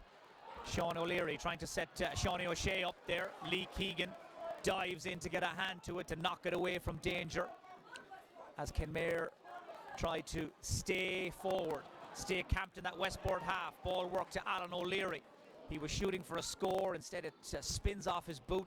Man trying to keep it in play is Paul O'Connor. He's got 2 Westport defenders for company. O'Connor does really well to hang on to it and to find a teammate. This is John Mark Foley. Manages to keep the move alive. Westport pushing out quickly, and again putting the pressure on and managing to disrupt Kenmare's rhythm. James Welch it was initially there to get in the way, and Lee Keegan completes the clean-up job. Down towards Colm Moran. Uses his strength to hold off his man. Second man across is Dara Crowley. Still Colm Moran going strong, and in the end, the forward is penalised for leading with the elbow, barging on his way through. Westport not one bit pleased. Kenmare feel justice was done. Mickey, Ned, would you agree? Fair call? Well, I suppose far be it for me to disagree with any referee. No, I suppose the referee called it right. So free to Kenmare, and all that spade work and endeavour of Colm Moran ends with Kenmare leaving their own half. Fine catch by Shawnee O'Shea, takes it down cleanly in front of James Welch. Foul as he tried to make some inroads. He'll go back to John Mark Foley. Just Paul O'Connor inside Westport's 20-metre line. Kevin Kane sweeping in front of the Kenmare full forward. That's one of the reasons Kenmare have got to play possession football here. The other being that Westport have got 13 men back inside their own 65. Referee Martin McNally blows his whistle there. He felt there was a tug on a jersey. He's going to usher Kenmare back a little before they take the free. It really is now survival of the fittest out there. Every yard is hard earned and hard gained. Ball is played across the field though towards the centre half back. Dara O'Shea makes ground, gets the shot in. Kenmare go back in front. It takes the centre half back Dara O'Shea to come forward to join his attack and to fire over Kenmare's 10th point of this All-Ireland Club Football semi-final. They lead 10 points to 1-6, and that, Mickey Ned, if nothing else, will rally the troops. Yes, I think Westport are double teaming Paul O'Connor, so it leaves Kenmare with no option but to build slowly, because they don't have anything to leave the ball into space to. So it's a patient game they've got to play. And that patience paying off there as Darragh O'Shea nudges the Kerry and Munster champions back in front. The winners will play St. Columkills of Meath on the 19th of February at Croke Park. Glenbeigh-Glencar, well, they will take on the Rock from Tyrone in the junior final. Will it be a Kerry double-header? James Welsh threads it through towards Colmmoran. Once more, he's got the corner back. Stephen O'Shea for company, but he gets the shot away. What a score from Colmmoran. Well, they have had a battle royal all day long, Moran and O'Shea. They have hopped off one another. They have chased one another around Cusack Park. And that time, Moran's persistence and perseverance pays off. Level again. Yeah, very happy with that. Great score from Colmmoran. He used all his power. And in fairness to him, not everything has gone his way today, but by God, he has kept working and working and working. And he's still there. He's still our main hope to come out on top in this game. So we're into the final 4 minutes of this first period of extra time. And we're right back where we started, level pegging again. John Mark Foley, man who played at Croke Park on many occasions for the Kerry Miners last summer, sets this attack in motion that is continued on by Paul O'Connor. 2 or 3 Westport defenders get in tight. Kevin Kane trying to put the squeeze on O'Shea. This is Alan O'Leary. It's gone in, but did it go directly in? It did, says the referee. It's not going to count. It had crossed the line, I think, before Brian O'Sullivan got a touch. Had he got a touch before it went over the line, it was legitimate. The goal would stand, but Alan O'Leary's fisted effort went all the way to the net. Almost Bomber Liston style back in the day. Doesn't count. And Westport break quickly. This is Colm Geraghty, shoots on sight. Shot drops short and Fitzgibbon gets it away for Kenmare. But Mickey Ned O'Sullivan, that was oh so close to Kenmare's first goal. Unfortunately, but it'll all boil down to who wants it the most and who has the endurance and the fitness for the last 10 minutes. Well, it certainly is going to be a battle, a fierce battle to the finish now. And whoever's left standing at the end of all of this is going to have earned their ticket to the All-Ireland final. Players now starting to drop through a combination of fatigue and just sheer exhaustion from heavy hits that have been flying in for over an hour. Lee Keegan is actually down right now, getting some attention. He looks a very tired man as Paul O'Connor prepares to kick this free for Kenmare. Well, their forward line have been working overtime today, Kenmare, to try and create chances and opportunities. They need O'Connor to step up again, and he does just that. He really has been in impeccable free-taking form, Paul O'Connor. He's kicked a string of crucial, very impressive scores, and Kenmare are back in front once more by a point as we head towards half-time in extra time. Keegan digging deep now into those reserves of stamina. Gives the ball, takes the return pass, being chased though by a couple of Kenmare men, including his direct opponent Kevin O'Sullivan, and that was good work by O'Sullivan with a little bit of help from the wing backs Shane O'Sullivan and Mark Crowley. They bottled Keegan up, they took the ball away from him, and Keegan, for one, Paul Grady, does look like he's almost running on empty now. He certainly looks like the game, the conditions, the effort is starting to take its toll. Yeah, it's Lee at this time of year, I suppose, normally wouldn't be on top of the ground, and the type of training he'd normally be doing this time of year would be preparing for a high summer, but we know he'll last. There's no worries about Lee. He'll recover very quickly. Westport have made a change. Brian O'Malley has been replaced, the half-back. And it's Fionn McDonough who's come back into the match. He was replaced just before the end of normal time.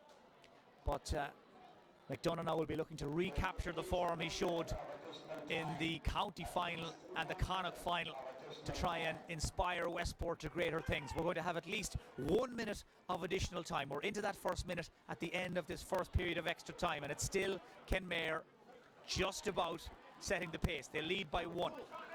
Play switched from one wing all the way across to the other to Sean O'Leary. Lee Keegan has given away the foul. Their referee is playing the advantage. He lets it develop. The time had elapsed. The shot comes in and it's gone wide. And I think Sean O'Leary is just asking the referee why they didn't get the free. He had played the advantage and Kenmare just ran out of time making it. Yes, I suppose the ref gave him the advantage and didn't call it back, but that's within his right. So it remains a 1-point game. It remains a war of attrition. Kenmare's half-back line on this occasion stands firm. It was the left half-back, actually, Mark Crowley, who got in under that, but the referee wants to have a word with Shane Scott before the play continues. Scott has been shown a yellow card, and he joins that list that's getting a little longer with every passing minute in Martin McNally's book. The half-time whistle sounds. It's advantage Kenmare. They lead by 1. Is that a fair enough reflection, Paul, of what we saw in the first period of extra time? I think possibly is, yeah. I mean, Kenmare throughout the day probably looked that little bit more dangerous in front of the post, but Westport are probably on top around them elsewhere in the field. But you know, obviously out there, tired bodies. You see that last effort there from Kenmare. You know, it was really a hopeful punt. You know, who's going to last? Who's going to one moment of excellence, or you know, one piece of genius might turn this. So, Mickey Ned, they call it the toughest, the club championship. This is one of the toughest we've seen in a while. Well, this is going to be it's a test of character now. The last 10 minutes, it's all about character now. It's all about who wants it the most, and we don't know. We just don't know whoever's going to dig deepest now in the last 10 minutes, because they're running on empty now, and not to be making mistakes. Mistakes will creep into their game now, and it's the team, without sounding negative, it's the team that will make the least amount of mistakes in the last 10 minutes. Well, as Mickey said, it's in the lap of the gods. Here's Stephen Stack and Liam Warren to throw an eye over that first period of extra time. Thanks, Michael. Well, Stephen, are we any wiser after that? What do we learn? Well, I think Westport are just, they've tired. You can see they've tired in the game, and they're not able to chase the ball down as hard as they did, which is understandable because they've worked so hard, you know. It just seems to me that if Kenmare, if they can stop running into traffic, because that's where they get turned over by, and when they're attacking, they need to attack wide. So that means that the Westport defence, you know, as a cornerback, you always wanted the ball, if it's delivered in, you want it as close to you and then as close to the other back that's with you. I think the more the Kenmare attack wide and stretch that Westport defence, you know, and try and create situations where they're attacking one-on-one as opposed to running into loads of traffic, then I think they have a better chance. And I think their inside forwards, as opposed to Westport, I think they're more clinical, they're more crafty when they get the chances. So it's really down to if you can get possession, now don't give it away and don't make mistakes. But I'd say from Kenmare's point of view, they look to have a little bit more craft if they can get the ball into their scoring forwards and attack wide, attack just a little bit more wide and not make mistakes. For Westport, really, we shouldn't even be in extra time, because if they had taken the chances that particularly the two inside forwards and the full forward line had during the course of the game, we wouldn't be here, you know. It's just they're having a real difficulty converting, you know. And yet, in the nature of the game, it's a very low-scoring encounter. All the available evidence is that one good score, a goal obviously would go a long way for either side now. Oh, well, a goal at this stage is probably worth about 5 or 6 points. So that's crucial. Like, I'm assuming no team is going to give away a goal at this stage. But you'll find that with 10 minutes, Liam, at this stage, there's going to be very few chances. For me, it's all about composure. Composure. When you have your moment of possession, are you going to be composed, or are you going to do something silly and do something selfish for the team, or you're going to do something, you know, that brings the team with you, you know? And the reality for Kenmare is they have less need to push on, if you know what I mean, whereas Westport must chase it now. Yeah, absolutely. So from Kenmare's point of view, if they can tag another score onto the one they already have, then the other team has to chase again. Needless to say, like, if either team gets a goal, it'll be game over, you know? Okay, we'll go back to Mike Finnerty and his commentary team of Mickey Ned and Paul Grady. We're about to go with the second half of extra time. Yeah, thanks, Liam. Welcome back. We're working our way through the Jaffa cakes and the bananas at a rate of knots here in the commentary box. Second half, ready to go. I see Stephen O'Brien is stretching down there. There might be a possibility we might see him before the game is over. Well, desperate times now require desperate measures, and as Mickey Ned said, we can see Stephen O'Brien just warming up at the moment. maybe, just maybe, he has a few minutes in him, and maybe that could be all Kenmare need to tilt the balance and to book their place in the All-Ireland final. They're a point to the good this week. Get up and running again. Kenmare playing in the second half from left to right. 10 minutes of extra time to be played. Westport trying to dig out an equaliser. The ball is in the hands of David Horan. Wouldn't be known for his scoring feats. Shoots on sight, and that shot pulls across the face of the goal, and it's gone away to the left and wide. Another missed opportunity for Westport, as Kieran Fitzgibbon, the Kenmare goalkeeper, takes no chances with the kick out, goes short, and the ball is now in the arms of Mark Crowley. Shane Dalton, who came in during the first period of extra time, is caught. Fionn McDonough is the Westport player who is being called across by the referee. Well, neither side can afford to lose anybody at this stage. It is set up for 10 minutes of hard graft. Everybody will be needed, and Fionn McDonough is shown a yellow card.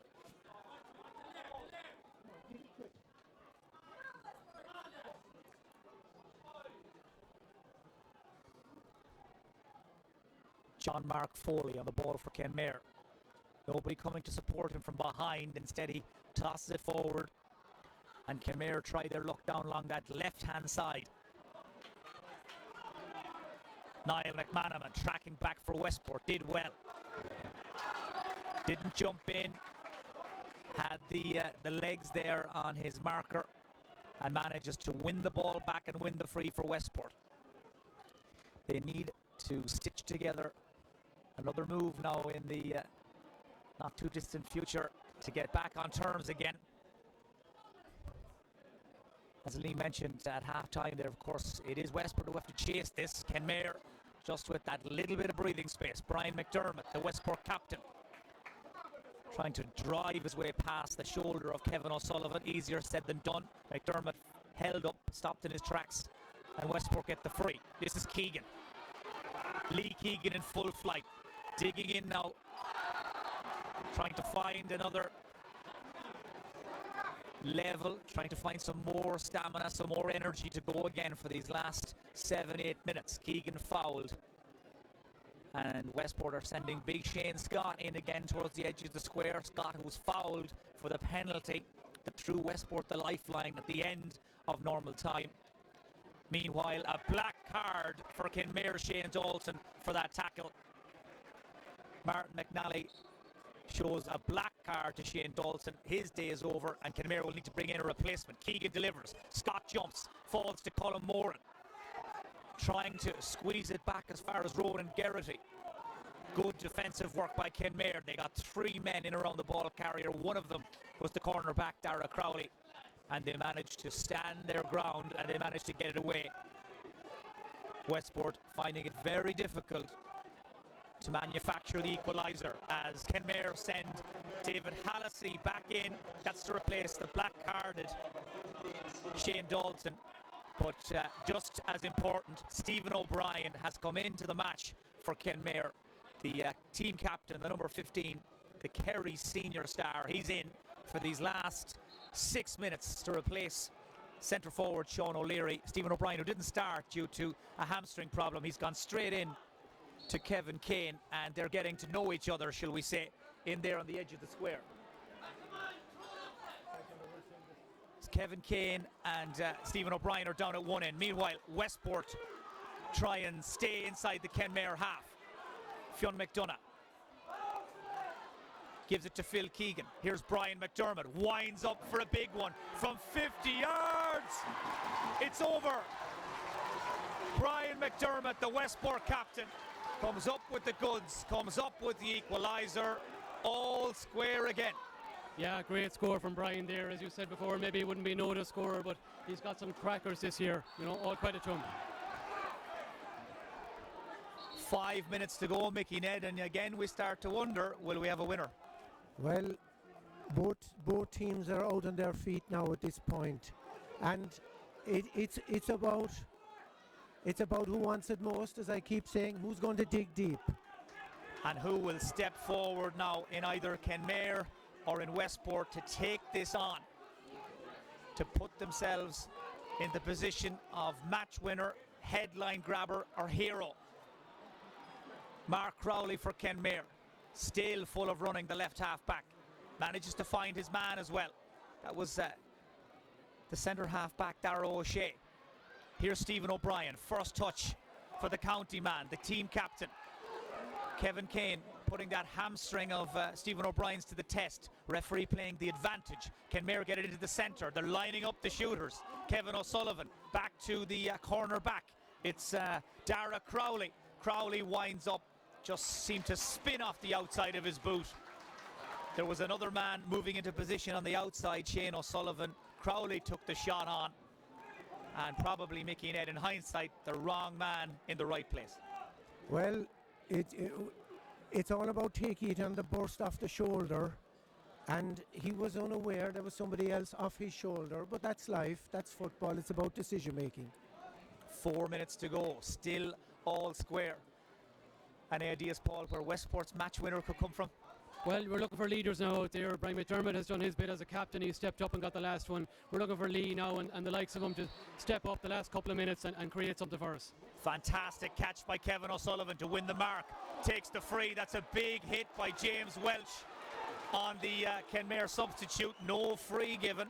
It was Brian O'Sullivan who felt the full force of James Welch. It looked like a free initially, none given. And the referee lets the play continue. And eventually Kenmare get a free all right, but it's not the one they wanted. Well, that's a talking point, one of many from this game. Good work by Colm Geraghty, the Westport sub. Brian McDermott has gone down with cramp. Did Colm Geraghty hop that ball twice? If he did, it was missed by the referee as that delivery in Lee Keegan's general direction is overcooked. It's gone out over the line. Possession back with Kenmare again. Well, what a game we've had. It has been a marathon journey for Westport and Kenmare to get to this stage of the All-Ireland Series, and they are serving up some semi-final. Here's Keegan in there in the thick of it again. Fires it back to Shane Scott. Scott shoots! Scott scores! Westport hit the front in the 8th minute of extra time. Have the Mayo and Connacht champions timed their run to absolute perfection? We're going to find out very shortly. But Shane Scott, the man who scored the penalty to send this game to extra time, he maybe, just maybe, has delivered the winner as well. Oisin McLaughlin is back in for Westport. Paul Lambert has made way. Paul Grady, what a score, what a moment for Shane Scott to take this game by the scruff of the neck. Yeah, as I said, it was time for leaders to step up, and no better man than Shane. That was a fantastic effort now, and that's what you need at this time of a game, your leaders out there to step up and get us over the line. And Mickey Ned O'Sullivan, it comes moments after a free that wasn't given to Kenmare at the other end that probably should have. Yes, I think the ref didn't make it. He balked, he probably funked it a small bit, but that's the football, you have to take it. Kenmare are still in it. They won't throw in the towel, so there's still a minute left. And right on cue, the referee is back in the spotlight again. This time he's given Kenmare a free, and it's a yellow card for the Westport man. Is it Ronan Geraghty? And it is a chance for Kenmare to level the game and possibly, probably send this to a replay. Well, Westport lead by 1 in the 10th minute of the second period of extra time here at Cusack Park in Ennis. And late drama, late excitements as Paul O'Connor, the Kenmare full forward, the man who has kept the show on the road for the Kerry champions all day long, has this chance to level the game one more time. All eyes on Paul O'Connor. It's wide. Away to the right, and Paul O'Connor has missed it. And has he missed Kenmare's last chance? We haven't been told how much additional time we'll have, but for a man who's kicked points for fun, Mickey Ned, at times today from all angles, from all distances, you would have bet them to put it over. Well, that's the nature of football, and conditions don't help. But the game is still not over. 3 minutes of additional time to be played. 3 minutes for Kenmare and Westport to put them and us through the ringer. Kenmare have 3 minutes to save their championship season, to keep their dream of going back to Croke Park alive. Westport have 3 minutes to try and see this out. Kenmare come on the attack again. It's the Crowley brothers who combine. Dara to mark, the shot dropped in. A mix-up in the Westport defence, and in the end, a free out for a foul. Well, anything could have happened there. It was bouncing around like a pinball in front of the Westport goal.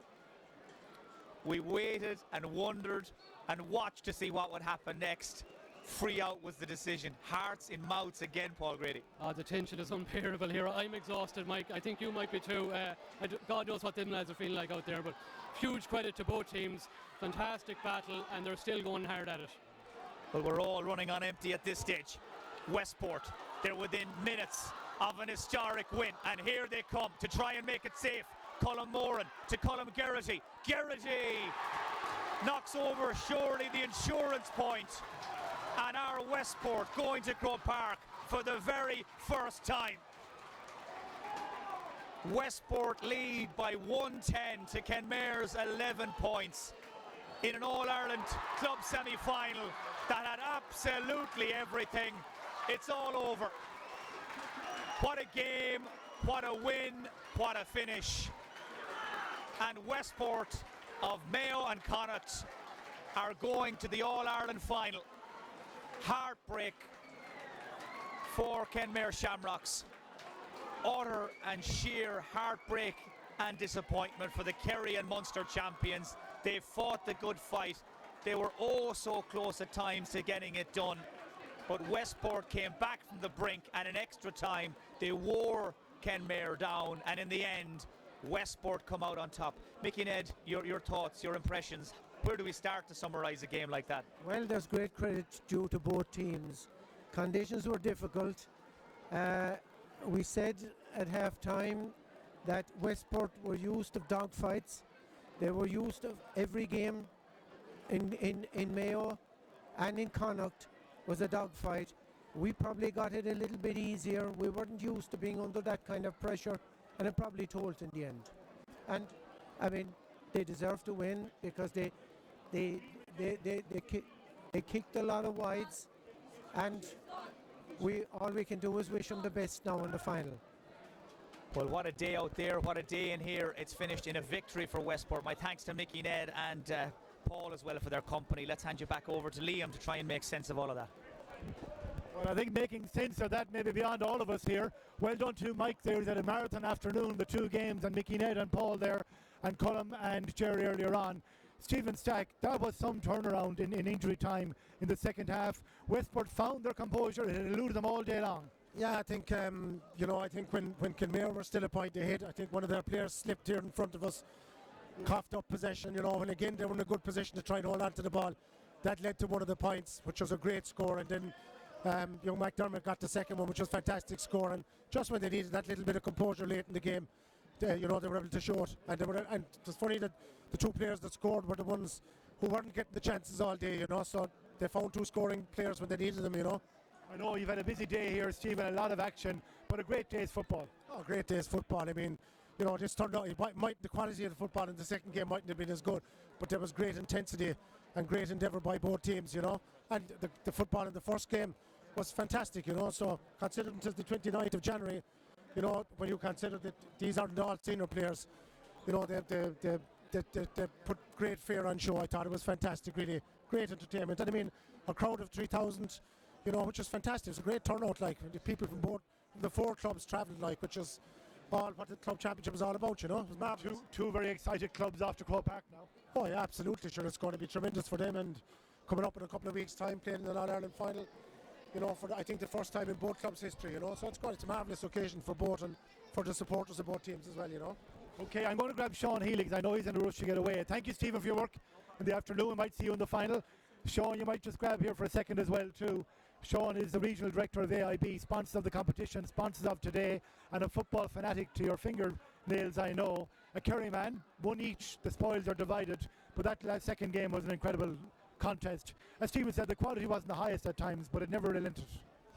I think the passion showed by all four teams today was absolutely fantastic, but particularly the last two teams. They walked right to the very end, and indeed some of us were looking for another minute of extra time there to make sure Kenmare got every chance. But you have to admire the way Westport finished, and that second point was absolutely fantastic. So well done to both teams, and indeed the earlier two teams as well. A great day's entertainment on a very soggy, wet pitch. But you have to admire the work put in by all the teams, and we never mind Mayo winning the odd one. So I think it's about time they won a replay, and hopefully they go on and win the final now. So well done, Sean. Thank you for joining us today, and to Stephen Stack as well too. I see James Gill there.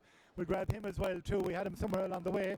I want to grab Austin Groden, the club chairman. Austin, I saw you hugging with gay abandon there in the final whistle. It was so unexpected, I suppose, for a while there. You were chasing to get level, chasing, trying to get a point ahead. I think he surged in the closing stages. We did, yeah. I was thinking on the first half there, so not a Kenmare, but we weren't far behind, it was a point, 2 points. I was thinking, if we're in this game with 5-10 minutes to go, we'd have the hungers in us, and the legs are in us. With so many young lads today, and fair play to Lee and Kevin that drove on there at the end, and Jesus, it was brilliant, It's great for Westport now, it's great for the town. Jesus, heading to Croke Park now. Oh, it's been some year, some year. And for the club overall, I mean, you've been an emerging, a powerful force underage in Mayo for some time now. You've got a really good facilities in the club, fantastic new clubhouse, the new bursary scheme, the first in the country you've announced with the Hughes Family Hotel Westport and that. And people felt after winning the Mayo title, that was kind of the beginning of something new for Westport. This is a whole other level now for you. It is, yeah, and it goes back to the 7th of May there when we opened the clubhouse.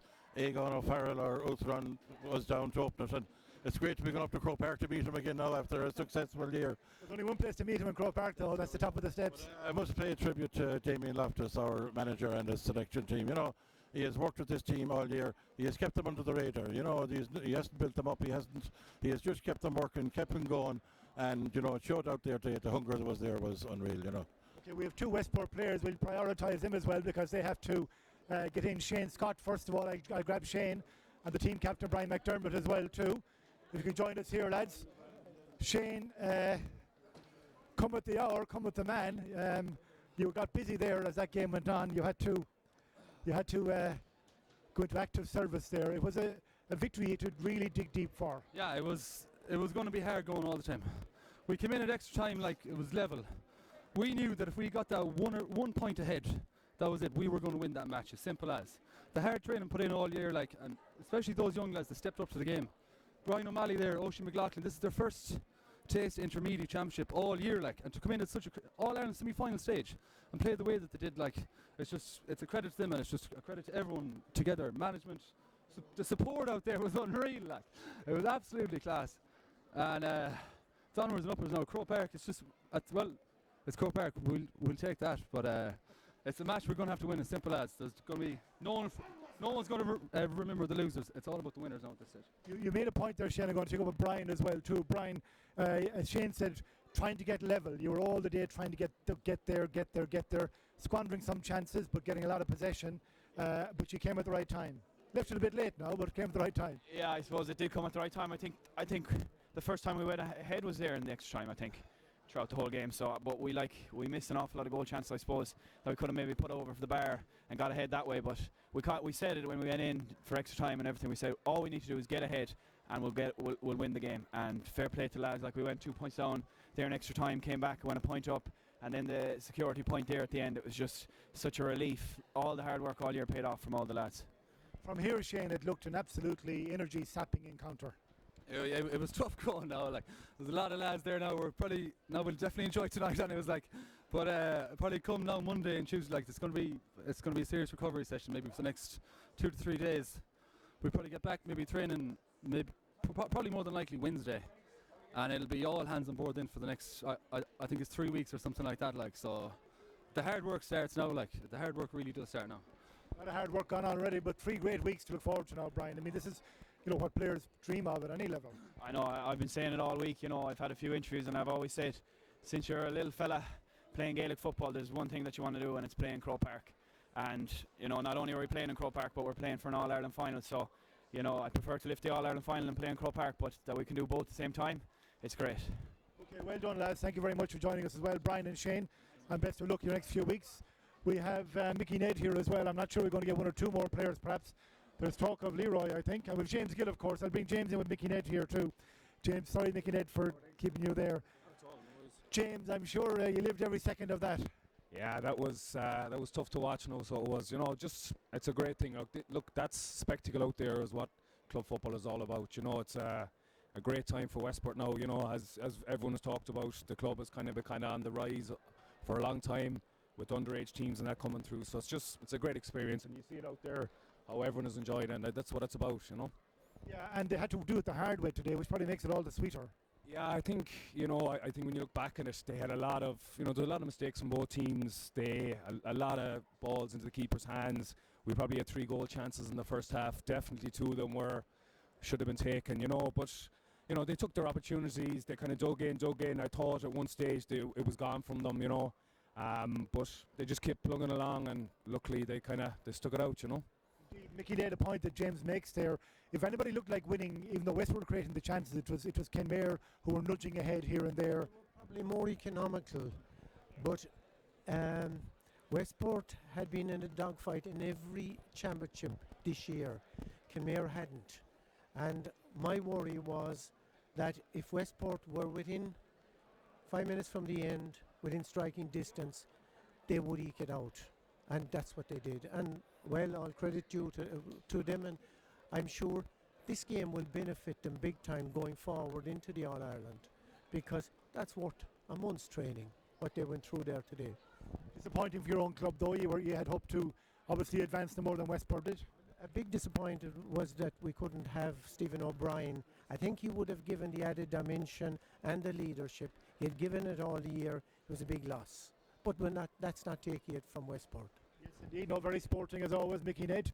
I see Lee Keegan making his way up here as well, the current player of the year. Mickey Ned, thank you very much for joining us this afternoon, and James as well too. And enjoy, I'm sure, the celebrations there'll be in Westport tonight. Louisburgh, their neighbours, didn't get there, but Westport did. Glenbeigh-Glencar reached the final of the junior championship. And here's a man who, you know all about that one, Lee. Gentlemen, what's that? That full hour and a half of football almost out there. Oh, jeez, I thought the pre-season was well over, but that's one way to get back into season. Anyhow. I don't even have words describing how happy I am right now. You see the scenes and then in front of me here, what it means to the club, and I just can't wait to go to Croke Park with my club and just embrace everything at the moment, because today I think we're a massive underdogs, and we just proved that we're willing to go to the depth of anything just to win a game. And to be honest, I think we're the better team overall.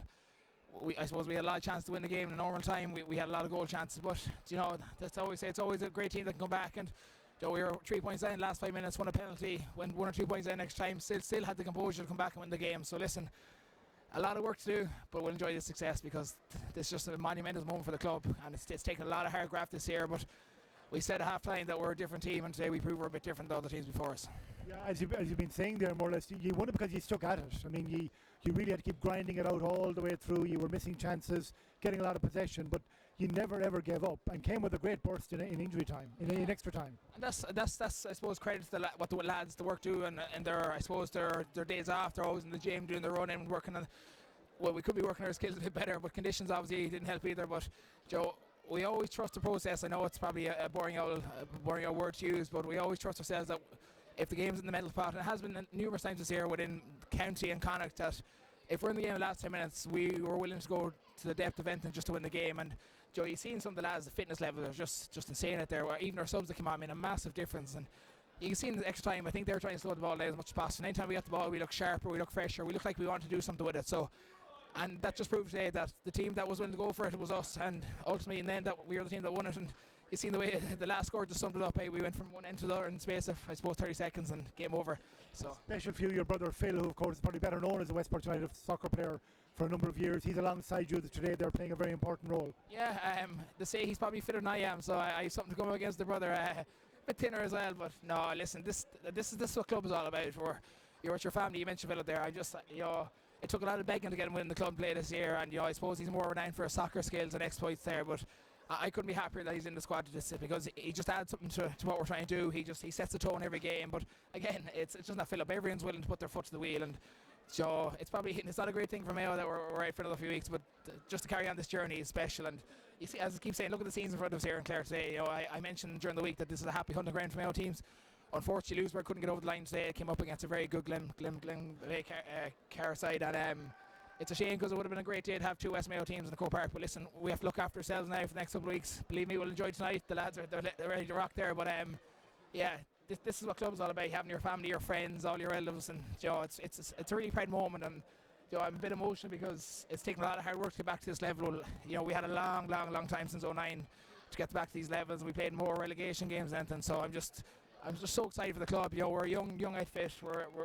I suppose we're looking forward the whole time, and this is another stepping stone towards Mayo Senior next year. But again, we've one more massive game in 3 weeks' time, and we'll take nothing for granted. Okay, Lee, thanks a million. Thank you for joining us. And I see your right-hand man for many years, Kevin Kane, here as well. He was another who was engaged in an epic battle, it has to be said, Kevin. We get you to face up to the camera here. An epic battle. Oh, absolutely, Liam. Look at the scenes out there. That just shows the support we have. When you come down here today, it's obviously going to be a serious battle, against the quality of Kenmare and them being from Kerry. We knew deep down that if it had to go to the wire, that this team was well able to go to the wire. And Lee probably said it there, we have great heart, we have great belief in ourselves, and no matter how much we're being beaten, we'll keep going. And thankfully, we managed to do enough today and get through. You have young players who are showing great maturity. Massive, at the start of the year, I suppose, a few of them were involved in county minor squads and bits and pieces like that, and since we all came back, I suppose, after the All-Ireland and the minors added back in midsummer, they've just matured immensely. As I said, during the week, they've became some of our star senior players, and it showed out there today. They weren't found wanting, they were as fit to give it as much as they got, and they're a massive asset for us going forward. 3 weeks to keep it going now? Yeah, massive 3 weeks. It's exciting. I don't want this journey to end. It's been a massive night. It nearly didn't end at all today. It nearly didn't, exactly. So, the last night, it's been a long way for this game, 9 weeks or so. But we were slogging away in the background, doing our homework and bits and pieces. But the next 3 weeks, we're used to the build-up, I suppose, at county level. It's week by week, and it'll fly. Okay, Kevin, thank you very much for joining us, and enjoy the celebrations. And I'm sure they'll be short-lived enough because the job is only half done now for Westport, of course. I'm going to bring in Paul Grady, our match analyst, as well, to wrap up things here, I think. And while I do that, thanks to Anthony Moran, Desi Campbell, Liam Henley, and Mike Finnerty, our hardcore team. They were joined by Ger O'Connor and Cullum today from Louisburgh, of course, and also Paul here and Mickey Ned from Kenmare Shamrocks. Apologies for some of the problems that earlier on. Hopefully everybody got to see the game, they wanted to see it, and we'll be resolving a few of those issues before our next outing. But Paul, it was incredible, really, wasn't it? I mean, I was watching your body language. It was a torturous encounter for a Westport fan to watch, a Westport member to watch, because you were grinding it out but not getting the scores, plenty of ball, hard going. Exhausting in the commentary box. I can only imagine what it's like out in the field. When you see Lee Keegan struggling, and Kevin Kane saying his calves are tightening up, that's a real physical battle out there today, and brilliant to come through it. And while they might have been chasing it in terms of the scoreboard a lot of the day, in possession terms, they were well there. Yeah, we'd have been comfortable enough for a lot of that game. There was a period there at the end of the second half when maybe it looked like Kenmare had done enough. But other than that, I think we were pretty much in control around the pitch. We just couldn't seem to make it count on the scoreboard. You have seen good days and bad days in the club, but I think it's fair to say the club's trajectory is upward for the last number of years. And this is a bit of an icing on the cake. I know there's no All-Ireland title won yet, but this is another level, as I said to Austin earlier on, to complement the great underage work where I know you're involved yourself. Yeah, well, it's only starting to come through now. I mean, you have 5 of this year's minors on the team there today, and 2 lads who were just fresh out of minor last year. And that shows you the age profile that's there. There's more coming behind them. They're probably equally as good as footballers. So for us now to transfer that through to senior football, in the next few years, that's the big challenge for the club. And days like this help everyone along the way, because everyone in the club a boost. It's fantastic, and it can only bode well for the future. An All-Ireland final to look forward to in a couple of weeks' time, and that's all anyone could ask for. It's brilliant. Okay, Paul, thank you for your work throughout the afternoon and in the build-up to today's game. That's about it here from Cusack Park in Ennis as I look out over the the pitch. The pitch held up remarkably well, it must be said. The Westport fans still out there celebrating, savouring the moment, not least because of the incredible drama at the end of the game that saw them take victory over a game Kenmare Shamrocks side. We had a Mayo victory here today. We had a Kerry victory here today. We said at the start, 4 clubs 1 hour away from Croke Park. The ones that will march in Croke Park, Glenbeigh-Glencar and Westport from Mayo. Commiserations to Louisburgh and to Kenmare Shamrocks. Thanks to all who helped out with this broadcast today, and to AIB, our sponsors. And we'll be back here again very soon. Thank you.